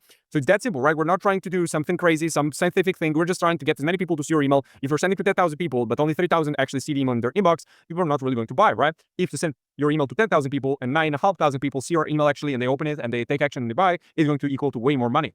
So what influences your deliverability? Here are the metrics. So this is literally from Klaviyo, screenshot. As you can see, Klaviyo already had deliverability tracking hub. So you can access in your Klaviyo under analytics, I think. You have deliverability. So you can see what your deliverability is like at the moment, right? So the metrics that influence your deliverability are open rate, click rate, bounce rate, unsubscribe rate, and spam complaint rate. Now, unsubscribe rate doesn't really affect it that much from what I know, basically, from my experience, but still you want to keep all of this stuff under control. Now, bad metrics equal bad deliverability. Basically, if you constantly keep getting 20% open rate, you're constantly signaling to Google, hey, like no one wants to receive this email. No one cares about these emails for me. So you can just put it in spam, right? That's what you're telling them by actually getting these low open rates. So that's what Google does. Like basically, Google doesn't want to put emails in primary inboxes that people don't want to read. Like that's their service. Their service is their Gmail, right? So they want to give people a good service and they do it by giving them what they want to read and then getting rid of the stuff they don't want to read. So Google's job is just to deliver your email, right? Where it ends up entirely up to you. Now, how to improve each metric. So improving open rates. There are 3 ways to improve open rates, right? Sending to the right segment, then sending high quality content and having strong subject lines. Like this is in order. The highest leverage thing is going to be sending to the right segment, and we'll cover that in 2 minutes, right? Sending high quality content is going to be the next thing. So if your content is shit, no one will want to open it again. If it's good, people will look forward to receiving your emails and opening it and reading them, right? Then having strong subject lines. So this is probably the most overrated thing in email marketing, literally subject lines, preview text, all that stuff. Because yeah, having a good subject line can improve your open rates and you should definitely test that stuff, right? But that should only be your priority after you get these 2 in place. Because if you're sending to the right people and you're sending good content, it doesn't really matter what your subject line is because people will develop that association within your sender name, your name of your brand or your name as a founder, right? And having good emails. And then they're just going to open them regardless of your subject line and your preview text. Now, improving click rate. So with new Apple's mail privacy protection, new laws, like stuff like that, right? Tracking open rates solely has become extremely unreliable, basically, because the number will be always inflated. It's not going to be accurate. You're not going to actually get the right number you want to actually know, like if people are opening your emails or not. So that's why you should be paying more attention to your click rates, because focusing on click rates is not really important when it comes to your campaign's performance. Like that's something you should judge based on your revenue that's coming from the campaign. But focusing on click rates can actually give you a little bit more of a real picture of if people are actually engaging with your stuff or not. So you want your click rates to be high, but you don't want to stress about them when it comes to campaign's performance, because that's the most important thing there is your revenue. Now, there are really 3 things you need to focus on to improve your click rate. So send high quality content, give people buttons to click, and have a correct button placement, and obviously send to the right segment, right? But that comes to, like, that is going to be the same thing for all the metrics. The first point is self-explanatory. So just send high quality content people actually want to read, and they'll click the content to actually find out more about your product or read a blog or something like that, right? So giving people buttons to click. So this point just makes a lot of sense, and yet people don't really do it for some reason. I don't understand, honestly. So how do you expect people to click your emails if they don't have anything to click? It doesn't make any sense, right? If you have buttons that people can click, some of them will naturally go and click it because they're interested. Like this is obviously if we keep in mind that your content is high quality. If that's the case, then people actually want to click the buttons. But if you don't really have any buttons, what are they going to click? It doesn't matter what the topic of the email is, even if it's not a sales email, but an educational one that you're like, okay, we don't really want to promote the product, still have a button because some people will want to click it because they just got reminded of your brand. They don't really care about the content of that email. They just want to buy something from you, right? Do you really think that people are sitting there and analyzing your emails like, this button doesn't really make sense in this email. Let's mark this brand as spam, unsubscribe from their list and sue them for $1 million, stuff like that. No one is doing that, right? People are actually sitting there, opening their phone, right, their Gmail, whatever emails they use, and they're like, well, click on your email, open it up, boom, read it, yeah, this brand, let's go buy something. That's how it actually works, right? People are not sitting there analyzing your emails, thinking, it doesn't make sense to have this button here. Just have more buttons, people are going to click them, right? So don't worry about that. The correct button placement. This is very important because the most important thing you can do is actually have a button above the fold, right? This is what it looks like. That is an unbreakable rule. Always have a button above the fold. Even if as I said, even if your email is not really a sales email, we're not promoting a product, we're not promoting anything in particular, it's more like a educational email, still have a button that people can click and go to your website and buy something new, because that's why you're doing your emails in the first place, okay? So that means that people should be able to see. So what above the fold means is that people should be able to see and click your button as soon as they open your email on their phone. This is very important. Make sure your emails are optimized for the phone because that's where a majority of your traffic is actually coming from. So they can open your email on their phone, and without needing to scroll, without needing to do anything, immediately as they open your email, they can see the button and click it, right? This is what it looks like. For example, on the phone, I open the email like this, and I can see the button immediately, go click it. Make sure it's big, nice, bold, contrasting colors, all that, so it can't be really mistaken for something else. You can see, boom, button, boom, click it, right? So I'd advise having at least 2 buttons in every email, so one above the fold and one in the end, right? And then adding more buttons for longer emails or specific needs. So for example, you need to have a separate button for each product in your product section. So let's see, this is the product section, right? So one product, one button. You can see this product has its own button. This product has its own button. This product has its own button. That's how you need to go about it. You can't really have this product section just show the products and don't really have specific CTAs for every single product because people won't be able to buy them, right? That's why we're promoting the products in the first place. So this is really important. Don't screw this up because this can virtually cost you millions of dollars over a couple of months. Now, improving bounce rates. Now, bounce rates can really fuck up your deliverability, but it's your lucky day today. Don't worry, I'm going to show you how to do it with the right segmentation, how to avoid all this stuff. Don't worry about that. Now, unsubscribe rates. Unsubscribe rates don't actually impact your deliverability that much, at least. They're even a good thing, actually. Why? Because if someone doesn't want to be on your list, you don't want them there, okay? It's better to have them unsubscribed than mark you as spam and like don't open your emails and really fuck up with all the other metrics such as open rate, click rate, and all that stuff, right? It's better to have them unsubscribed, leave them because they don't really want to be on your list, right? So don't worry about unsubscribe rates. As long as you have a high converting pop-up form, you'll be fine. How to create a high converting pop-up form, that's something we already cover in this free email marketing course in one of the modules. So you can go watch it. It's going to pop up right now. Go watch the video. It's going to be really important for your business, probably one of the most important parts of your marketing funnel. Now, spam complaint rates. So spam complaint is probably the metric that influences your deliverability the most, because if people are actually signaling to Google like, hey, this guy is spamming me, if a lot of people do that, then it's going to be a problem. So you can't really afford to make a mistake here. So to avoid getting marked as spam, you simply need to send high quality content, and you need to send it on a regular basis. Now, this might sound a little bit counterproductive, right? But I'm going to explain why. So, I mean, think about how this looks from your customer's perspective, right? You send an email once every 3 weeks, for example, okay? And the content is BS, okay? Complete BS. So from the perspective of your customer, they did not receive your shit email. They received a shit email that they don't want to read from someone, okay? They forgot about you, okay? Because you have not sent an email in the past 3 weeks, and then you sent one email and it was completely terrible. So you need to be in front of people's faces all the time or they'll forget about you. On the other hand, if you send really good emails 3 times a week, for example, people wouldn't mark you spam because they received an interesting email from a brand they know, like, and trust, because you're constantly in their inbox, you're sending high quality content. So they're like, oh, it's that brand. It's not like some brand, okay? So that's how you fix spam complaint rates. What I would advise you to do is you send 2 to 4 high quality educational emails that are not all the time promotional. Buy my stuff, buy my stuff. It's more like, hey, learn about this product. Hey, let's bust some myths. Hey, this is what our community has to say. Stuff like that, okay? And send them on a regular basis. So 2 to 4 times a week. For bigger brands, it could be more like 4 to 5 times a week. And that is going to do wonders for your business. Now, winning segmentation strategy. So sending to the right people is going to be probably the most important thing you do, because the idea is that you should be sending to people who actually open your emails, who actually click your emails, who actually engage with your content. It sounds simple, but it works, right? It actually makes sense when you think about it. Because if you send to people who always engage with your emails, they'll keep engaging with your emails, you'll keep emailing to Google that people actually like your emails, and Google will have no other choice than to put you in the primary inbox. That's how we do it. So creating engaged segments, that's what it's called. It's called engaged segments. So we'll now need to create these engaged segments. So since I don't know how bad your deliverability actually is, you need to create all these segments. So you need to create the 7-day engaged, 14-day engaged, 30-day engaged, 60-day engaged, and 90-day engaged. So here's how to do it. Go to list and segments inside of Klaviyo. That shouldn't be a problem to you. On the left, on the bar, navigation bar, you can find list and segments. Then in the top right corner, you can find create segment, like a black button, right?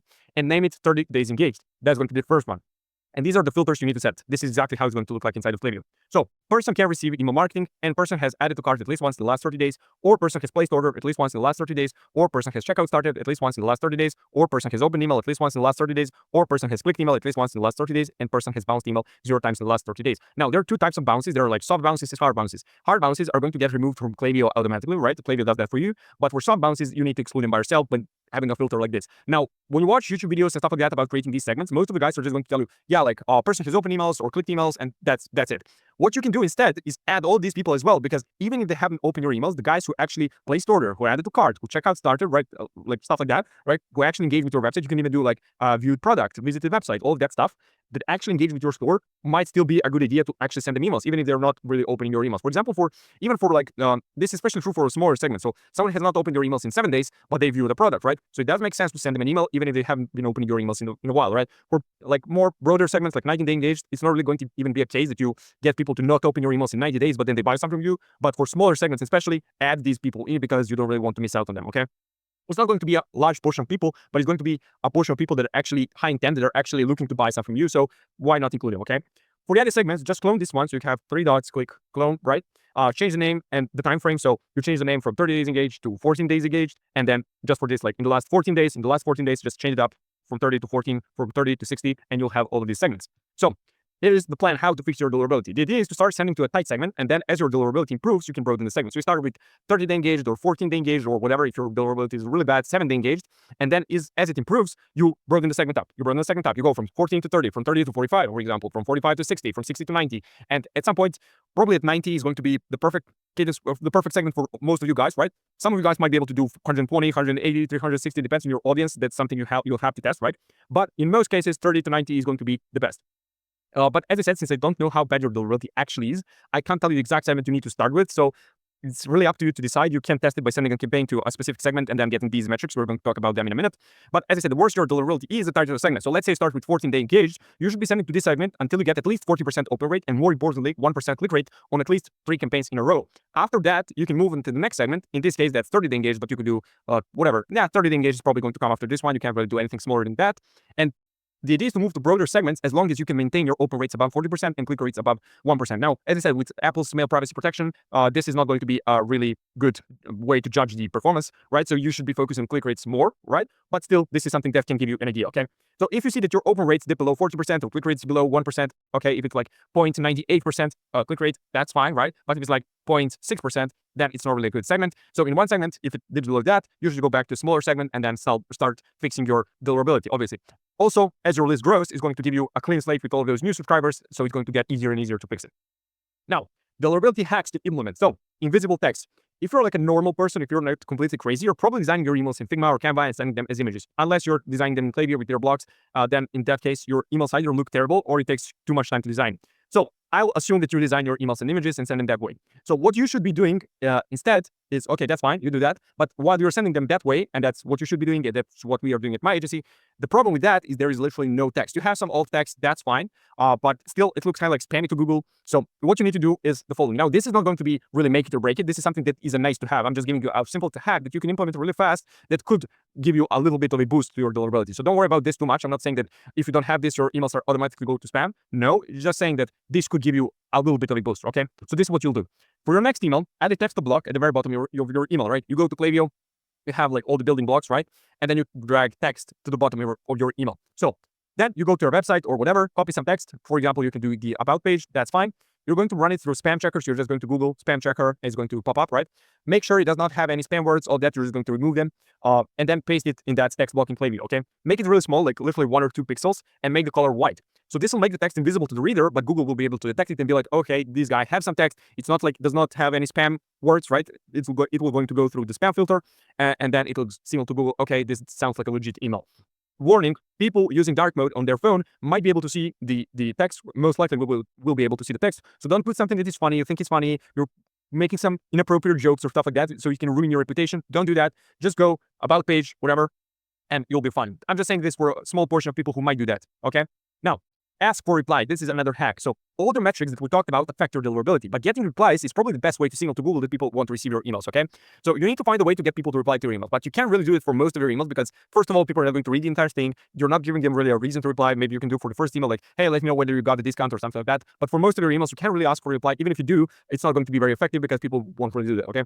So as I said, it doesn't have to be every single one, but it's good to get it occasionally, okay? Especially now while you're fixing your deliverability. So asking for replies works really well with plain text email because it does sound like I'm a founder, I'm reaching out to you personally, and then you're telling me, and then I'm asking you, hey, reply to this email with this if you have any questions or stuff like that. So that's how I would probably go about it. You can try doing it with a design email, but it's not really going to be a thing, okay? So here's an idea that you can actually use, like an actual action plan, okay? So put together a plain text email telling people that you're running a giveaway and that they can win a gift card, free product, discount, whatever. And all they need to do to participate is to reply to the email. So I just asked them something like a real question, like, what's your favorite product? Or, for example, you're selling creatine or something like related to the gym. What's your favorite gym exercise, okay? Instead of just asking them, respond yes, and you're in giveaway, okay? So it's kind of like, looks way more organic, way more natural than having 1,000 replies that are just saying yes, okay? It's going to you can basically trick Google, okay? That's the idea. You do that, it's going to cost you a couple hundred maybe, you're giving some products, some discounts, whatever, but the actual upside, the actual gain is going to be massive because you're going to massively improve your deliverability and you're going to actually get more people to open your emails in the future. So that's something you can do. Now, if you need more help with your email marketing, you can book a call with me directly. Second link in the description. I'm going to perform a Klaviyo account audit completely for free so we can find out where we can help you scale your email marketing, your brand, right? If we can, we're going to do that on a purely performance basis, which means that you only pay a percentage of added revenue that we generate for email marketing. So there's literally no risk for you. If we don't see we can actually help you, you just got a free account audit. You know what you need to do by yourself, with your team, whatever. So you guys can help, can scale, right? So this document, as I said, is going to be linked in the description. First link in the description, go grab it. No need to give me your email. Go follow the instructions, create the segments, all that stuff, and start fixing your deliverability. So that's it for this video. Thanks for watching, and I'll see you in the next one. Bye. So as a part of my free e-commerce email marketing course that I'm putting together for my YouTube channel, in this module of the course, we're going to cover email marketing segmentation in depth. So here's our agenda for today. So we're going to cover 3 key points. What is segmentation? Why you should actually segment, why is it so important? And then I'm going to show you 7 key segments you need and how to make them inside of Klaviyo as a complete beginner. So here's a little bit about me. That's what you want to know. If you don't care, that's also fine. So what is segmentation? There are 2 key terms you need to know in this domain, okay? Lists, there are lists, and there are segments, okay? And I'm going to explain the difference. So lists are pretty much self-explanatory, I guess. They're static, okay? So this means that they don't really change by themselves. Once someone is added to your list, they're going to stay on the list until you either manually remove them or they bounce. So That basically means they receive an email from you, and the email address is not but it's not active anymore. It doesn't exist, whatever, or it's like their inbox is full, whatever. So the email bounces, and that is going to ruin your deliverability. So Klaviyo removes it for you. Okay. So that's basically it. But both of these cases are very, not both, like this case, bouncing is very rare, and then you removing it manually is like, you know what you're doing. Okay. So once somebody is added to the list, they can get added basically by opting through your pop-up form or any other list growth method. If you want to see how do you create a high converting pop-up form as a complete beginner, go ahead, watch this video. It's going to pop up right now. It's also a module of this course. Okay. Segments, on the other hand, are dynamic. So this means that they change based on specific definition or requirements you set. Okay. So basically, you set some sort of requirements, some definition, something that these people on the list need to meet in order to enter this segment. And then if they stop meeting that requirement, they're going to be manually, actually automatically removed from the segment, right? So it's dynamic. It changes constantly based on the requirements. So here's a screenshot from Klaviyo. You can see this is a list and segment section in Klaviyo, okay? So you can see what it looks like.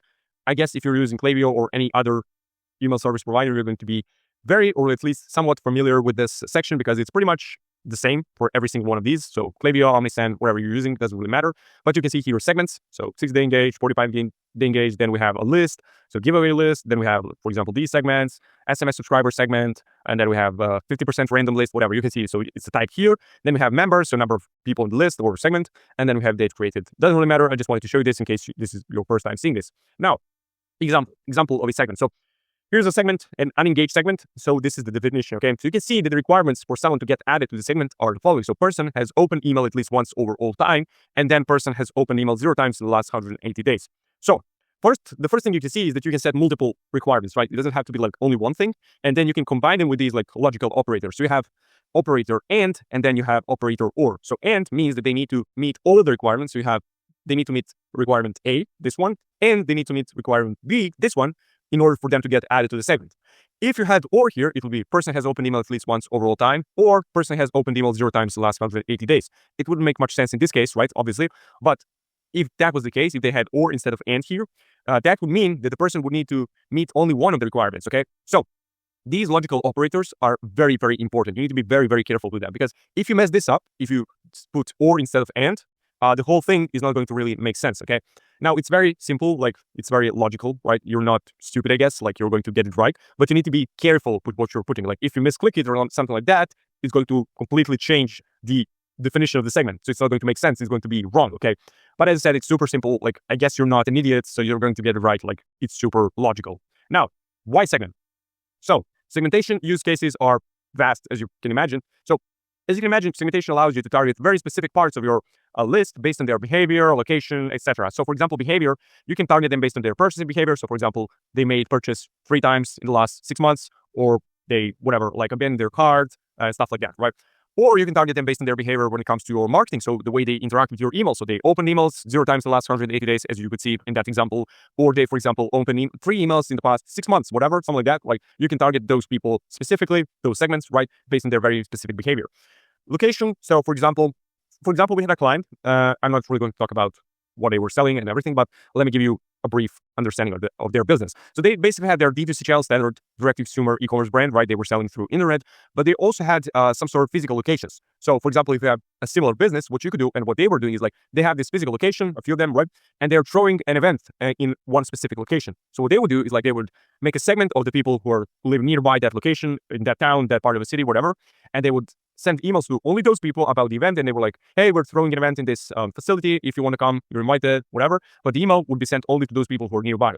So as you can imagine, let's say the event was held in one of their locations in LA, but usually people have like people on the list from all parts of the world, really, right? Let's say they were holding an event in LA, but there are people in New York and like Europe and Asia and whatever. Like people from LA would care about the event, but people from Paris wouldn't really care, right? So that's why you can make a segment with people from a specific location and then target only those people. So because of segmentation, it can really help you get this stuff. So better deliverability. I'm going to explain in a minute why is that. More sales, personalized customer experience, and lower Klaviyo subscription. So in terms of deliverability, I actually made another module explaining that in detail. So it's going to pop up right now. Go ahead and watch it if you don't really know how to fix your deliverability or struggling with it, right? But briefly explain, basically, email service providers such as Google, Yahoo, and etc. Right? They want to see people actually engaging with your stuff. So how do we fix our deliverability? We send it only to the people who engage with our stuff, right? Mostly to those people. So that way, we're going to get better deliverability because people keep engaging with our stuff, and that signals to service providers that people like our content and they want to keep receiving it. Okay, more sales. So let's say, for example, there are people who are very close to the sale. They are viewing the product, adding it to cart, but they're not really purchasing, right? You can send a few more emails every single month to those people and try to push them over the fence. And I'm going to show you every single one of these segments, how to make them later on in the video. So don't worry about that. This is not just some theory. I'm going to show you practically like the definitions for every single segment. Okay. Personalized customer experience, I already explained that briefly with location. That was an example, but other stuff is also applicable, but that's up to you really because it can get very, very specific based on your business. And then lower Klaviyo subscription. So basically Klaviyo charges you based on the amount of people you have on your list, right? So if there are people who are not engaging with your emails anymore, like for a long time, it's like better for you to remove them and pay less for Klaviyo than to keep them on the list and like hope that one day in like 3 years, they're going to maybe open your email and then maybe buy something from you. Because if they actually need your product again in like a year, they're going to find it. They're going to come to your website again, opt in through your pop-up form and then buy from you. Okay, it's going to be that simple. Because if people want something, they're going to get it. So don't worry about that. That's how you can actually lower your Klaviyo subscription. Now, here are some key segments. Basically, 7 key segments is what I'm going to show you in this video. X-Day Engage. So this is going to be the most important segment you ever made. Okay, if you're going to take one thing and apply only one thing from this whole video, let it be this one. Okay, this segment is going to be made of people who engage with your emails or your store or whatever in the past X days. So common segments we use, especially for our clients, are like 14-day engaged, 30-day engaged, 60-day engaged, 90-day engaged, 120-day engaged, and 180-day engaged. Okay, again, you can push it like to 365-day engaged, like 1 year engaged, or like 7-day engaged, whatever. But these are the most common ones. Again, like the definition is going to be the same. The only thing you're going to change is the number. So from 14, you just change it to 30, and it's going to be the 30-day engaged segment. You just change the number. Make sense? Okay. Now, you should be sending most of your emails to your engaged segments. Which one exactly is going to depend. I'm going to explain to you why in a second. The reason these segments are so important is because they help you maintain good deliverability, as I explained previously, like a minute ago, since you're only sending to the people who are already engaging with your emails, which signals to email providers that your content is valuable and that you should keep being put in the primary inbox, just like I said.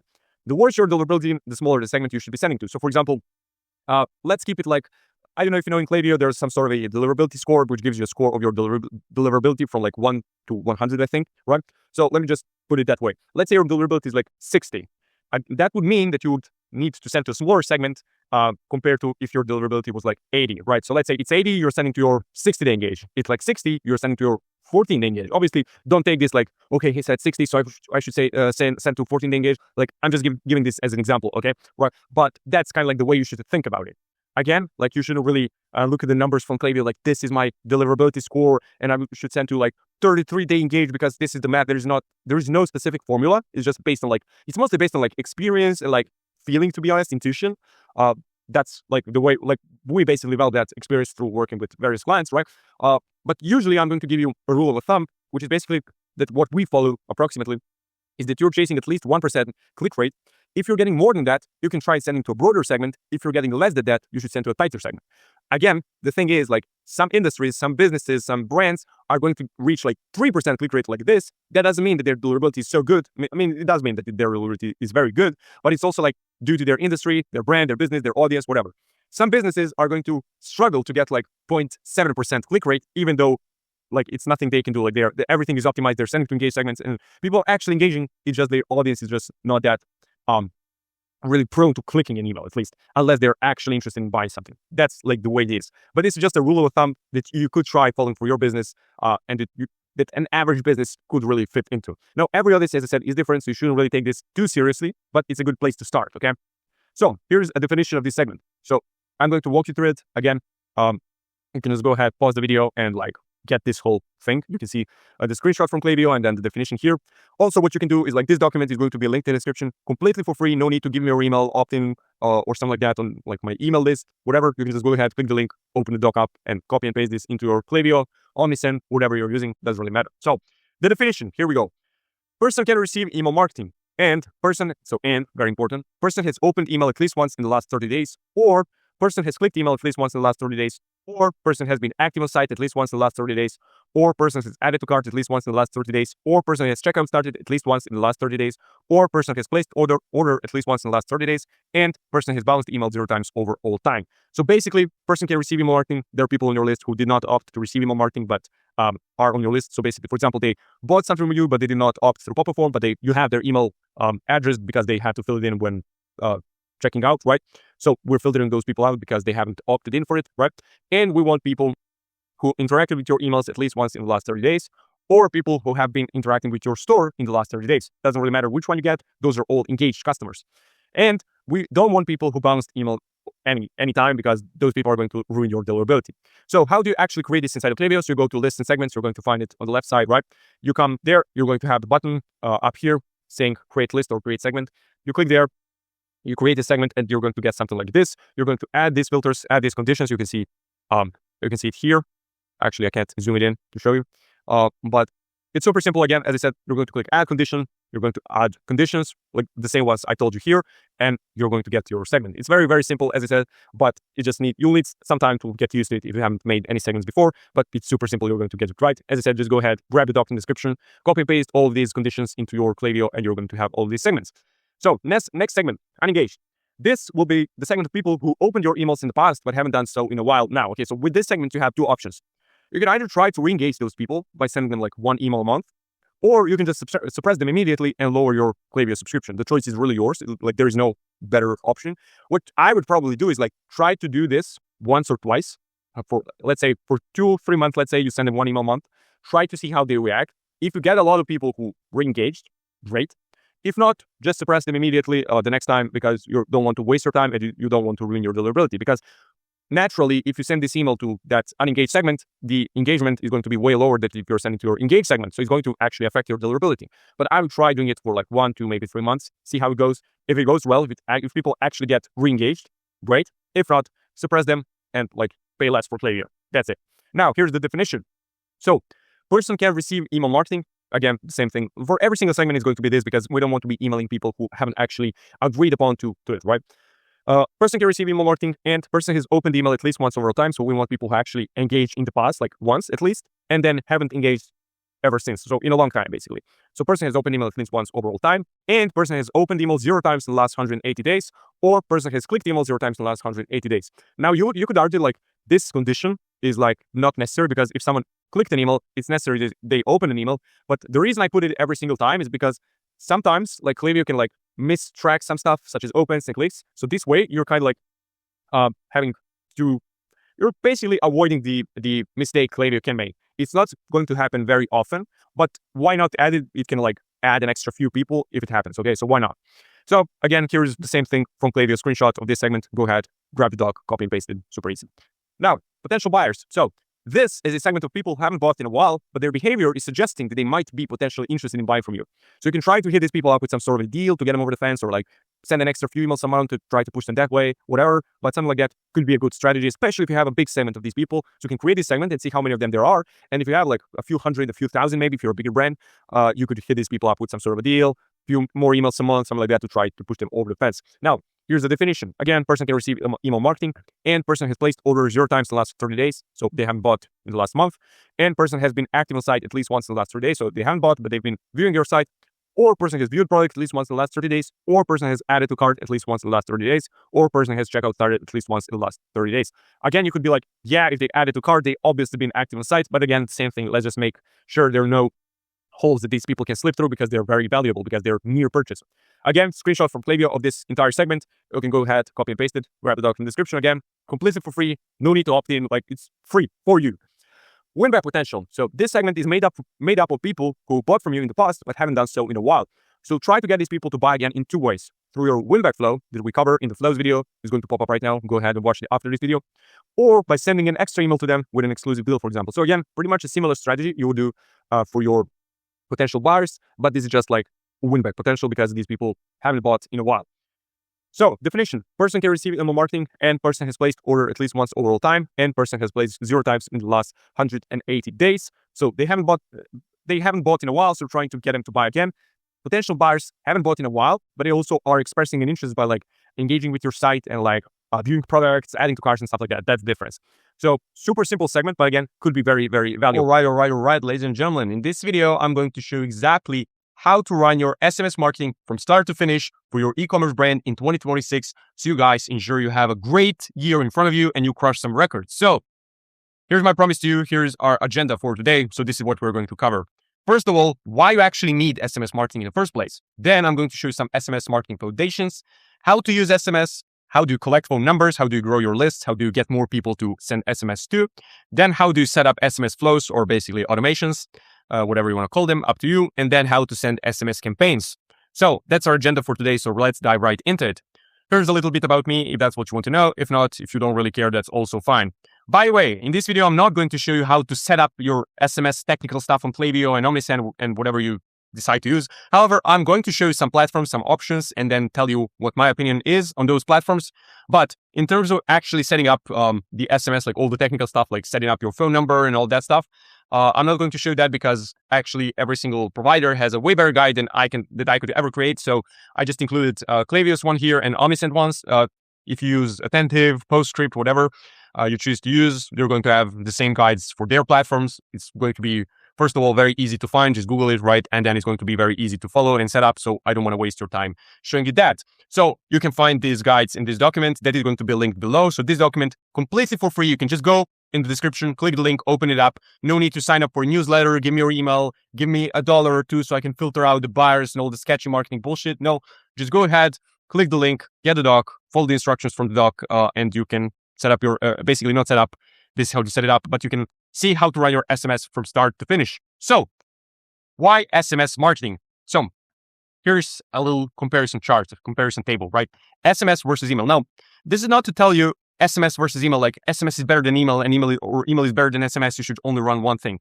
On this channel, and what my agency does is like we run email and SMS for our clients, and I'm going to show you on this channel in general how to run email and SMS for yourself, right? So this is not to tell you run one thing, don't do the other thing. This is just to show you when you should use one thing based on some data, right? So data is telling us the following stuff. Email has an average open rate of 40%. SMS has an average open rate of 98%. So massive difference, like more than 2x, right? Then click rate, 1% on email, about 5% on SMS. So people are way more responsive, right? Deliverability, 84% on email and 97% on SMS, right? Return on investment, $36 to $44 on email, $45 to $71 on SMS approximately. Unsubscribe rate, here's where you see why we don't just spam SMS, right? 0.02%, actually 0.2% on email, and then 1% on SMS, right? So you can see we have, like these stats are working in favor of SMS, but when you see the unsubscribe rate, which is 5 times as high compared to email, right? You see why we can't just spam SMS. So based on these stats here, you think like, why are people even doing email, right? But we're going to get into that in a second, right? But just based on unsubscribe rate, you can actually see that you just can't spam SMS because even if you're sending it like, let's say 1 time a week, you're going to get this unsubscribe rate. If you were to try to bump it up to, let's say 2, 3, maybe even 4 times a week, like you would do with email, maybe even 5, like for bigger brands, right? You would be getting massive unsubscribe rates. So it really wouldn't be worth it for you in the long run, right? So these are just some stats. The idea is, actually, I'm going to explain to you how do we utilize this and what's the idea behind each channel. So SMS marketing foundations. First of all, let's make a difference between SMS and MMS. So SMS is a text-only message, basically just text, like words, okay? MMS is a message that contains an image as well. So you have like words like SMS, but then you also have an image. So what's the difference? Like obvious difference, this has an image, this doesn't have an image, right? Obvious one, right? But MMS costs 3 times more money to send. So if this one costs, let's say $1, like this just theoretically, this is going to cost $3. So this means that if you want to use an MMS message and make it make sense, right? You need to be very, very, very, very confident that it will produce more revenue than SMS. So it's actually worth it, right? Because if you were to just send this, you're just losing money if it doesn't produce way more, like 3 times more money than this one, right? So it's rarely a case that the image itself is going to make such a big difference that sending an MMS message makes more sense than an SMS message, but it might be a case. So for example, in your automations, your welcome flow, welcome automation, whatever, you can run like A/B tests and see which one makes more sense. I'm going to show you some examples of people using actually MMS in their welcome flow, but you really have to test it. You can't just be like, okay, let's do an image because I think it's going to work better, right? because you actually have to test everything and rely on data, not just like I think and I believe and this and that. But so sending frequency. SMS is like way more intrusive and aggressive than email. So naturally, the frequency needs to be lower. So for email, we've seen the numbers are way lower for like open rate, click rate, and all of that stuff. But we also have a way smaller unsubscribe rate, obviously. So our frequency could be 3 to 4 times per week. So we're going to get lower open rates, lower click rates, and lower unsubscribe rates, but we're going to send it way more times per week. For SMS, you should really stick to 1, maybe 2 times per week, leaning towards 1 time per week. Maybe even you miss some weeks, right? In most cases, right? This is like your regular week. It's okay to send more when you're doing some sort of a big sale, event, whatever, like Black Friday, Cyber Monday, and that sort of stuff, Christmas, right? That's fine. Like you can send more. You can send 2, 3, maybe even 4 times per week. Or even in those cases, sending 4 times a week is too much. For email, in those cases, you would be sending like 2 times a day, right? For SMS, 3 times a week is like upper limit, right? So sticking to 1 time per week is going to be the best use in most cases. So if you send too many SMS messages, people will just unsubscribe. So you'll lose all the potential customers you could have got in the future had you been more patient, right? And strategic. Because if you really try to get as much money out of them as possible in the short run, you're going to lose all the potential money that you could have got in the future. So be patient with SMS. It's really a slow game. You have to build up your list. It builds up way slower than your email.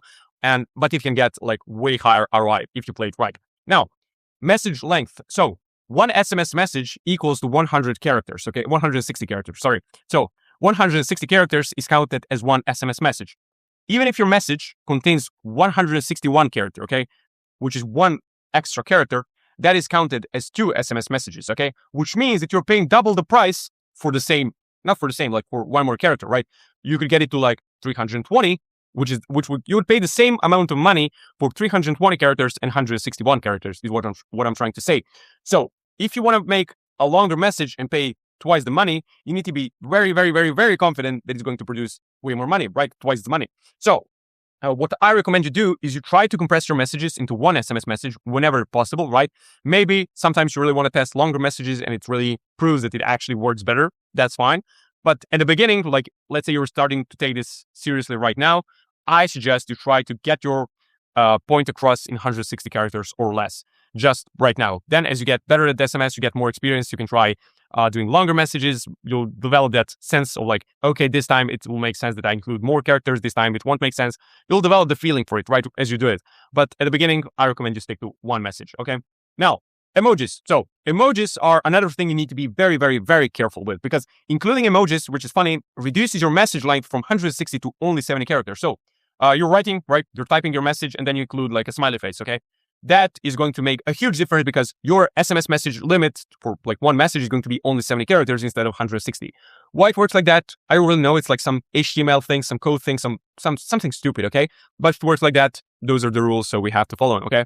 There's really no way around it. So this is something I would also avoid because if you want to include an emoji in your SMS, you have 2 options. So you can either include an emoji, stick to 70 characters, try to write your message and fit it in 70 characters only, which is definitely not enough. Or the other option, which is like include an emoji and then pay way more, like 2, 3, 4 messages, whatever, to get your point across, right? Both options, in my opinion, suck completely. Like either paying more just to have an emoji is probably not going to get you more money, or just having a short 70 character message is just not going to deliver what you're trying to do. So 70 characters, as I said, is just not enough, okay? If you were to try, you would think like, yeah, 70 characters, like you would have to keep in mind like dots, full stops, spaces, everything is counted as a character. So it's just not going to be enough, okay? So again, stick to plain text messages for most of your messages and you'll be fine because people are really not going to make too big of a difference based on you having an emoji and not having an emoji. Now, platforms. So these are the most popular basically, but you can try to use some other ones. So Klaviyo, Attentive, PostScript, and also Omnisend, which is pretty much a similar thing to Klaviyo, like email and SMS in one place. You can use all of them. So these ones are going to be most like you're just running your SMS on Attentive or PostScript, and let's say your email on Klaviyo. You can do that. That's fine. But what I recommend you do and what we do for our clients is, let's say we're using Klaviyo for you. We're running your email on Klaviyo. We're going to set up SMS on Klaviyo as well because we're going to have everything in one place that way. And another thing that could happen that could really cause some issues to you is like, let's say you're using 2 separate platforms. Let's say you're using Klaviyo for email and Attentive for SMS, which is like a very common setup. What could happen is like double attributions. So if that happens, you really can get accurate data on like how is your email and SMS performing, and it's like not really a good thing. So to avoid all of that crap, what you can do is like stick to Klaviyo, or let's say you're using Omnisend or whatever. You stick to one platform that has both email and SMS, because it's really going to be enough for you. Trust me. Even if you think like, yeah, we're going to get this fancy attentive platform, like this is not like rent attentive, like you can still use it. It's completely fine, like great platform. I'm just saying that, just using it as an example, right? I'm just saying that like really you don't need those fancy AI features, segmentation, all of that stupid stuff, because first of all, you don't even know how to use it. Even if you knew, you don't know how to properly use it to actually make it worth it, right? So it's just going to be a waste of time. You don't really need it. Like Klaviyo has way more than you actually need. Like even Klaviyo is going to be an overkill, right? With all these functions, like it's just going to be enough. So my recommendation, use one platform for email and SMS. But if you really want to use attentive, PostScript, whatever, you really want to have some fancy features that you actually need because your brand is specific and you actually know how to use it, absolutely fine. Like I'm really saying that go for it. But for most of you guys that are like beginners in this SMS stuff, and like even in email stuff, like you don't really know how to use it. You're just starting out to take it seriously. You're more of a like ads guy, content guy, all of that. And you're trying to get your backend as well, your email and SMS, right? I would suggest you do Klaviyo. Like don't fall for the AI fancy feature pitch. Like don't be a geek, okay? Don't be a goose. Like don't let people famous you, okay? Just stick to one thing and you'll be fine, okay? So how to use SMS. Basically, there are only two use cases for SMS, and they're basically the same as use cases for email marketing. Number one, flows, or basically automations. I call them flows because that's what they're called in Klaviyo, but they're basically automations. So they're basically automated sequences that you set up once and then people receive based on a certain rule or condition or whatever, okay, trigger. So automations and campaigns. So campaigns, actually I'm going to explain a difference in a minute, okay? So SMS flows. So flows, I'm going to call them flows in this video and every single video because I use Klaviyo for most of my clients and I like saying flows, okay? If you want to call them automations, fine, up to you. Just know it's the same thing.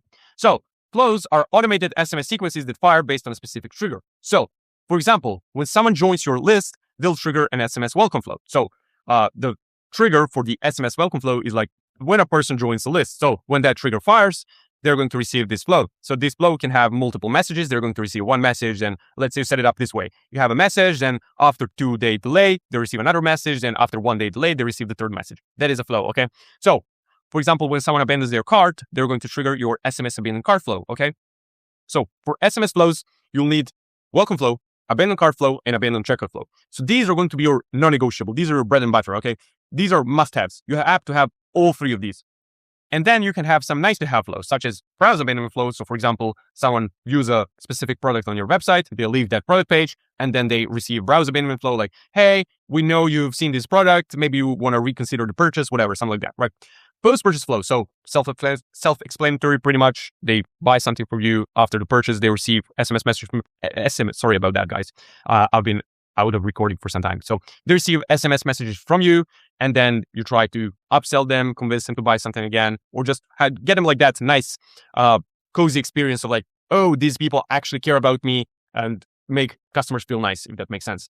Win-back flow. So pretty much someone bought something from you a while ago, let's say a year ago, and they haven't bought ever since. You try to get them back like, hey, we noticed you haven't been very active on our website for a long time. Maybe you want to get 15% off and consider buying something like this, and then you get them to your bestsellers page or something like that, okay?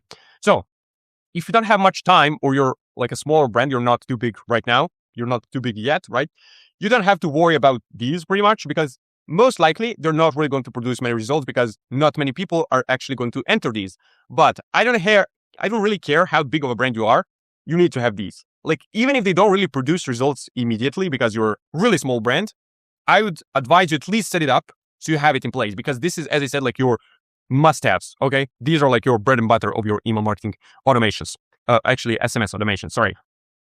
But even email marketing automation. So SMS campaigns, next thing, or actually the second and only thing you can do with SMS.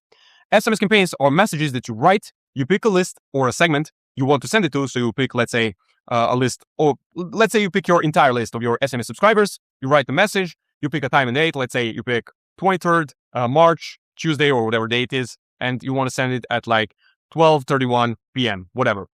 You click send, and then everyone on the list that you selected is going to receive your SMS message on 23rd of March, 12:31 p.m., okay? So for email marketing, we want to be sending 3 to 4 times per week, maybe 2 to 4 times per week if you're like a smaller brand, maybe more like 3 to 5 times per week if you're a bigger brand.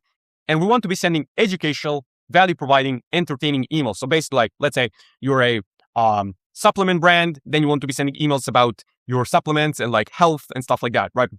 But if we were to try to say the same strategy for SMS, people would just unsubscribe because SMS is not really a suitable platform for content like that. People don't really like receiving educational content on their messages, right? And even if they did, like, it would be too expensive to actually provide enough value in an SMS message because it would be too long, right? So it would be very, very expensive and the ROI would just not be there. Instead, what you want to use your SMS messages for is the following. So sales, pretty self-explanatory, right? Product launches, product restocks, low stock campaigns, giveaways, stuff like that, right? Basically, these are just examples, right? Most of the times you're going to use it in these cases, but pretty much any kind of urgency-driven event where like it's very important for people to act fast is going to perform very well on SMS because it will get open faster and it will get way more responses and interactions than email, right? Now, that is not to say that you're running a sale and you just run it on SMS unless you really want to run a specific SMS sale for SMS subscribers, exclusive, all that stuff, right? That's fine. But like your general, like casual sale that you're doing or whatever that doesn't really have to be exclusive for SMS subscribers, you're running them using both email and SMS, right? The idea is just to use them as an orchestra, as in like a tool that you use that you kind of like synchronize, okay? That's the idea, not just like, oh, now I'm going to switch to SMS and I'm going to completely neglect email or like vice versa. No, you're using both of them as a tool that is going to help you generate the most amount of sales. So how to grow your SMS list. So the main vehicle for your list growth will be the same as for email, and that is going to be your pop-up form, okay? So you can also use the form on the checkout. So it's like going to be like people are filling out their information when they want to check out, and then they enter their phone number, and then there's like a tick box underneath saying like, hey, do you want to like be a part of our SMS list? They can like opt in or opt out, whatever. And that is like a way that people can get on your list, right? And that's fine, but it's not going to be nearly as effective as your pop-up form. So pop-up form is like the most important thing for you. If you don't have this thing like this, I just wanted to mention it just so you know it exists, right? But it's like, if you don't have it, no one cares. If you don't have a pop-up form for growing your email and SMS list, you're completely cooked, okay? Like there is nothing you can do to grow your list that is going to be as effective as this, okay? So I recommend you set this thing up if you want it, if you have enough time, if you're getting enough traffic and sales a day and whatever. But if you don't care, if you forget to do it, not too big of a deal. But if your pop-up form is not set up properly, and if you're not testing and optimizing every single week, you are cooked, you're destined to fail, okay? So shift all of your attention to improving your pop-up form, okay? All of your attention when it comes to your list growth and email and SMS should be here, okay? Improving and optimizing your pop-up form, A/B testing stuff to get as most people to subscribe as possible. So I'm going to actually show you how to build a good pop-up form inside of Klaviyo that will allow you to capture phone numbers efficiently, right? I actually did one of these videos when I show you like from start to finish how to build a pop-up form from scratch in Klaviyo for both email and SMS. But in this video, actually that video is going to pop up right here, okay? You just go ahead, click the card, watch the entire video. I'm going to literally show you in that video from start to finish, from scratch completely, as a complete beginner, how to build the pop-up form. But in this video, I'm also going to show you how to build it for SMS. So in this video, we're just going to focus on SMS. We're not really going to talk about email that much. I'm just going to mainly show you some good practices, like some really pretty much smart stuff that you need to do in order to optimize it as much as possible. Some tricks that you probably don't know and that you probably haven't heard of before. They are really going to boost your opt-in rate, okay? All right, so here we are inside of Klaviyo. So here I have a dummy account, as always, that we're going to use, just so I can show you exactly how to build a good pop-up form for your SMS marketing so you can collect as many phone numbers as possible and then have as big of a list as possible that you can market to, right? So we're here, right? Homepage, right? So where do you find the place to manage your sign-up forms? So you can find it either here, under sign-up forms, first of all, under our website and then sign-up forms, or you can come here to audience and then growth tools, and then you can find here manage sign-up forms. Really up to you. It's really going to direct you to the same page, okay? So here we are, sign-up forms. As you can see, we have a bunch of sign-up forms that we've created here on the channel live, right? But for the sake of this video, we're going to create another one from scratch. So you come here, click create form, okay? And then we need to select a template. So in this case, so actually, if you've been watching my videos for some time right now, what I usually like to do is select this template here, okay? Because it's kind of like the most blank and the easiest to customize. But first of all, let's see what they offer to us for phone numbers, right? Because in this video, we're really going to focus on phone numbers, okay? So let's see what we have here. That is going to be Nice. Now, I'm not really a big fan of any of these, to be honest. So I think we're just going to stick to the usual one because I kind of like that one the most. So we're going to call it SMS Pop-up 2026, okay? Email subscriber list, so it's going to go to email. Now, as I said in this video, we're not really going to talk about email opt-in on pop-up form, right? We're just going to talk about SMS part of this pop-up form, okay? So you click create form. So basically what we've just done here is we selected the list where people who subscribe to our email and SMS are going to be added to. So as you can see here, this is the part where people enter their email address, okay? So this is what it looks like on desktop and this is what it looks like on mobile. As I said, we're really going to focus on our SMS here. If you want to see how do we create the entire thing with like the email part and SMS part and then a success page, teasers, how do you run A/B tests, what A/B tests to run, like good practices that you should follow and all of that. If you really want to see the entire thing from start to finish, go ahead, watch the video that's going to pop up right now, or you can just find it on my channel. Actually, let me link it down below for you guys because it's going to be easier for you to find it. But as I said, it's going to pop up right now. You can go ahead and watch it. It's like a masterclass on creating a great pop-up form for your brand, okay? So for this video, for the sake of this video, we're going to talk about SMS only. Okay, so first of all, we're going to change this image here. So let's use one of the images that we already have in the library. So let's use the one that we use pretty much all the time.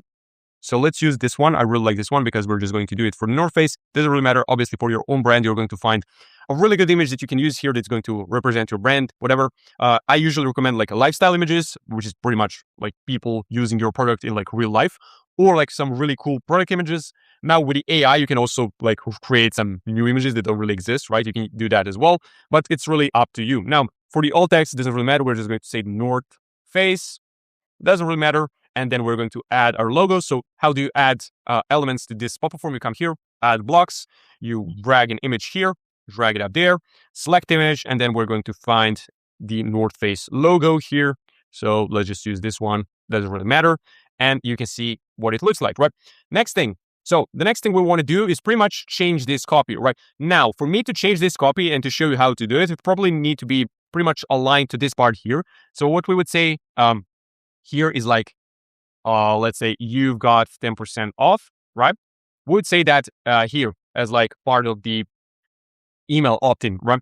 Now I'm not really going to customize it, make it bigger because I'm too lazy to do it, right? It's just really for the sake of you to get, for the sake of this video, right? Just so you can get an idea of what we would say here. So if you were to say you've got 10% off here, and people enter email here, they click continue, right? Again, we wouldn't say continue here, but this is like a topic for another video. People click the button, enter their email, right? They land here. So what we would say here is pretty much finish signing up. That's what I like to say first. Finish signing up, or like almost there, right? If I were to just say this without you getting this as a context, it wouldn't make much sense. But that's the idea because it's going in that order. People enter their email here, right? And they land here because we said you've got 10% off. We can say almost there here, and then we can say enter a number to get SMS only deals. That's fine. We can maybe even remove that, but that's fine. Or we can say like finish signing up, or we can just say you got 10% off, or you can say we can say like unlock 10% off, something like that. Like that's going to be fine. But let's say we would say finish signing up, because this implies that this is the last step, which is really is, right? Which means that people are going to be like, okay, finally, after I enter this, I'm going to get my discount, right? So this thing we can actually delete because the less copy you have, the more your pop-up form is going to be effective, right? Because too much copy is just going to be too distracting, okay? Now this part here, you may be asking like, what is this text? This is basically like for the legal reasons, you need to have this, right? What you can do is like put it here, okay? And then have like finish signing up and phone number. It really comes down to aesthetic. What would happen is like they're like ambulance chasing lawyers and all that stuff. What they can like kind of like sue you based on is like if you have this here below your phone number, they could be like, okay, like if I'm reading it from here to here, like from top to bottom, the first thing I saw is like me entering the phone number, and then I saw like the disclosure, right? So I couldn't read the disclosure before entering the number, which is obviously stupid, but there are people doing that for a living, right? So what you can do to avoid that is like just put this here, right? And then they can't really argue about that. But again, I wouldn't worry too much about it because the chances of you facing an issue like that are like very, very, very slim, okay? Now, let's make this slightly bigger. Let's make it like 20, 120, 20, okay? Make it bigger. I said make it bigger. Why can't I apply it? Oh, I have to select the text, sorry. make it not 28, let's make it 35, not that, 35, like that. That looks better. Then this send is fine. And then no, I don't want text. Let's say no, I will pay the full price, like that. And that's pretty much fine. So as I said, like creating it in a pop-up form from scratch is pretty simple. What we also can do, right, is like, since this one, this button here is like close the form button. What we can do is like, we can remove this X because what people do is like, they get a pop-up form, right?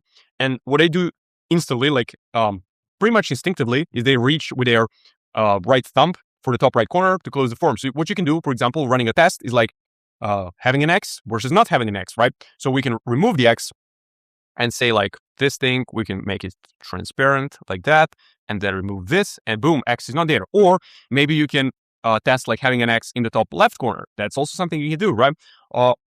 So how would you do that? You would just add way more margin here and remove this margin, and it would probably go to the left side, right? You would add like, let's say, okay, that's too much. You have to like really try to get it there, like that. That's not enough. 1300. Let's do 1350, and boom, you have it there, right? So you test that. I'd probably add a little bit margin on top, like 15 maybe. And then here maybe 15, okay? So you would do that, you would test that, and then you would see like, okay, having an X in the top right corner versus top left corner, which one works better? Then having an X in the top left corner versus not having an X at all, which one works better, right? Hope that makes sense. So that's how you create your pop form for your SMS, right? Now, this is, as I said, like really high level overview, like really like simple. If you want a complete deep dive masterclass on pop-up form, again, go watch the video that I made because it's really good. Okay, I really dive deep into every single thing, like email pop-up form, SMS pop-up form, teasers, basically which tests to run, how to run them, good examples, bad examples, good offers, bad offers, good copy, bad copy. Every single thing that you can think of is covered in that video. So go ahead and watch that. Now, as I said, this is how we create a pop-up form for our SMS in like few minutes. That is going to really get people to sign up and give us their phone number so we can send them SMS messages, right? Now, let's get back to our document and let's see how do we actually create some flows, automations, campaigns, and all that stuff. Right, so the SMS welcome flow. Let's see how that works. So what's the goal behind this flow, or basically automation? So the goal of a welcome flow is to deliver the discount. So if you don't know, if you want to get people on your list to subscribe to your email list and your SMS list, you need to give them some sort of an incentive. So some offers could be like free shipping, 10% off, 15% off, whatever. So basically a discount, which is like based on percentage. You could do like dollars off, like fixed discount, like $30 off your first order, whatever. You could do stuff like free gifts, like you get like, let's say you buy whatever, supplements, you get a bonus pack of supplements as a free gift for your first purchase, stuff like that. Like, those are kind of like the most common offers, but what like the most common offer is like a discount, right? So the goal of a welcome flow is to deliver that discount in the first message and every single message following that, and encourage people to use the discount and spend money on your website. So unlike the email welcome flow, where we're trying to kind of like educate the customer, the purpose of this flow is only to deliver the discount. Since we have a limiting length of the message, so you can't really fit too much content into it, right? So for the welcome flow, we're trying to deliver the discount, but we're also trying to bias the customers around our product, around our brand, to kind of like educate them about the brand, to show them some social proof, whatever, all the different stuff like that you could have seen in my other videos covering the welcome flow, right? But for this specific welcome flow, which is basically SMS welcome flow, we really only want to deliver discount and get people to spend the money, okay? So here's the outline. Trigger, so basically when people subscribe to SMS marketing, so basically when people enter their phone number on that field that we had on our pop-up form. Filter, placed order 0 times over all time, so this is just to avoid people who purchased before but haven't been subscribed to the list to get the discount code because they're already a customer. And then there's going to be no time delay, so people are going to receive the SMS immediately. So they sign up, they get an SMS. The same thing goes for the email. So they sign up, they get an email and SMS, both things at the same time immediately, okay? Now, SMS number 1 is just going to be a welcome. So it's literally going to be deliver discount, call to action, that's it, okay? So it's literally just like, hey, here's your discount, you can buy here. Boom. I'm going to show you an example in a minute. 2 days after that, you could do 1 day, you could do 3 days. Like, this is something you really need to test. Like, this is a really good A/B test to do. But let's say you start with 2 days. After 2 days, you send a reminder. So you're just going to remind people of the discount, have a CTA, and that's pretty much it. Super simple, super straightforward, nothing really complicated. Then 3 days after that, it's going to be kind of like a last chance email. So this is like a last chance to use the discount is going to expire. You can use it here. Boom, done. Okay, that's the outline. As you can see, super simple. Also keep in mind, this is like literally text. Like these are like text messages. Like setting up this thing is going to take you no more than like 10, maybe 15 minutes. But literally 10 minutes, probably even less than that. Like it's super simple to set up. Now, what like real work is like actually testing this and like reading the data and all of that. But setting it up for the first time is going to be very, very simple. Obviously, if you're going to set up a simple thing. Later down the line, if you're like a bigger brand, you can do way more complicated like splits and like longer flows maybe and stuff like that. But like for most of you guys that are like smaller brands and you're just doing this by yourself, doing it like this is going to be absolutely fine at the beginning at least, okay? Now, examples. So this is the SMS number one, the first SMS you get in the welcome flow of a brand called Grunt. So you probably heard of this brand. They're like really big. They're a 9-figure brand. They made it to like 100 mil evaluation in like 2 years or something like that, which is like crazy, right? And this is pretty much a direct competitor to Athletic Greens. You probably know AG1, right? Pretty much the same thing, just in the form of a gummy. So I actually made a video breaking down their entire funnel, like email, SMS, ads, landing pages, all of that stuff in one video. So you can go watch it. Boom, it's going to pop up right now. Go find it on my channel. It's actually a really good video because I broke down every single thing about their funnel. So you can see how they're actually so successful. Okay, so you can see that they're actually using an MMS, okay? You can see here, MMS, because they can afford to do that, right? They're a really big brand. They have probably really great ROI on all of their ads. Like they're running a lot of ads at the same time. The same thing goes for their email and SMS marketing. They're really nailing it. Like they're really pushing a lot of content, so they can afford to do that. I don't know whether they actually tested like SMS versus MMS. You can also see that they have emojis. Like it's really long. This costs a lot of money to send, but it's probably working for them, right? But for your brand, I would start with SMS, and then maybe if you really think it makes sense to include an image, maybe you have some sort of a product that's like more on a visual side, like it's really important for people to see it, some sort of fashion, accessories, whatever, stuff like that, then fine, you can try, you can actually test SMS versus MMS. But as I said, you have to test it. You can't just be like, yeah, let's say my products are sunglasses.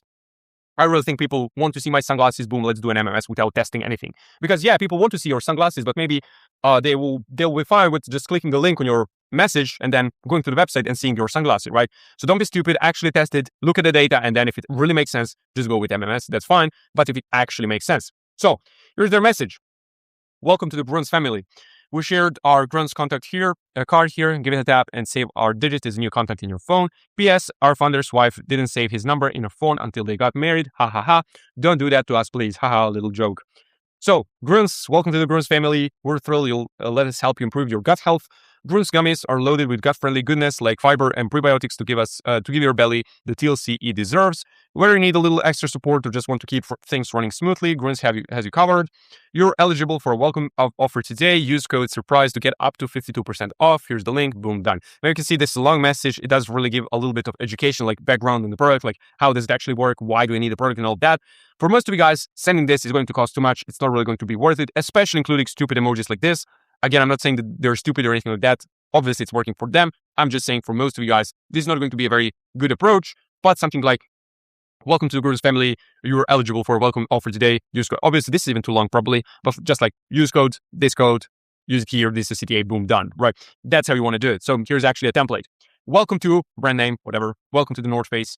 Use code WELCOME15 at checkout for 15% off your first order. Shop now, and here's a link. And that is going to probably be the best way to do it, at least the first time. Then you can go ahead, test different stuff, longer messages, shorter messages, emojis, MMS, SMS, whatever. But to start with, I would go with something like this. Obviously, you can kind of like customize it based on your brand voice and all that stuff, the way you guys actually speak at your company. That's absolutely fine. This is kind of like the template, obviously. I mean, it's a template. Like, it's customizable. So customize it based on your brand voice and like the way you guys frame things. That's absolutely fine. But this is kind of like the way you should start with, okay? Now, SMS abandoned cart flow. So the goal is pretty much obvious, okay? So we're targeting people who have added something to cart, but haven't bought in the end. So they come to our website, they see a product, they click add to cart, and then they leave a website. And then we're trying to get to those people. We're trying to get them to just get back to the website, fill in the details, and buy the product, okay? So here's the outline. Trigger, added to cart. So someone adds something to cart, this gets triggered, and they get added to the flow. Here are the filters. Checkout starter, 0 times is starting his flow. Placed order, 0 times is starting his flow. Has not been in flow in the last 30 days. So why these filters? So when someone adds something to cart, they can also start a checkout because adding to cart is a prerequisite to starting a checkout, right? So to filter out the people who actually need to be in the abandoned checkout flow, we're going to add this filter. The same thing goes for the placed order. For someone to place an order, it is required of them to actually add something to cart first. So we don't want people who placed an order. We want people who did not place an order, who did not start a checkout, but did add something to cart. Or also, we don't really want to spam people. Maybe people add something to cart today and then tomorrow and then in 3 days, and we don't want them to enter this flow over and over and over again. We want to do it, let's say, once every 30 days. That's fine. Okay, so we have the trigger and the filters in place. Then after 1 to 2 hours, they're going to receive their first message. Now, this thing here is something you want to test, obviously. Like the first time delay is probably going to be the most important. The first time delay for every single message. Obviously, for the welcome flow, you want to do like 0 minutes, 0 hours, like you want it to be immediately. But for abandoned cart, abandoned checkout, all the other stuff, 1 to 2 hours, then you can test like 45 minutes, 30 minutes, 3 hours, 4 hours, whatever. You're going to test it and see what works the best for you. Now, first message is just going to be a reminder. Maybe you're going to deliver a discount as well. Like, hey, we've seen you added something to cart and you did not buy it. You can do like, you can get 10% off, something like that. Or just a reminder like, hey, we're still holding your cart. Here's a link to check out. Boom, done. You can decide whether you want to do a discount or not. That's just an idea, okay? But the first message is pretty much going to be a reminder. Then after day 2, maybe 3, whatever, you're going to do some sort of a last chance urgency push. So, hey, we're still holding stock for you. Here's the CTA. Like we can't really hold it for any longer. If you want to buy it, you can do it right now. If not, that's it, right? So you could also do like a discount for non-buyers. So for the people who are buying the first time, who haven't purchased before, you could do like a discount for them only. So you can just filter based on like, hey, placed order before or not. If they haven't placed order before, they can get 10% off, 15% off, whatever, based on your margins, and they can be pushed that way towards the purchase. That's fine. Now, here's an example from Kruns again. So you can see they're using emojis, which means that this message costs like way more. This extremely expensive message. Again, I wouldn't really recommend you do emojis in your messages because, as I said, it's going to be very, very, very expensive and you probably won't be able to afford it. But for them, it obviously works. In your case, it's not really going to be worth it.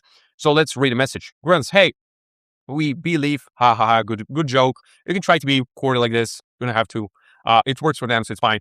So we believe in second chances and your green gummies are feeling unbearably lonely, ready to finish your order. We saved your card and snuck an extra 30% off just for you in the link below. Here's your link to check out. It'll take less than 15 seconds and the link is there. Super simple message, super like really good message, like straight to the point. Hey, we noticed you forgot your order. You can get the link, discount link. Here's where to check out. Boom, done. Super simple, super straightforward, to the point. They're not beating around the bush. They're not wasting your time. They're just like to the point. This is what your messages should look like, especially in SMS, okay? Now, template. You left this behind, but we saved it for you. Check out while it's still in stock, back to cart, and CTA link. That's it. Obviously, as I said, this is a template, this is like a framework, okay? You don't have to use these exact words. This is like just the idea, just the way you should think about it, okay? Obviously, you can change it, you can customize it, use different words, maybe even a completely different approach. This is just an idea for you if you don't know where to start. As I said, all these templates are in this document, and the document itself is going to be linked in the description, completely for free. No need to give me your email, nothing. Just click the link and it is going to open up on your computer or phone or whatever immediately. So you can go ahead, use the templates and build your flows, okay?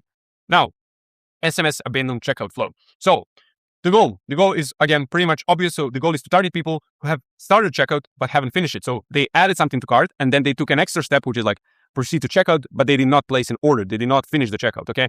So they abandoned that checkout page and we're trying to get them back to the checkout page, fill out their information and place an order. That's the idea, okay? So here's the outline of the flow. Trigger, checkout started, filter, placed order 0 times since starting this flow. Again, the same thing. People who have purchased had to start a checkout as well. So we don't want to target those people. We want to only target people who started a checkout but did not place an order. And then also people who have not been in flow in the last 30 days. Again, self-explanatory. We don't want to be spamming people.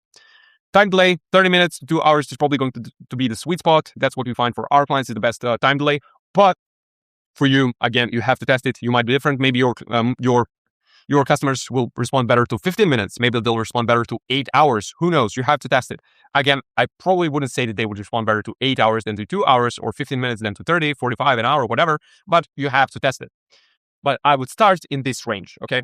So SMS number 1, you forgot to check out. Here's a reminder, CTA, whatever, super simple reminder to the point. Again, you could do a discount for non-buyers, you could do a discount for anyone, whatever, really up to you, really up to your margins, really up to the way you market your product, that's fine. You just have to do this message as some sort of a reminder. Whether you want to add a discount to top, up to you. Then 1 day after that, 2 days after that, 3 days, whatever, again, you have to test this. You're going to send a next message and the last message in this flow.